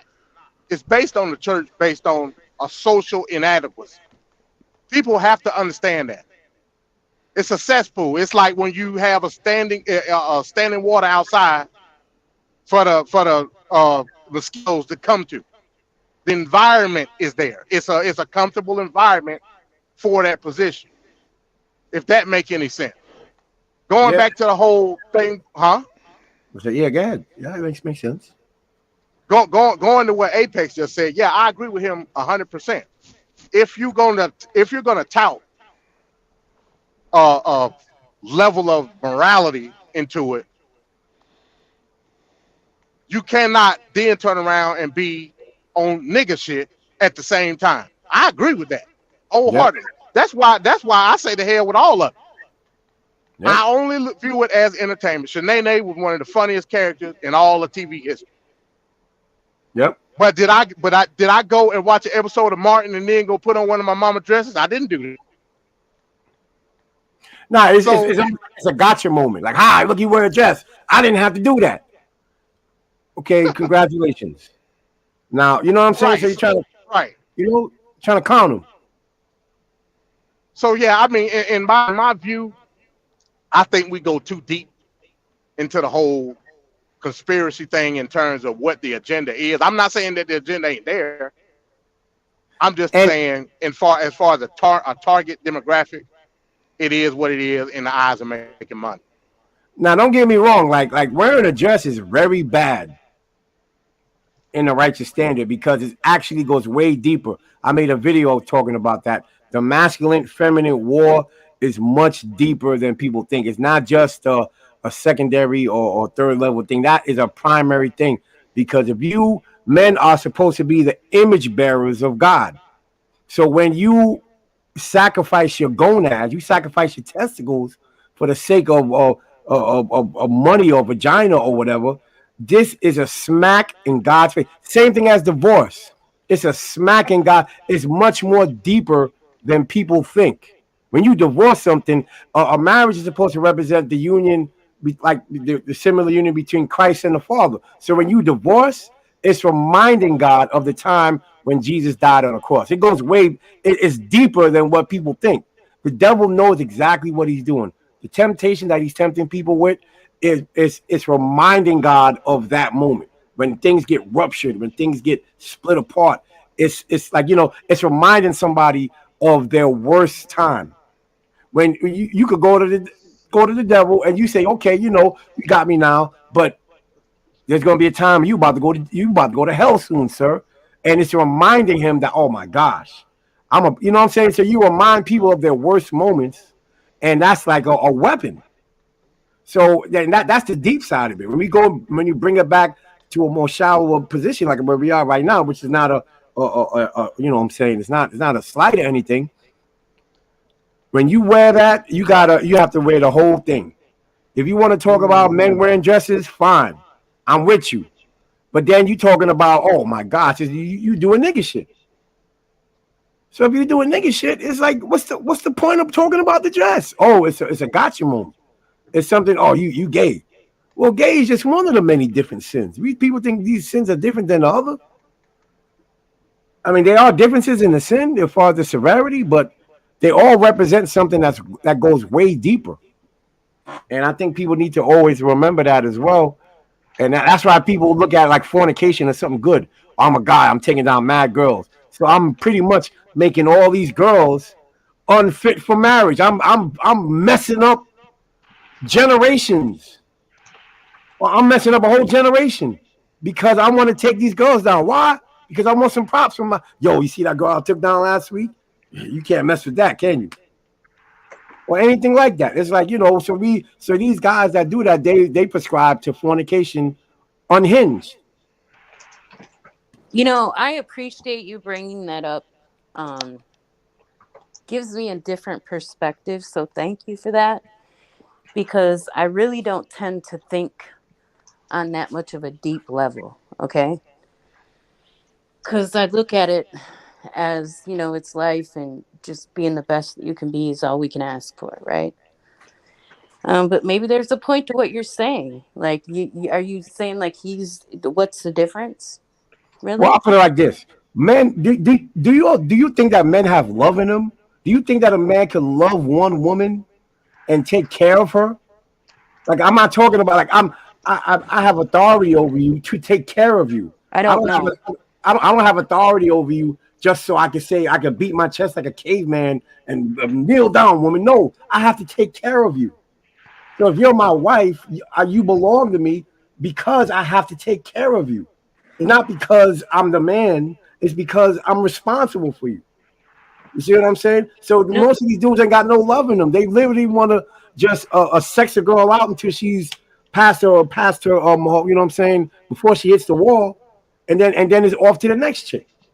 What gives you authority over a woman? We excluding God from the equation. What gives you? In a marriage ceremony, her father gives her to me. Is that how modern marriage? That's the whole purpose of the whole thing. These dudes are getting married because of financial decisions. That's secondary. It's a contract. It's a contract, but it's that's not the original meaning of it. The original meaning is, okay, now what do you think a groom is? I'm grooming this woman. I'm grooming her. I'm preparing her for her growing up part of her life. Her father is giving me the responsibility of his daughter and is giving it to me. Now she's my responsibility. I have to take care of her. So when we talk about men, when we talk about men wearing dresses, like they wear a dress because it messes up. The woman's gonna see a guy wearing a dress and she's gonna lose respect for him. So now that's on a clock right now. So okay, now I lost respect for this guy, and in a matter of X amount of time, we're gonna be through. Once you lose that respect for that guy, the clock is ticking. What men are walking around in dress? Hold on, see again. No, but no, I'm talking about because they was knocking. Cat Williams is knocking all these comedians for wearing dresses, and I'm like, well, these dudes is doing all other type of stuff. They taking these girls backstage and they're busting nuts on their forehead, and then so it's like, what are you talking about? Like, what are we doing? Right. But you're normalizing a role, Apex, and that's the point that I was trying to make. No, I don't think anybody is trying to normalize putting a dress on. No, they was knocking them for it. Like it is like the biggest thing that is, you know what I'm saying? And it's bad. It's very bad what it represents, what it really means. But these people don't even know what that really means. I agree with that. I would agree with that from the point that, it is hypocrisy. Okay. The same hypocrisy that lies in many churches all over the world that allow for predators to actively head those churches, and they just get swapped around and swapped around and swapped around. They never get dealt with, but they get swapped around. And I would venture to say that the dress thing falls closer to an idolatry of money. Pretty much all of it comes down to an idolatry of some sort of another, whether it's lust or money or fame. You see this? She said business and financial. She's right. It's business and financial, but I'm in control of this woman's life. So she is my responsibility now. And she's supposed to be better because of that. GTO, jump on the panel, sis. You know, Yeah, I she- disagree. Some men So only want it for that reason, I think. no, I'm talking about the original meaning of marriage and everything. And I know I'm getting real deep with it, so please forgive me. But I mean, this is how I see it. It's like it's a deep thing that we're talking about right now. Like men supposedly representing the image of God, supposed to be God's image bearers. And when you wear a dress, you sacrifice that up for some freaking money. So it's like, you know, you worshiping Baal almost. And what did Baal do? You know, you try to bless your you know what I'm saying, your crops and everything back in the day. You know? Apex, but what I'm saying is everybody's view of marriage, even the original intention, wasn't based on that. You can't equate that to the entirety of the world. No, you can, because that's the original meaning of it. And right now it's definitely taking on a different connotation, no doubt. But Was that the original meaning of marriage in, I don't know, let's say Bantu land? Was that the original meaning of marriage? I mean, I don't know about the Bantu land. I mean, people have the original meaning. Okay, so that's what I'm talking about. Like we're going off in ideology. But Well, is it if you ideology? get married, she's supposed to belong to you. But it's Right. not supposed to be to her benefit. It's not because, hey, They're look, supposed to be united as one flesh. And one flesh, what that means is part man, part woman. well, I'll put it like this. Well, Flesh, in not ancient woman. times, wait a minute though. In ancient times, Apex, where me and your ancestors originally come from, we were jumping up and down with ankle braces on and everything, vying for the affection of the status of the woman. Not that. So again, you gotta be careful what you're talking about. I agree that it was majority about status. I agree with that. But what I'm saying is there are different roles played in different ideologies, different customs around the world that portray that. What you're doing right now is based on the ideology, whether you believe that you're doing it or not. Well, I understand. When we talk about, like, for example, like you have two wealthy families, and like, you know, like something like the Tudors or whatever, and this king, this queen will marry this king to unite the kingdoms, and all of that's fine. But even in a situation like that, what you're talking about, right? The king is still supposed to be over the queen, and how her well-being. Not in all traditions, but I get what you're saying. And she's supposed to be better for it. You're uniting our two families. We're combining forces, you know, and all of that. But then she's also supposed to be better for it. Now, if she's unhappy and she's this and that, then now she's supposed to be taking on the chin for the family. Like, yo, look, I know this guy's a scumbag. He might be even gay or something like that. But yo, you got to keep up appearances, and it's gonna be better for our family line down. You know, all of that. Those are outliers. You know,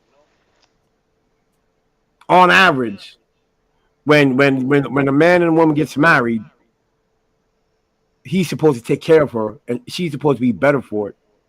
And I you know, I didn't mean to take it all the way to this point. We're talking about marriage. I wanted to say that my whole point was they're knocking such and such for wearing a dress, but it's like, how could you knock somebody from wearing a dress when you're doing all this other crap? Or like I said before, debauchery, and that's okay. But a guy can't wear a dress. He might as well wear a dress. Might as well.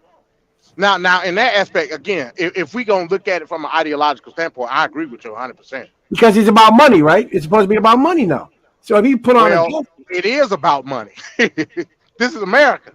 Yeah, it's 100% about money. But in the aspect of how you're looking at it from a morality position, I agree with you. But I'm saying that's the problem with morality, because it's a slippery slope. Because we're looking at perception. We're not looking at the totality of what it is. We're looking at a perception.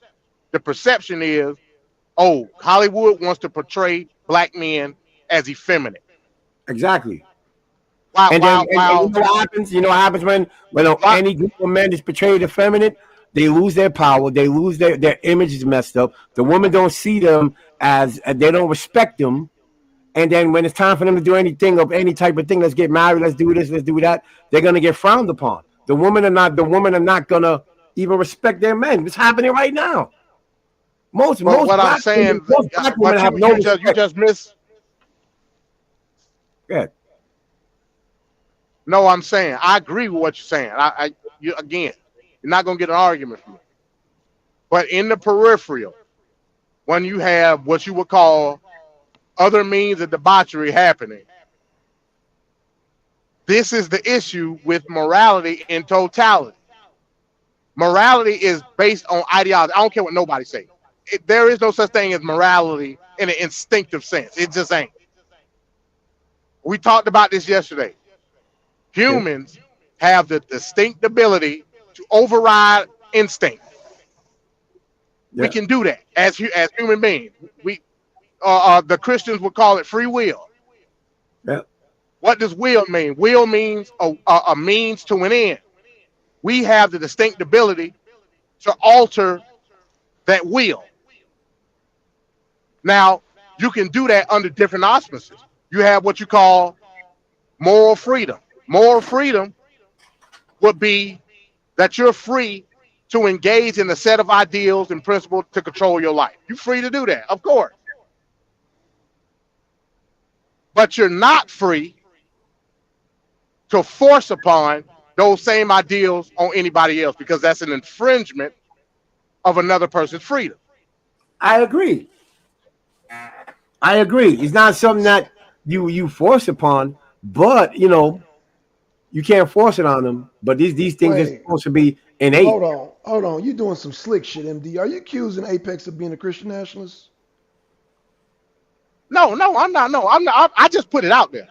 So, but I'm saying that's the danger of having an outlook of morality and try to instill it on everybody else, because what's going to end up happening is that perception that Apex is talking about, where women will devalue you as a person that can be a quote unquote leader of the family. It's happening right now as we speak, man. You can walk down the street, man, and if you don't have a straight girl face or show that you got bank, these women won't even look at you. I mean, you could be okay. Here go a person. Hey, how you doing? Give them a nod. They look at you like, nigga, don't even freaking give me a you know what I'm saying? So, oh man, let me mind my business. That's how it is out here. Yo, you guys know. I'll be walking. I work in the hospital, and it's like it'll be two girls walking down the hall, they cross paths. They'll say hi to each other. Then they'll look at me. They don't know me from a can of paint, and they won't even say nothing. And I'm like, God. So basically, they are literally waiting for me to kiss their ring without even knowing them. So I have to, hey, how you? And I have to act like, hey, I'm a nice guy, aka I'm harmless, aka I'm a simp. Damn. Yeah, that's what that really means. It's so much things can happen without no words being spoken. It's amazing. It's like it's spiritual. It's spiritual warfare, and we all partake in this thing, whether we know it or not. So you could be walking down the hall, and like I said, these two girls they'll salute each other and be like, "There you go, sister girl. Keep your foot on their neck." And then they'll cross paths with me and be like, "Get out of here, yo." Like it's something that my grandma used to say, and I instilled it in my kid. Because like she used to like get on us about right and wrong and stuff like that. Typical black family stuff. You know what I'm saying? Well, I ain't gonna say it's black family. It's typical family stuff. Mm-hmm. She and this what inspired me to be who I am today. She used to say freedom is to act as you choose, right? But morality is how you should choose to act. Yeah. If that makes sense. That makes perfect sense to me. So when we talk about values and principles and stuff like that, anything involved in in morality, that's instilled as a ideology within a social order or a social group or a social setting. I'm not saying there's nothing wrong with morality. I'm not saying that at all. What I'm saying is it's a slippery slope because that social order or that social perception or give a falsehood of the totality of the group. That's why me personally, I don't constitute anything under morality because you end up with situations like this. We were talking about Atlanta. Why is there a perception of Atlanta being gay when if you ask 10 people in Atlanta where they from, 9 or 10 out of them people gonna say they're not from Atlanta. Facts. Yeah. But because of the perception, Yeah. Yeah. There you go. it's given that identity, right? Same with any other facade of what people deem morality is. It gives a falsehood. It's going to give a falsehood every time because it's not indicative to the group.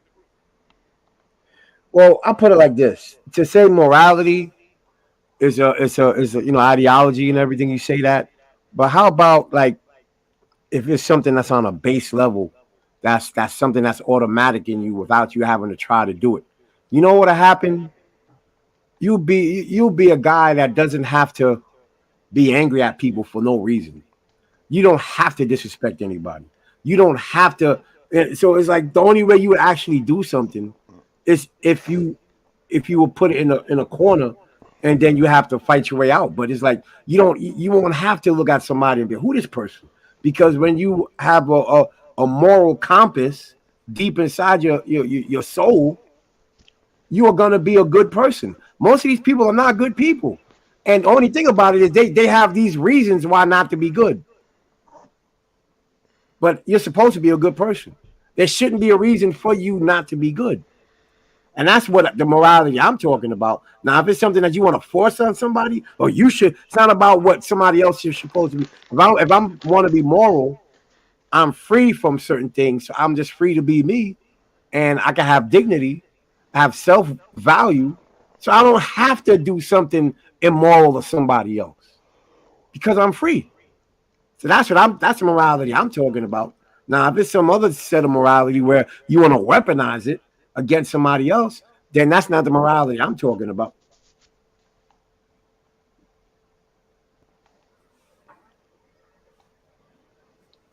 Well, if you put it that way, I agree with it.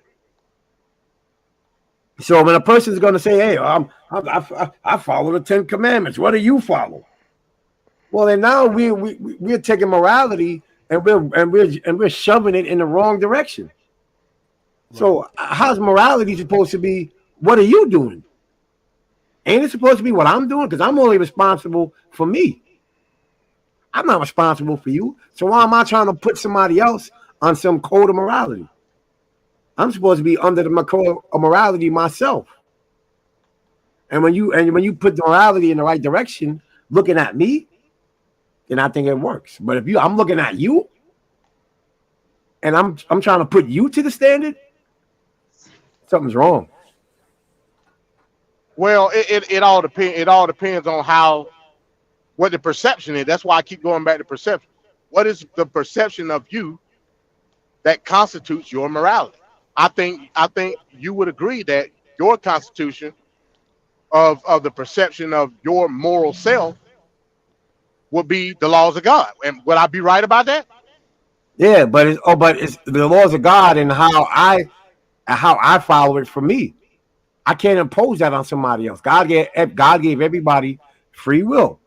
So if you don't want to follow that, that's fine. But I'm going to follow it. Now, hold on, now, Apex. Now, a couple of weeks ago, you was up here talking about being a Christian nation and all of that, and the laws should be the laws of God and stuff like that. Now, hold on now. Yeah.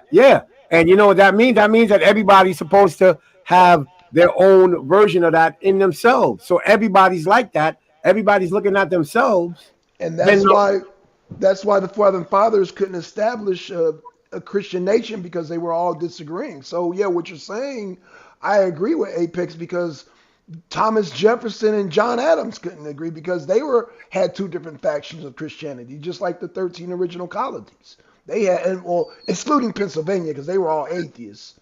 We all know that, right? All of Pennsylvania wasn't atheists. No, well, what I mean, I'm saying I'm being facetious. I'm saying Benjamin Franklin. Okay. Yeah. Okay, because but- you had the Quakers all through Pennsylvania. Right, but what I'm saying is that each state had a representative. So apparently apparently Pennsylvania didn't get the memo about tricking Ben Franklin there. Like, you know, like if you're gonna be like the Quakers and everything, like if you're looking at other people, then you missed it. It's about what am I doing? I'm putting myself under a moral or a compass, a moral standard, and I'm concentrating on me because that's who I'm responsible for. But if I'm looking at you, that's failed.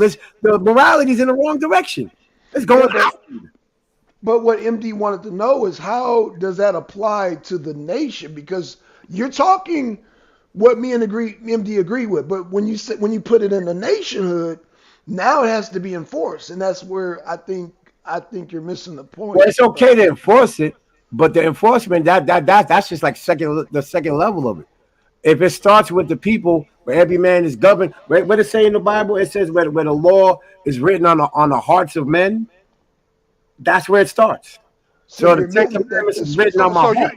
So you're talking about encouragement. We know that's not how government works. No. I'm talking about if it's written on my heart, then I'm being governed by it. It's governing me. But what about everybody else? But if I'm governing you on an individual level, that means I'm your judge. I can't do that. Now, if you go to the courts, yes, that's going to govern the courts and everything, but that's on another level. So judicially, it'll be under God's laws, but you have freedom as an individual, though. Yeah, and I'm supposed to believe that that's the best thing for me. And then what that means? That means I'm gonna treat everybody like I love them. All right, so let me ask you this then: if you break God's laws in Apex country, what's gonna happen? What's gonna happen is it's gonna get enforced. In Apex country, it's gonna get enforced. Now we talking. But that means that it was a breakdown. Somebody didn't. No. Backtrack now, Apex. Go all the way.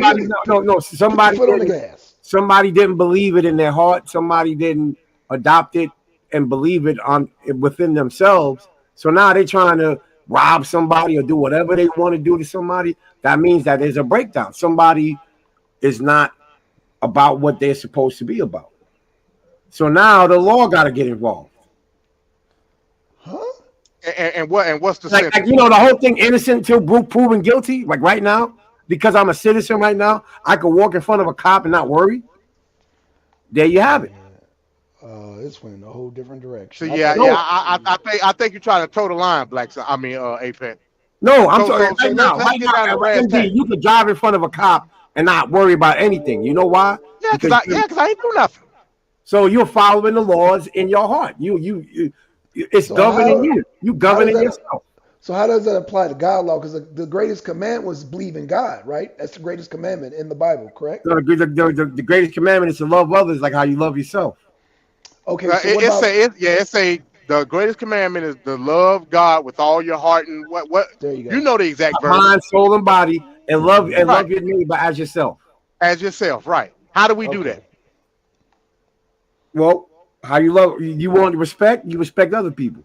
Let me expand on the question. How do we codify that into law? No, the law is there for people that break the law. Remember, it says the law is not there for. How do you break that law? How do you break that law? Well, the Bible says the law is not made for a righteous man. The law is made for when people break the law. You see what I'm saying? So if you break the law, then yes, you have something in place for when people go awry. I'm with that. So how do I break the law? I don't think you understand. You know what, MD, you're going to have to question it because I don't know how to question this right to where. Well, I think what we're asking is what is going to be the judicial system in which you enforce God's law. That's the best way I can put it. Or let me put it this way: is the current judicial system enforcing God's law? No. It's doing a poor job at it, but it's there. Like now, without the corruption, yeah, but it's corrupt. You got all these people that are corrupt and they don't really believe. They don't really believe it for themselves, but they want to enforce it on other people. Wait, so you're saying that we're living that the Constitution is based on God's law? The Constitution is supposed to be based on God's law, idealistically. So when Thomas Jefferson said freedom or separation of church and state, that's God's law? Well, that's when it started to go awry. Huh? That's when But that's how the nation was established. That's how this nation was established. That was the beginning of the. Yeah, because remember, when you want to talk about God's law, you're going to talk about Israel, and there was no separation of church and state. That's why. Okay, I'm talking about America. I'm talking about just America. America. In America, that's the beginning of the end right there. They the separation of the church and state. So that now we have, okay, you could be legal but not be moral. Separation of church and state. So then you're saying, based on the Constitution, America was never a Christian nation then?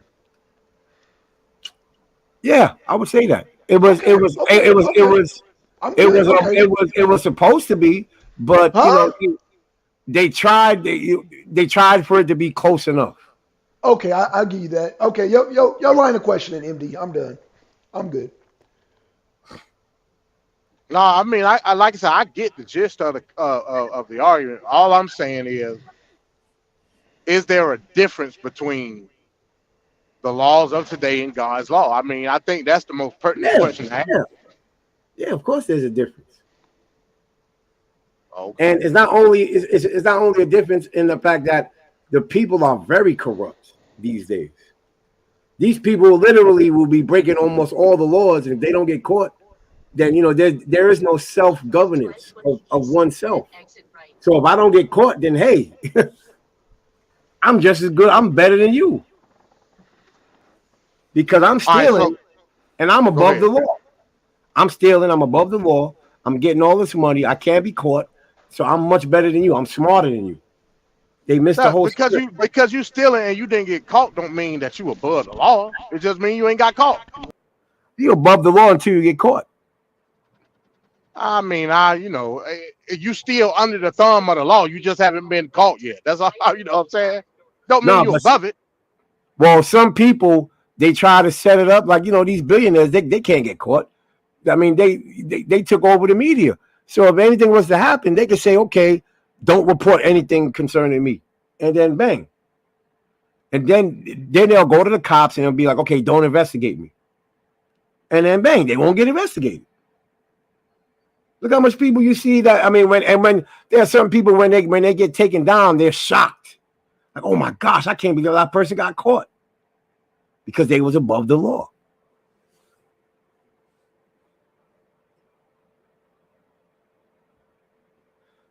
I mean, I get what you're saying. I disagree with it. Cool. Like I said again, we talking about a distinction between an infringement of rights and morality. Let me ask you this: do you think it's a difference between infringement of rights and morality?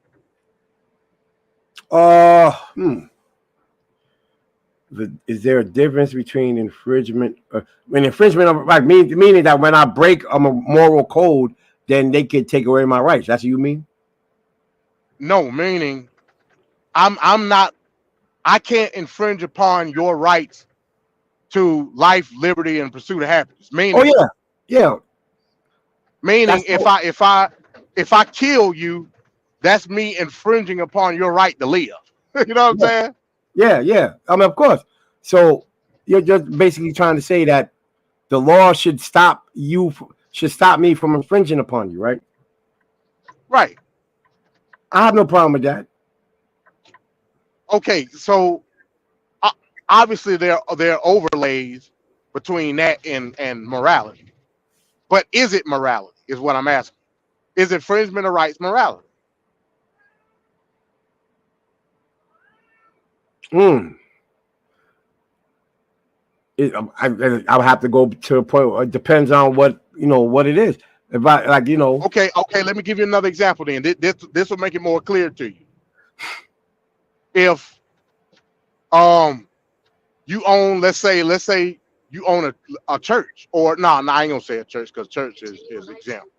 Let's say you own a store. I don't know what kind of store it is, but a store. And a transsexual come into that store and you deny them access to your store. And you Nah. Huh? I wouldn't do that. You can't do that, yo. You can't do it. So Nah, let me ask the question again. Is infringement of rights and morality the same thing? I mean, I don't believe that you should ever do that. If I'm a store in America, then my whole purpose is to make money. That's the whole purpose of it. If I say I'm not gonna, but I would never. You're a private owner, though. I would never do that because my whole point is about I'm legally obligated to make money. Right, but you also have the right to deny. Well, let me not say you have the right, because you don't have the right to deny. Nah, you can't do that in America. You can't do that. You can't do it. Nah, but if you choose to do it, you're infringing upon another person's right. Well, I would never choose to do that. So, and I mean, that's wrong to do that. I would never want to infringe on somebody's rights to do something. Nah. Okay. Now, so you don't believe infringement of rights and morality are the same? I guess, yeah.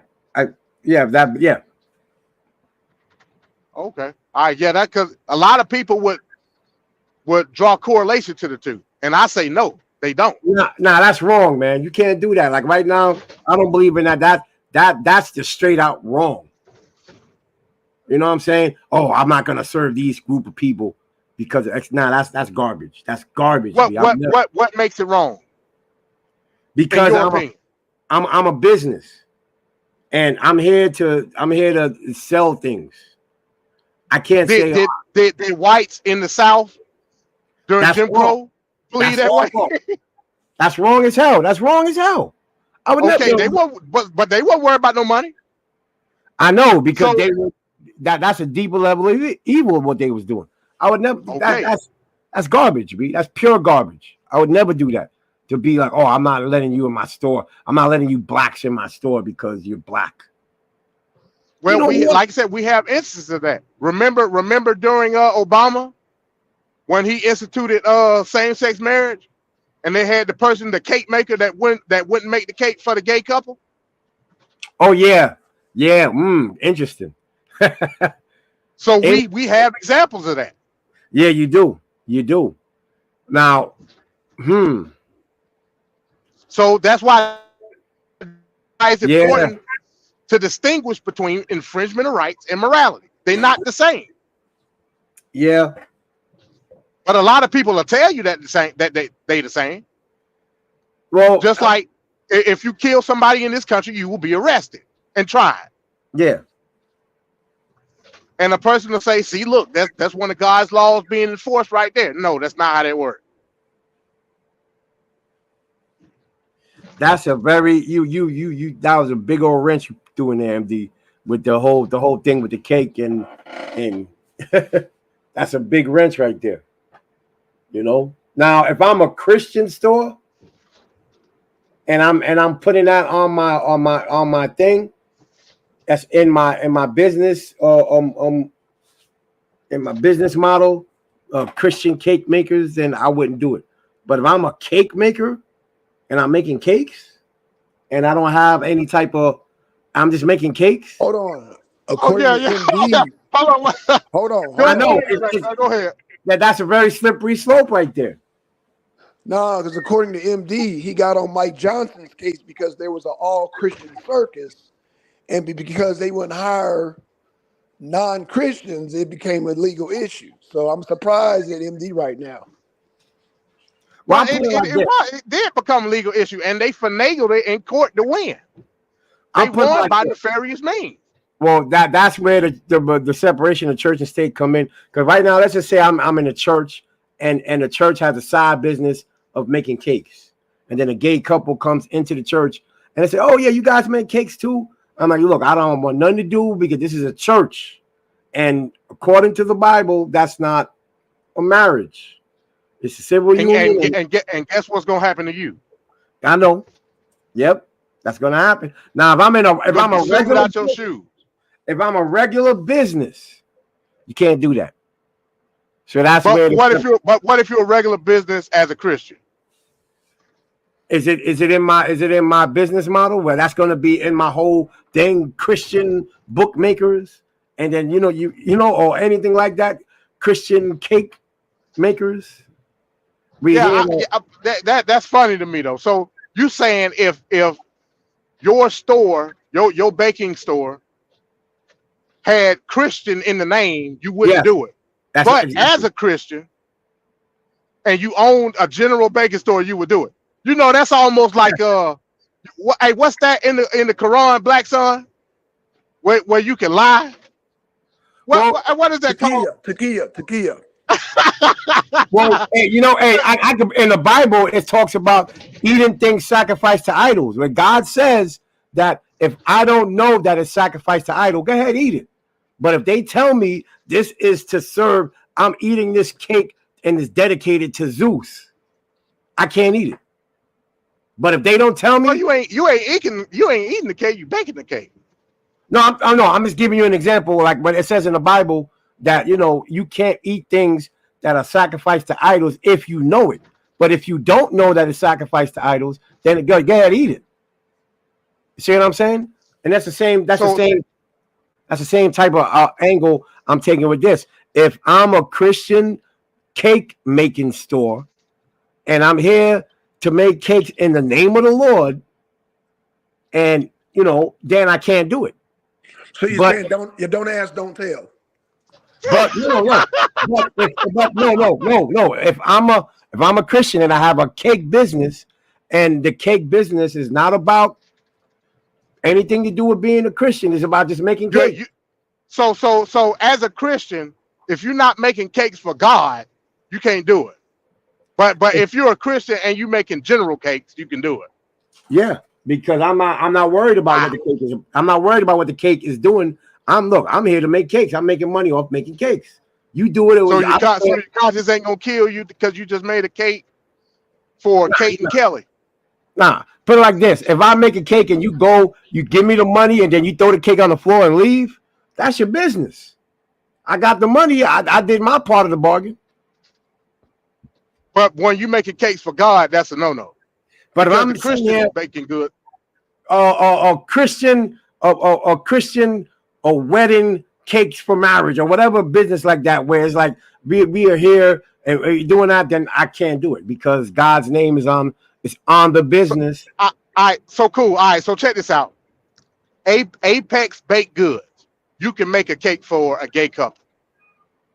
I can make it, but for anybody. You can make a cake for anybody. But if the store is named Jesus' Jelly Donuts, you can't do it. Yeah, pretty much. pretty much, because my business has the name of the Lord in it and is dedicated to God's business. You can't do it. But if I'm just regular making cakes, and I so happen to be a Christian, and this is how, what I'm saying, then I'm obligated to make cake. That's what the business is. After that couple get finished suing you, it ain't gonna be called Jesus Jelly Donut. It's gonna be called Gigolo Jelly Donut. After they sue you out your shoe and take the store away from you. Hey, well, like I said, I'm here to serve the Lord, and if you want to come do it, then you know what? Then I go down. Wow, I ain't heard nothing like that before. That's a new dynamic for me. No, it's about if you're a Christian. I can't. So that's just like saying, okay, check this out. You're a devout Christian, right?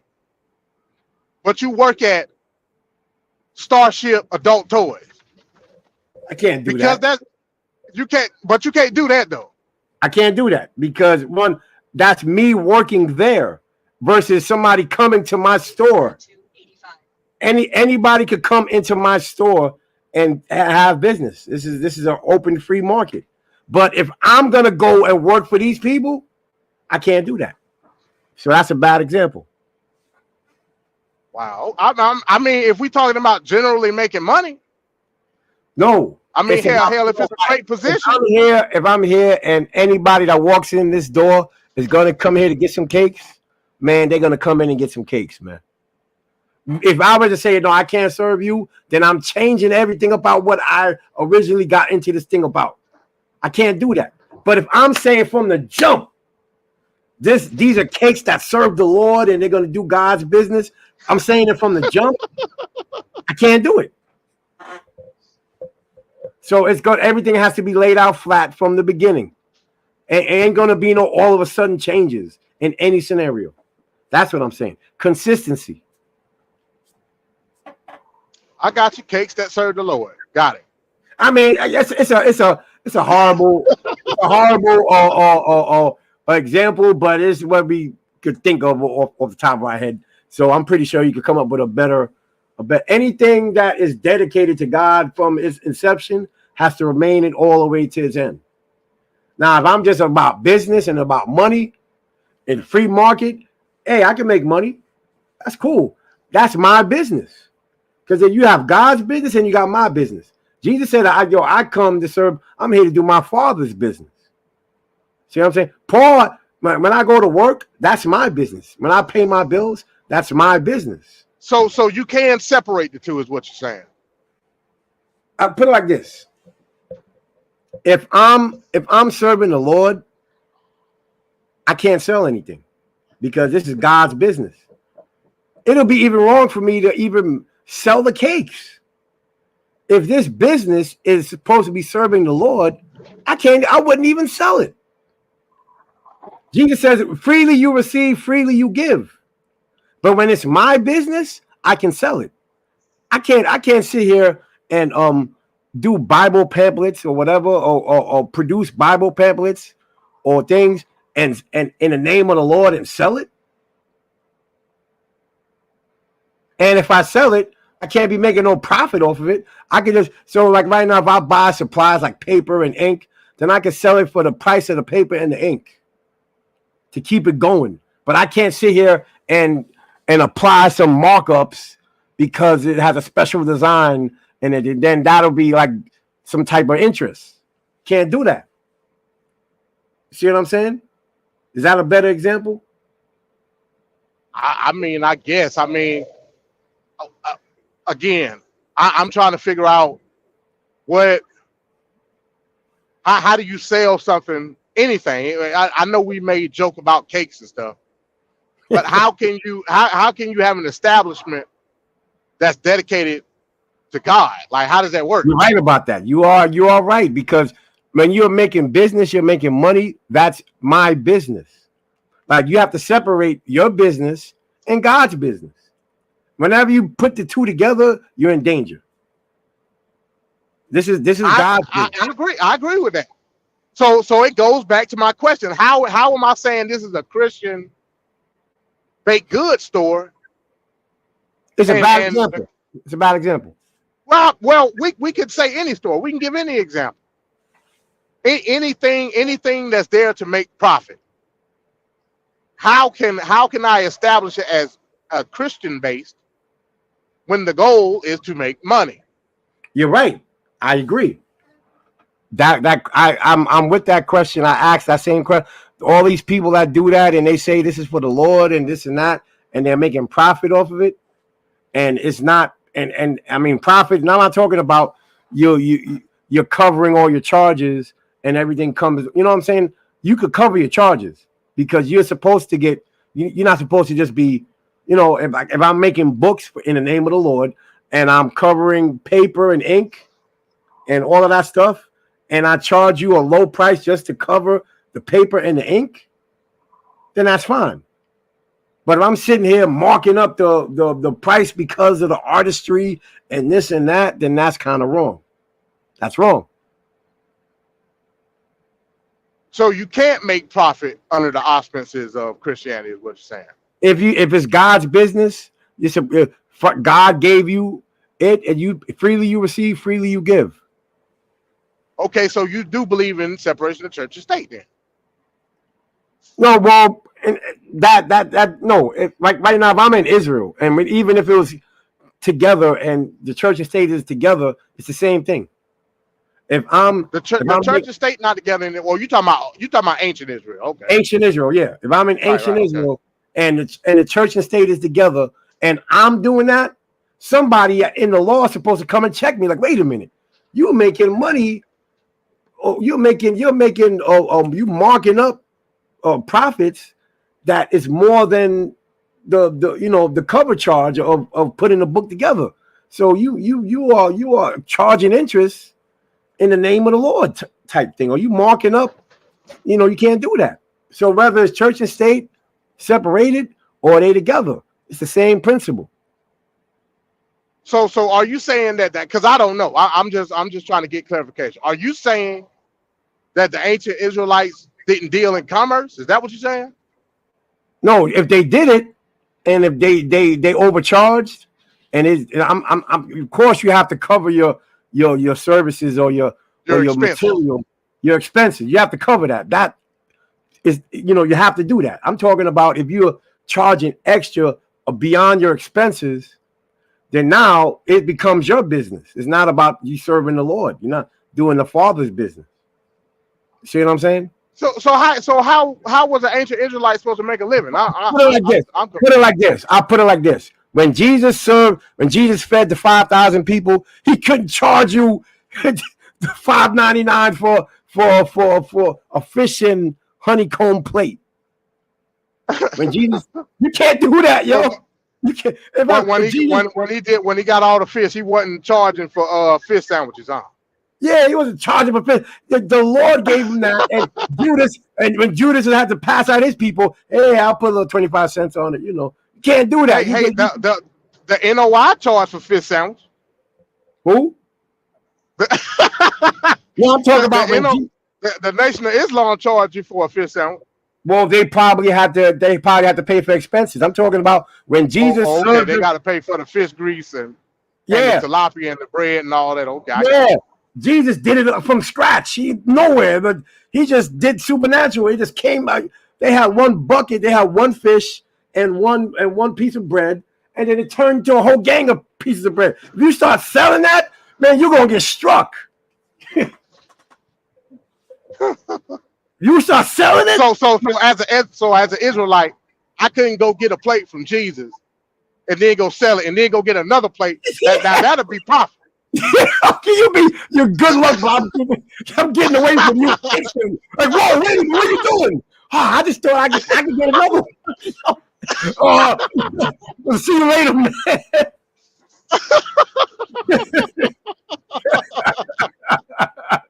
Hey, good luck, brother. Good luck, yo, man. Freely you receive, freely you give. Now you got expenses, but there were no expenses.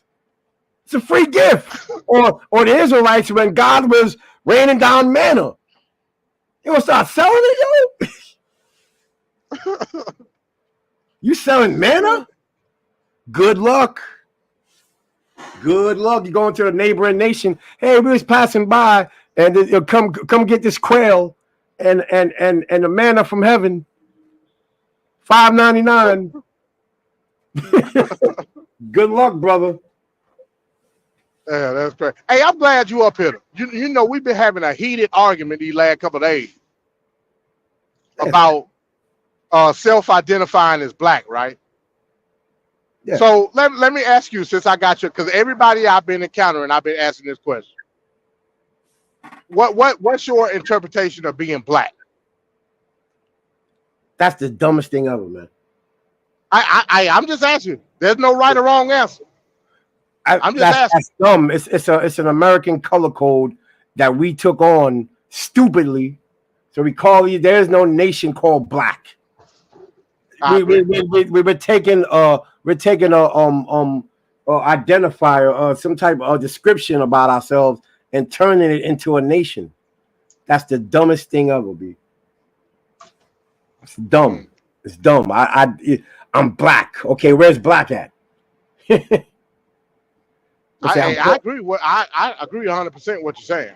I'm Puerto Rican. Okay, we Puerto Rico. Yeah. I'm German. Jamaican. I'm Jamaican. From Jamaica. I'm black. Okay, where's black? Nobody knows. Africa, okay, the continent, the dark skinners, are we taking melanin?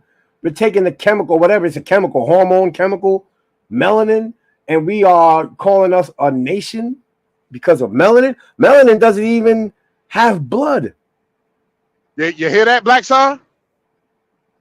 I hope Melanin, you heard that. melanin. Say it again. Say it again.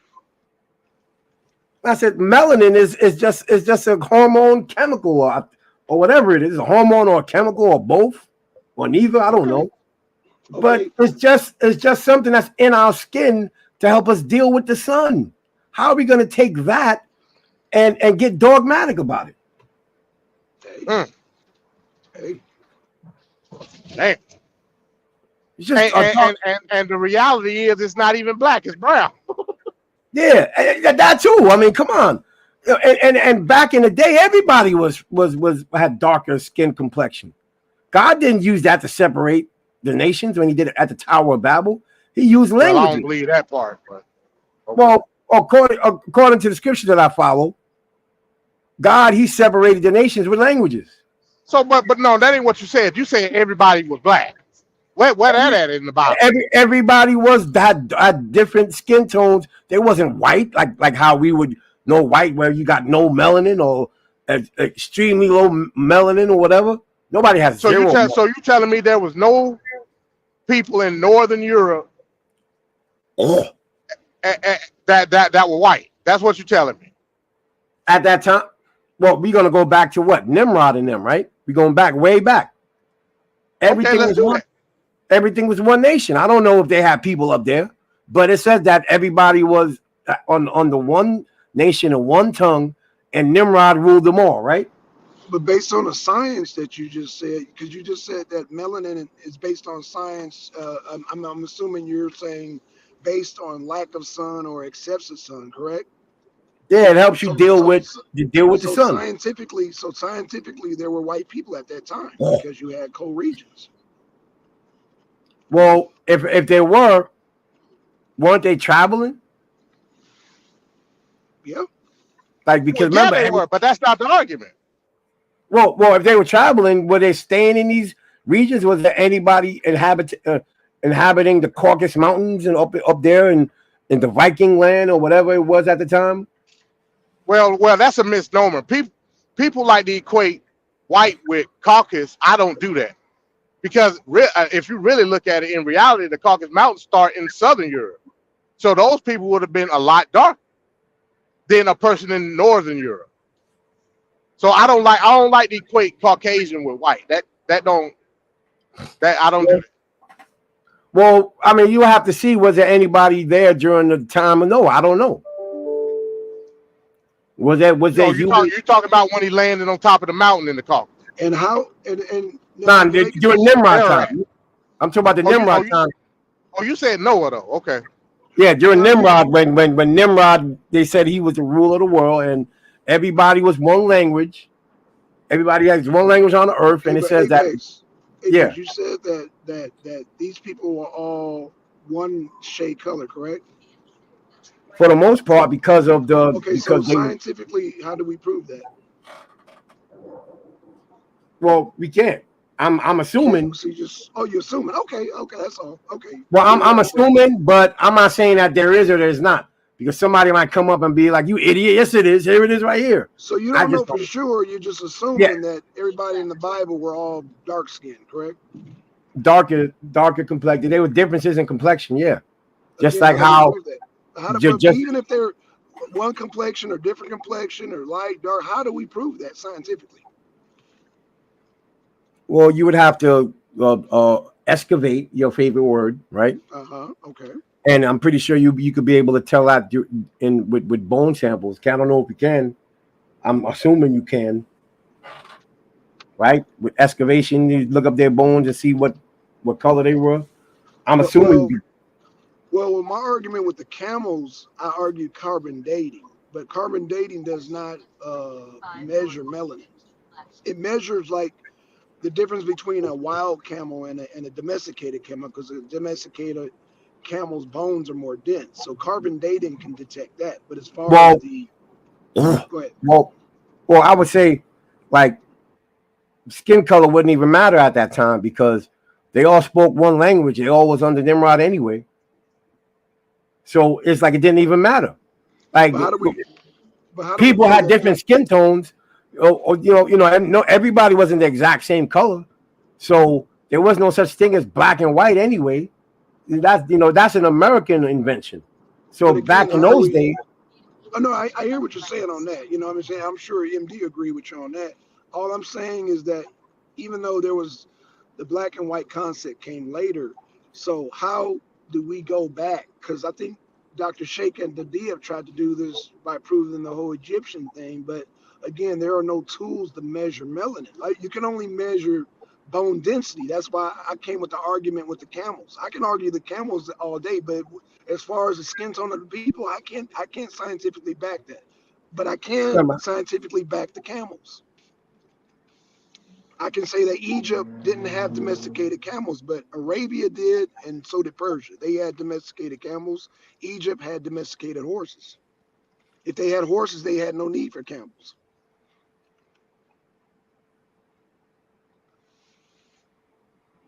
Well, well, again, that's why that's a slippery slope. Also, the reason being is because How of the so, area MD? in which, because the region in which we're talking about. This part of the world, you have to understand. This part of the world, we're talking about the Mediterranean, yeah, you're North right. Africa. Horses can't be running in no sand like that. No, but check me out. What I'm saying is, I understand the carbon dating part. Yes, there were no domesticated camels at a certain time in Egypt, but we can't take away from the trading going on in the region. That's all I'm saying. And the trading going on in the region gives me an indication of who those people are. That's why the whole Black Egypt thing makes no sense. Okay, I agree with you on the Black Egypt thing. So let me ask you a question, MD. Is owning cats and dogs part of our culture? No, that's been a worldwide phenomenon. The cats and dogs been domesticated for eons. Like no, Okay, so then let me ask you another question. So, um, hmm, let me ask you another question. Okay, so tigers, you have to go, like, if you bring them over here to America, you have to specially train them, specially, like, house them, specially medicate them. They basically have to give special treatment because they're out of their environment. Like America doesn't necessarily have tigers, so you would have to provide a environment to take care of that tiger, correct? of course. Okay, so what I'm saying is that now Apex made a thing about okay the sand, but people argue that Egypt wasn't always sand. That people Yeah, that there's an argument there, but that's way before civilization though. oh, so you're saying Modern when they civilization. moderns? Okay, so let's go back. Let's go back. When Egypt were known to have because they were named after their soil, the black soil. That was they Right, were known to have the most richest soil. So there was right. no inhabitants during that time. They were known to have the richest soil in what area of Egypt. They weren't talking about all of Egypt. The Nile. They was only talking about the Delta area. They weren't talking Okay. about Southern Egypt. Okay. That's fine. That's Southern fine. That's Egypt is fine. a desert, Okay. and it's always been that way. Well, according to modern civilization, again, when we Right. talk about what they call it, the Green Sahara, that was long. That I don't civilization didn't exist then.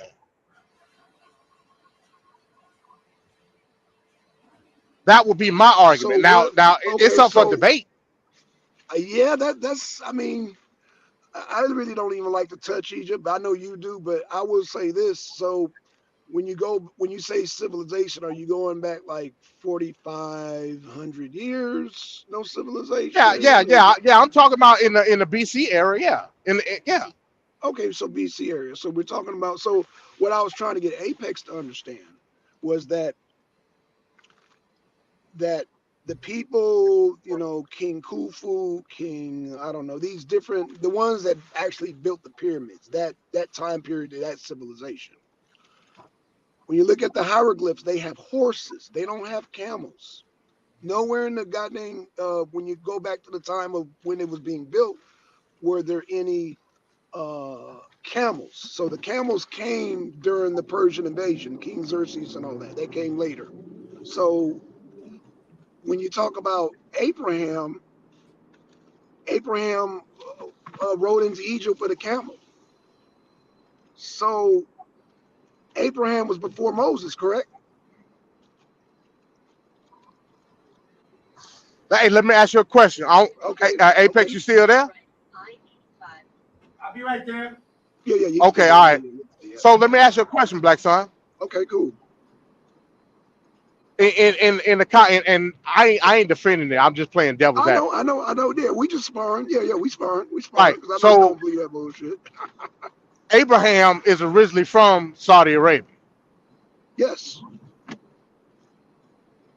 So would there not be an instance where he could have, and we know that camels are long distance travelers. Okay. So couldn't it have not been an instance where he came from Saudi Arabia into Egypt on a camel? I mean, that's what he would have had. He wouldn't have had a horse. Okay, so remember when the Pharaoh wanted to have sex with Sarah? Remember that? Yeah, and offering up the camels and stuff. Yeah. Right. Remember, and then he got the claps, and he's like, "Yo, why didn't you tell me that was your wife, man?" Now he got the claps from his wife and all that stuff because he pimped her out. Remember all that? Okay. Anywho, I say that to say this: that right there lets you know that camels had to come from somewhere. And so, yeah, I agree. That was Arabia. Okay, So what were they all involved within trade though? That whole region? Of course, yes. Okay. Yeah, I would say so. Right. So what I'm trying to figure out is, when did Moses, who is after Abraham, like way after Abraham, like what period of time are we talking? Like, yeah, we're talking about hundreds of years after Abraham. Right. Hey, you ain't gonna get no argument from me. Hey, these are just questions, right? I'm just trying to pinpoint. And then again, but I mean, me and Apex, we had this conversation, so I'm glad you're here this time, MD. I may not. I'm gonna go there. Fuck it, and I'm gonna let you and damn Apex have it. Why the Bible don't never mention the pyramids? And you got these huge ass pyramids. Like Herodotus mentioned it, Napoleon mentioned it, goddamn Hitler's army mentioned it, Malcolm X mentioned it, but the Bible is never mentioned about pyramids. I'm just wondering. That's just a question. I mean, I have to look into that. I mean, I don't know. I mean, I don't know everything about the Bible, I mean, but the pyramids are like one of the 8 wonders of the world. I mean, you cannot not mention that. I mean, that's what you say. I don't know. I don't know if it does. I don't know if it doesn't. And even if it didn't, like, does that get in the way of the message because you don't mention the pyramids? No, I'm just trying to settle geographical location. That's all I'm trying to do. I'm not here about message. I'm just trying to look at the geographical location and the science of the Bible. That's all. Well, I'm not gonna go there. Well, okay. Well, then, MD, you want to go there? Again, like I said, I mean, it's a valid question. I mean, you know what I'm saying? Like I said, this is my theory on, especially when you think about like Israelites. Like it's a known fact that these people were nomadic people, right? They traveled within that region, everywhere. Can you hear me? Yeah, I agree. No, I agree. Yeah. Okay, all right. Yeah, they were nomadic people. They traveled amongst that region. In actuality, they give you a snapshot of what I guess you would say the the interactions between the different ethnic groups were at that time. I think personally, I think the Bible do a great job at doing that. And wait a minute, wasn't Abraham? Abraham was traveling all over the place. God called him out of the Mediterranean area, right? He called him out. Abraham and Lot was traveling all over the place. They got to the point where they had to separate because they was growing so big. So they was traveling all over the place. I'm not doubting that they travel all over the place. I'm just saying they when they talked about Mizraim, that's not Egypt. That's all I'm saying. There are certain specific things about Egypt that make Egypt Egypt, and the pyramids being one of them. Well, that's not something that you can just name, and I 100%. I'm not certain. You know, I have to look that up. You know, but you acting like if they didn't mention the pyramids that it can't be Egypt. Yeah, I stand on that. I don't think, you know, that's like coming to America. I mean, yeah. I mean, it's just a major structure. And then by that time, you've had 3 pyramids. So it's like, damn, how you not mention the pyramid? But again, I think Mizraim is Arabia. Because again, there were no pharaohs in Egypt. There were pharaohs in Arabia. And pharaohs were local. I don't go by that. You know what I'm saying? Well, I got you. No, it's cool. It's cool. But I mean, if you got the information to refute it, I would like to see it. But yeah, I got information saying that there were. I mean, it's a whole king's list in Egypt. It's literally these are from Arab scholars. I can present some Arab scholars that come from that area. What? So pharaohs are what? Because through my study, pharaohs are local chieftains in ancient Arabia. Yeah, that's what I'm saying. There were local chieftains in Arabia, meaning that there was no totalitarian rule in Saudi Arabia. In actuality, the foundation of Islam united the different tribes. No, I agree with that. No, MD, you ain't gonna hear no pushback on that from me. Yeah, so when you say pharaoh, like what do we like? When I think of pharaoh, I'm thinking of a king.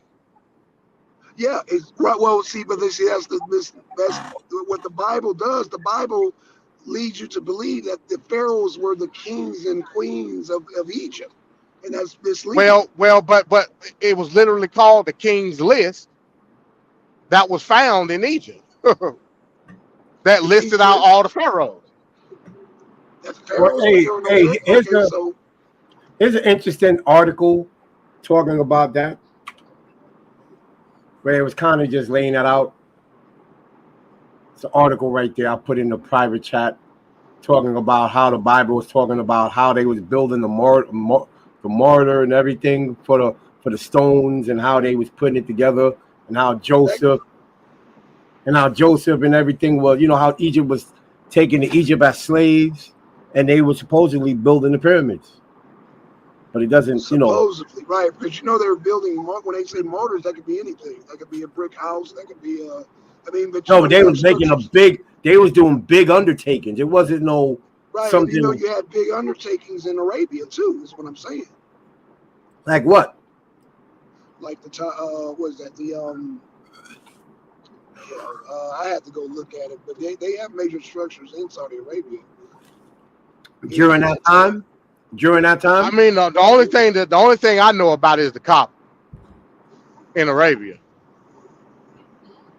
So there were no major structures. But the Kaaba stone wasn't originally for Islam. Like the Kaaba stone was built way before Islam. Right. Okay. So they were. Remember after Constantine and the foundation of Christianity, they were using the Kaaba stone for Christianity. A lot of people don't know that. I brought that out in my debate with Dembele. Right. Yeah, you wasted it out. On that. They used to put figurines and vigils of Jesus and Mary inside the Kaaba stone because they were Christian. Right. Not everybody in Saudi Arabia, but some tribes in Saudi Arabia were Christian. And I put something. Pre-Islam. I put something in the private chat. We were talking about how the bricks were faced with massive slabs and smooth granite to give the appearance of traditional stone pyramid. During this period, which lasted approximately 1660 to 1445 BC, the Israelites took up residence in Egypt. See Kings chapter 6, verse 1. Pharaoh concerned that they might turn on the Egyptians, enslave them. At this point, after the time of Joseph, which was in Exodus chapter 1, verse 8. That's just part of the. So they said they were building. Well, hold on. They said they were building, or was these structures already built? It says that they were building, and that's why the Israelites. Oh, okay, gotcha. Okay, so the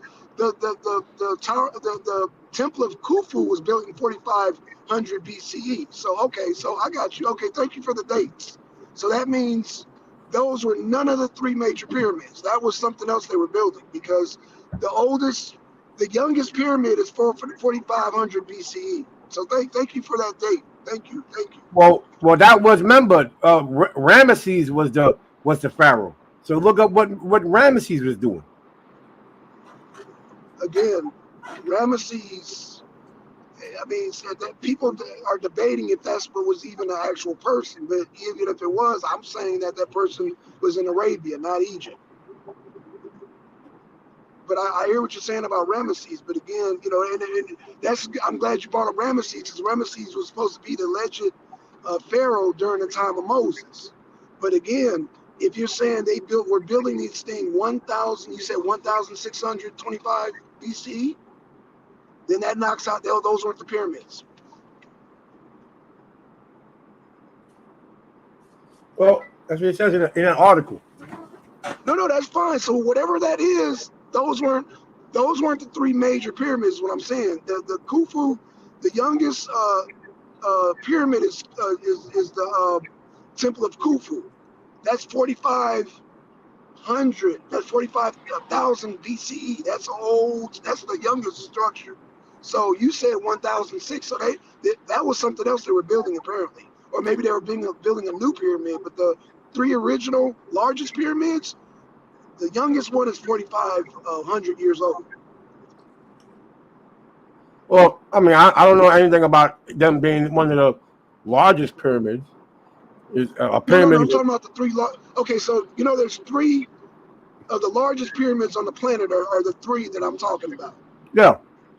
Okay, so yeah, they're not talking about none of those three. They're talking about maybe some newer structure. Okay, that's fine. And to back your argument, after the conquest of the Persians, they were still building pyramids.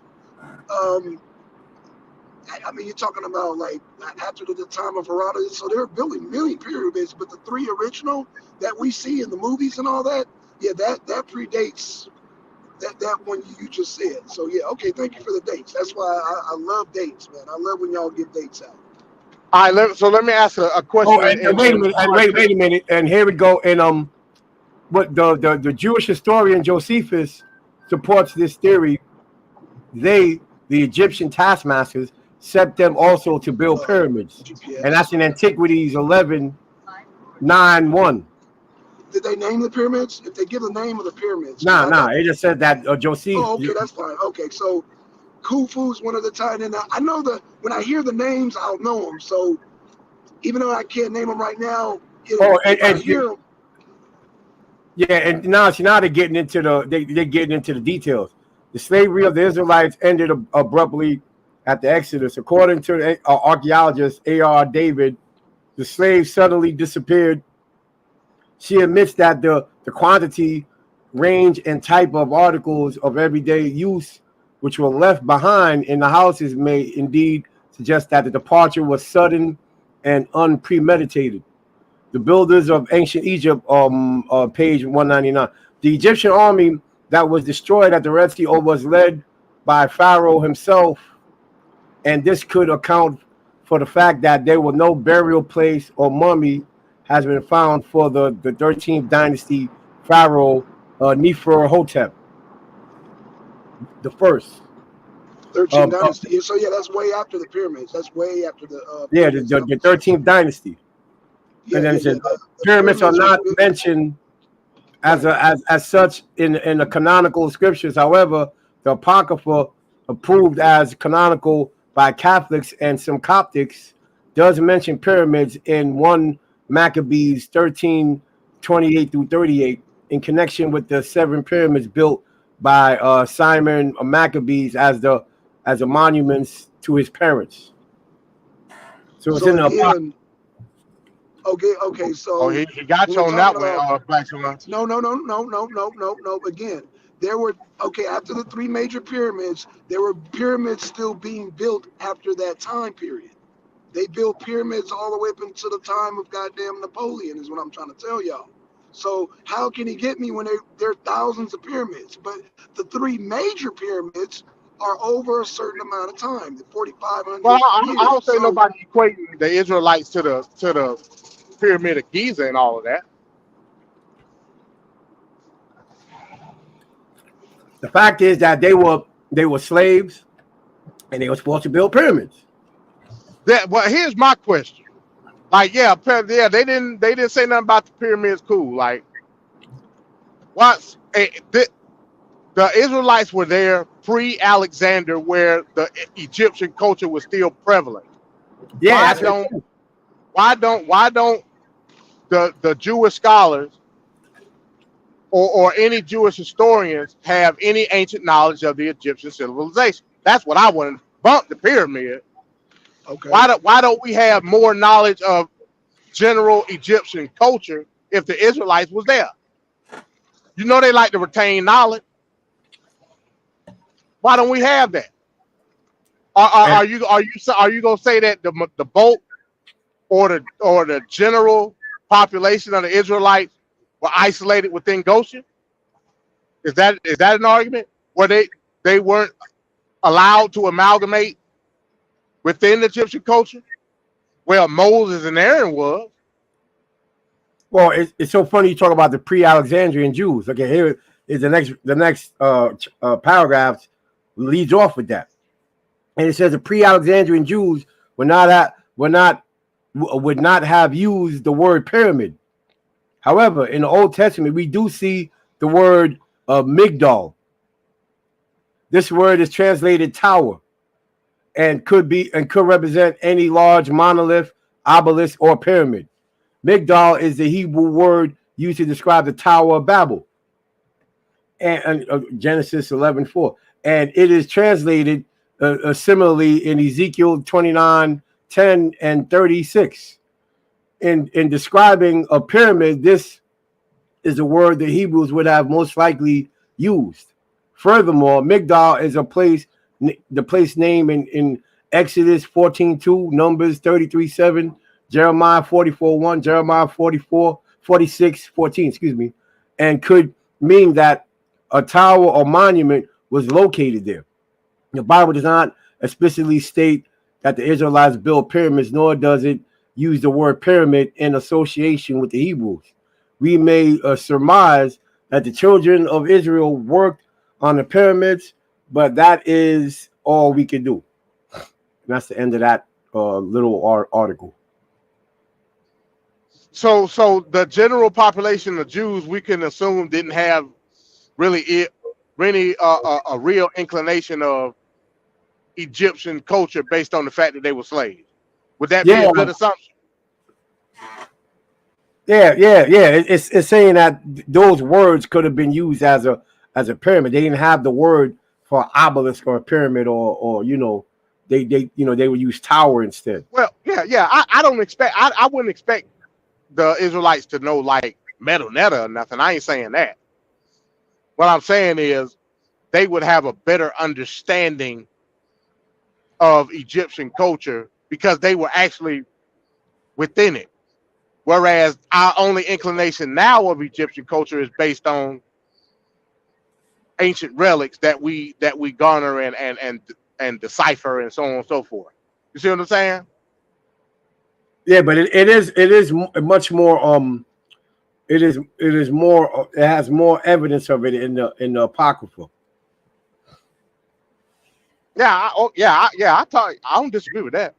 I think you made your point. Actually, you know what I'm saying. In regards to the argument that Black Son was making, I think you made your point. Beautiful. But what I'm saying is, why is ancient Egyptian culture such a mystery if we have a people that say they still here today with the modern Jews that are known for passing down Hold on. How tradition upon you? tradition? Oh, I gotta stop you right there, MD. Did you not hear the part where I said there are many pyramids? I didn't disagree with that. Okay, so I'm arguing that they're original pyramids. Now, there are pyramids being built after. Even now, you even conceded to the part where you said that after. Now, are you talking about the Persian invasion when you talk about Alexandria, or what? Because the Egyptians didn't rule Well, at that time. to me, the fall of Egypt was Alexander. That to me. Some people might Okay, disagree with fair that. enough. Fair enough. And Okay, it so also we To says me, that, and it also says that pre-Alexandrian Jews would have not used the word pyramid. right. So yeah, we're just I agree assuming. with that too. Right. So we're just assuming that they're talking about pyramids because you said they're speculating. Well, look at all of the things it says in the Bible about mortar and everything. That means that they was using big, huge stones.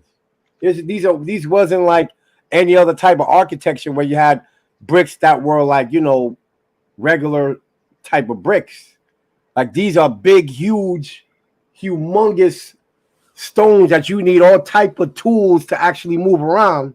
And then mortar was huge, was a big deal. All the different type of mortars So there that were no that was huge stones in Arabia or Persia because they had a huge stone and monuments also. it wasn't big as the Egyptian ones. Oh, but see, you see how you just inserted that? No, but it's still true.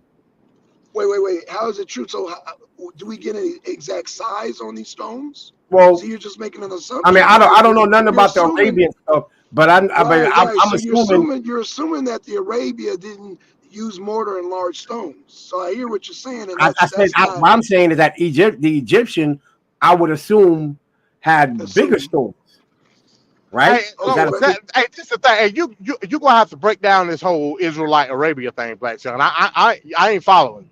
You gonna have to break that down. okay. Well, first of all, um, when it talks about Mizraim, okay, there are three Arab scholars that say that Mizraim, the Bible talks about Mizraim, what uh, Apex is doing is what a lot of Christians do. They assume that's Egypt. No, the scholars would tell you that Mizraim is Arabia. Well, Like, the literal Hebrew word for Egypt was Mizraim, like literally. okay, so Mizraim, right? So the scholars tell you that that's Arabia. I have three scholars that tell you that's Arabia. That's from that area. Yeah, you lost me on that one. Oh no, Because I I got man? you. mean, Listen, You ain't listen, read the books, right? Right. if we So going on the biblical text, I'm going based on archaeological doctors from that area, from people that live in that area that are scholars in that area. They're saying Mizraim is Arabia. It's not Egypt. that seemed far fetched to me. Far-fetched how? Well, when the book Now literally you lost say, me. You losing me now. what you mean? So the Bible is authority on geographical locations from It, it, Arab scholars that it's a live in that area. it's an authority on the customs of a people, and the people are Israelites, and they said it. I didn't say it. They said they was Egypt. I didn't say it at all. Okay, when I'm saying that Mizraim is Arabia, based on the scholars, so I'm saying that they're wrong But based scholars on the didn't scholars write that the live in that text. area. The scholars didn't write the Mizraim, text, if you Black Son. Like, trace come on. back, okay, but if you trace back, according to the scholars, if you trace back, I don't know if this place even exists. If you trace back Arabia, that the former name of Arabia was Mizraim. That's the prior name to Arabia, of ancient Arabia, and scholars back that. And What people that language live is in that? that area back What that. language is that? What language is that? Arabic. So Saudi Arabia in ancient Arabic was Mizraim. Yes. Okay, whatever you say. That's And not then what I here's the said. part. And here's the That's what part the right here. scholars say. It's not And, what and, I here- say. That's what the scholars say. and here's the part I want to bring it back up again. The Bible tells us that during the period the Israelite slaves were forced to make mud bricks, and that's in the Exodus 5. This detail is consistent with the type of brick used to construct pyramids. In fact, according to Exodus chapter 5, verse 7, Pharaoh told the taskmasters, "You shall no longer give the people straw to make bricks as before." So Let here's them where I go. come in. Well, you just killed yourself then, Apex. I was with you until then. All structures in Egypt was stone made. You had mud pyramids in East Africa. So was they in East Africa then? Well, and then he said, "Let them go gather straw for themselves," while we are not all told specifically that the bricks were used for the pyramids. It seems plausible that they were. The Jewish historian Josephus supports this theory, and the Egyptian taskmasters set them go to build pyramids. So Josephus thinks that this is What's the name of the place? Yeah. I think you just killed yourself, Apex. I was with you. I was walking down the street with you. well, like I said, if Josephus thinks that this is So you just jumped out the window with Apex, is what you're telling me, MD? Yeah, I jumped out the window. I did. Okay. I jumped out the window. But like I said, we all know that they had the step pyramids in East Africa. Those were made of mud brick. But okay, so now you're back in my argument. So MD, do we agree that there are pyramids in Sudan and all over Africa? Can we agree to that? Yes. Okay. So I never disputed that. Who disputed that? so. No, because you were okay. Go ahead, Apex. Go ahead. So, like, was there a Ramesses in any of these places? Of the king, pharaoh, whatever you want to call the title, named Ramesses? Yeah, I want to say there was a Ramesses, but like there was a Ramesses during I want to say give me a second.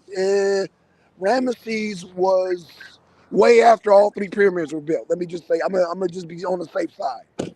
Ramesses came way after the pyramids were built. So if Ramesses constructed the pyramid, it was not the major three. Now, why do you keep on going back to the major three? Because the major three are old as hell. So, but what does that have to do with the fact that because they stopped making pyramids during the time Egypt Israel was in Egypt? What it does is, like I said, it creates a timeline. So Ramesses, that's like you're talking about different dynasties. So Ramesses would be considered, I want to say 12th dynasty. Yeah, this article says the 13th dynasty. Okay, 13. Okay, I'm off by one. Okay, so what I'm saying is that Moses allegedly was supposed to exist before the 12th dynasty. Yeah, because okay, that's impossible. That's impossible. No, well, Ramesses and Moses were supposed to be brothers. So, and by the time when Moses came back, they was older. And see, this is what I'm talking about. I think there is inclinations of knowledge of some aspect of Egyptian civilization within the Bible. How do I know that? Because there's convoluted timelines in the Bible. I believe when the Israelites whoa, back up, MD. Say that again. I said this. You're doing an A9. You're doing an A9 right now. Say that again. What's an A9? What are you talking about? Okay, go ahead. I'm sorry. I'm messing with you. Go ahead. Because I don't believe. Yeah, I don't believe it's true. But what I'm saying is, I do believe that the quote unquote ancient Israelites had some sort of knowledge of Egyptian civilization and history. You could tell that. You could tell that within the Bible, and the timeline's being all screwed up. How did they know who if Ramesses was way before when it was written? How did they know about Ramesses? Yep, You see what I'm saying? There you go. And It's in Wait, First Maccabees. no, he's It's going in against First your argument. Maccabees. Apex. He's going against your argument. Wait, what? Yeah, I am going to get her. But what I'm saying, but it gives you an So why is he inclination of agreeing that with these you? Wait, you going that against these Apex? Why is Apex agreeing with you then? Hold on, I'm well, confused. I think he misconstrued what I was saying. Oh, okay. Go rock But on, what I'm rock on. saying is it gives you an inclination of damn, like these ancient people had knowledge that we or the rest of it's hard to explain. These people had knowledge of his ancient Egyptian history. They had that knowledge of it before people like Alexander, before people like Okay, I get you. Napoleon and stuff like that. You know what I'm saying? Okay, right. These people had some type of Egyptian knowledge. Had it. Okay. That's how you get even talking about Ramses, even though the historians say they couldn't have been in the time of Ramses, but they knew who Ramses was. You see what I'm saying? Right. Okay. So that's why I asked the question of what I asked earlier. Why don't we know more? Why don't we know more? Because I'm saying that they put the ideology in front of the knowledge. Matter of fact, they used history to alter a timeline for themselves to give themselves superiority. Or give themselves an identity. Okay. Apex. Because remember, the Israelites are nomadic people at the end of the day. Fight back, Apex. I'm going on mute. Fight back. Well, it's in the Apocrypha. It mentions pyramids. I'm not disputing that. I'm not disputing any of that. But what I'm saying is make Ramses line up with the Israelites. You can't do it. But that don't take away from the fact that they knew who Ramses was. You see what I'm saying? Take exit 16 on the right to Georgia 53. They had knowledge that they, in my opinion, kept away from the world. Just think if the Israelites would have did what they were supposed to do and be vanguards of that, of the only people in that history that could have retained that ancient Egyptian history. Think of how more technologically advanced we would be right now. Let's I'll go with your argument. Let's say the Israelites built the pyramid. Why don't we know how they was built today? And we know the meticulous oral tradition that Jewish people have. I would think they would have passed that on down the line. We'll be driving flying cars and teleporting the shit by now.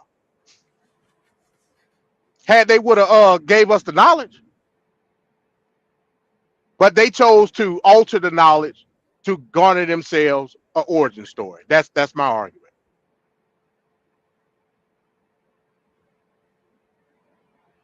Was that too deep, or did I? Damn, where everybody go? Hey, I'm here. I'm telling Apex, fight back, Apex, Well, fight back. I'm reading, and this is just Genesis 47:11, and it says in Joseph, right? This is talking about this is before Israel. This is before Israel became a nation. Joseph, right? And Joseph placed his father and his brethren and gave them a possession in the land of Egypt, in the best of the land, in the land of Ramesses, as Pharaoh had commanded.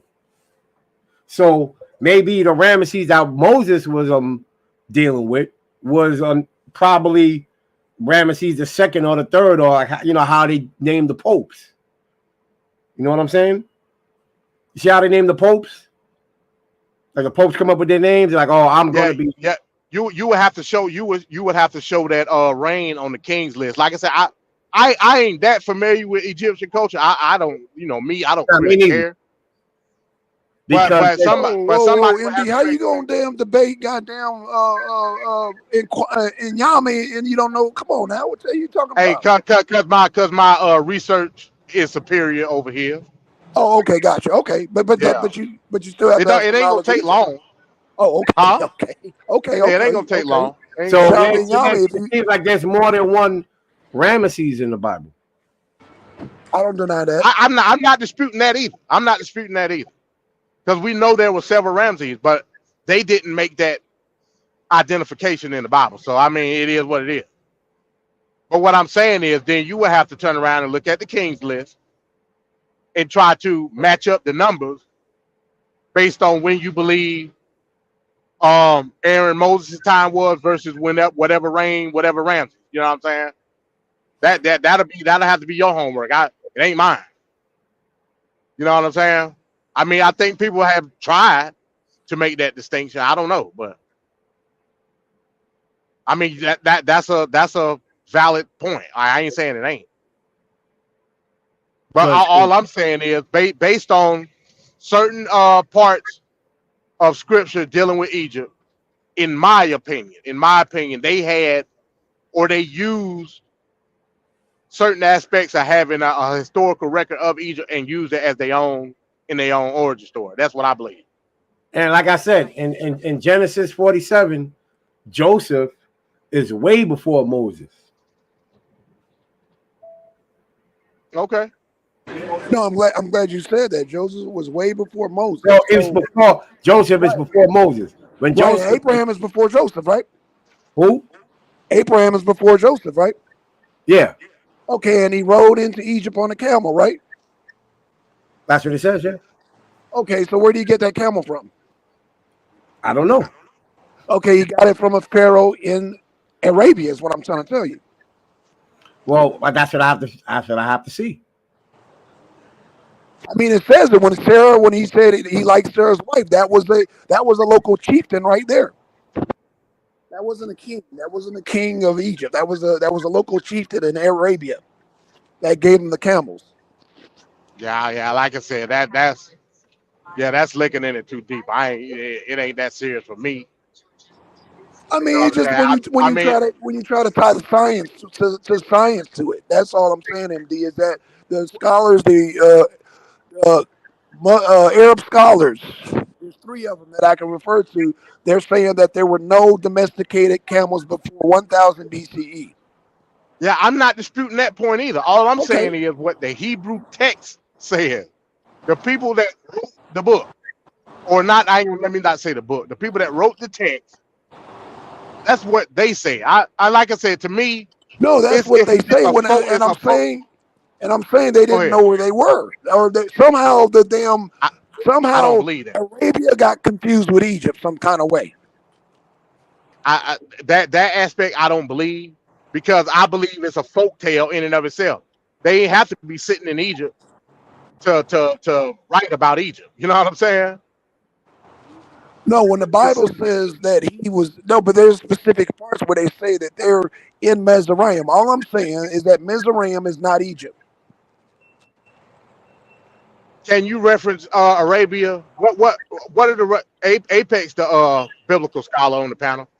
What references of Arabia are in the Bible, Apex? Let me check it out right now. Because we can nip this in the bud right now. You can't say that a people was writing about Arabia and they coded in another. I mean, they writing it in their language. Bring up the Blue Letter Bible, Apex.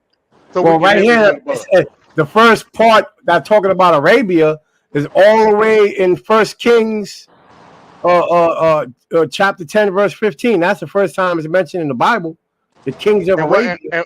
And the kings of Arabia, and give us the context on that. I ain't saying you got to read.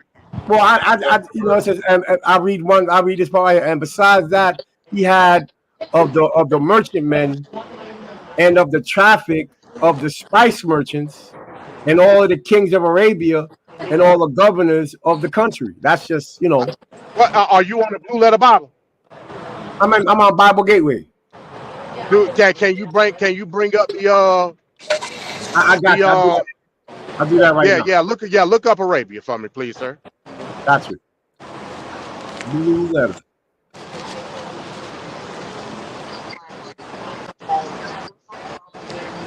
Or better yet, we can do this. Give us the lexicon on that, huh? Yeah, better yet, we can get out where does it say Mizraim is? That's all, and then I can bring my work and show that it's Arabia. Well, your work, despite how tedious it was in Not my research. work. I'm sorry again. Not my work. I got 3 different scholars. Let me say the scholars. No matter how tedious their work was, it don't mean nothing because they can't speak for the people that wrote it in their own language. So you're saying those people at that time weren't speaking Aramaic? They were the text was written in Hebrew. I'm sorry, it just was. Okay, it's written in Hebrew, but the area. I mean, so Mizraim is a Hebrew city. Mizraim is a Hebrew word for Egypt, according to the lexicon. I don't know what the argument is. Okay, I mean, I got it up in the I put it. I'm sharing the screen.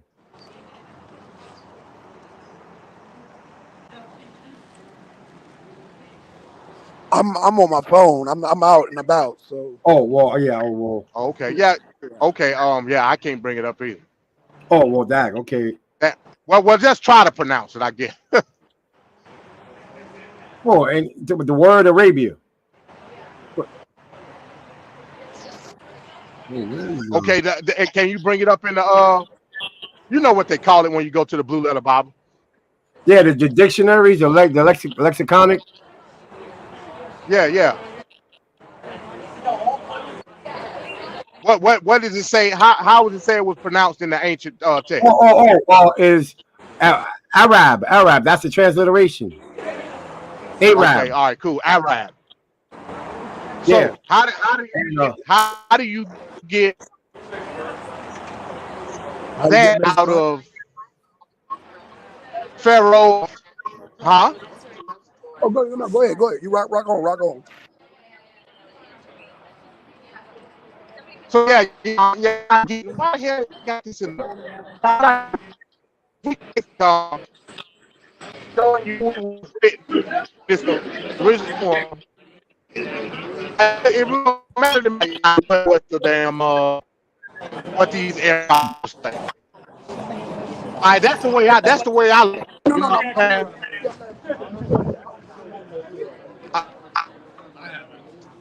Yeah, I don't know what's up. I think he had a dinner restaurant or something. Yeah, he dropped off. All right, man. Yes, that's all I got, man. But yeah, I appreciate you sharing that with us because I think it's important, man, because it's a lot of misconception. Well, yeah, I mean, in terms of how we view. Well, he takes advantage where we don't know, and then because we don't know. Yeah, that's important, man. That's important. But because I guess we've been too lazy to look it up, that he's been running with that.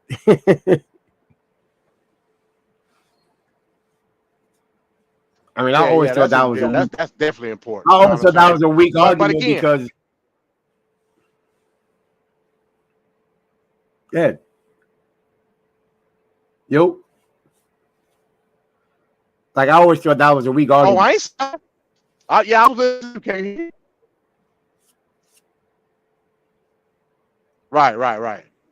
Yeah, it's all good, man. Like I say, you know. But in this whether you believe it's the religious text, whether you believe it's an origin story, whether you believe it's divinely sent or not, it was encoded within an ethnic group, and I think that's the important part. So yeah. With that being said, I guess we can log. They've been on here for a minute, man. Damn, the 6 hours. I left, came back. So yeah, man. Yeah, we're gonna go and wrap it on up, man. We're gonna go and wrap it up. Yeah, man. Hey, Prince, I'm glad you're here too, man. Listen. Yeah. Shout out to the Straight Talk Society, man. Hey, they've been asking for you over there, bro. I think he would do an interview with you, man. Oh, he do? Yeah, I think he's gonna do an interview with you. Yeah. Hey, I'm cool with that, he's man. asking for you, man. He's definitely asking you, man. Okay. Yeah. I mean, I thought you do a show on Thursday. I'm gonna stop by. I gotta stop by over there. Yeah, no doubt, man. Man. Are you breaking up? You got the you roboting. Yeah.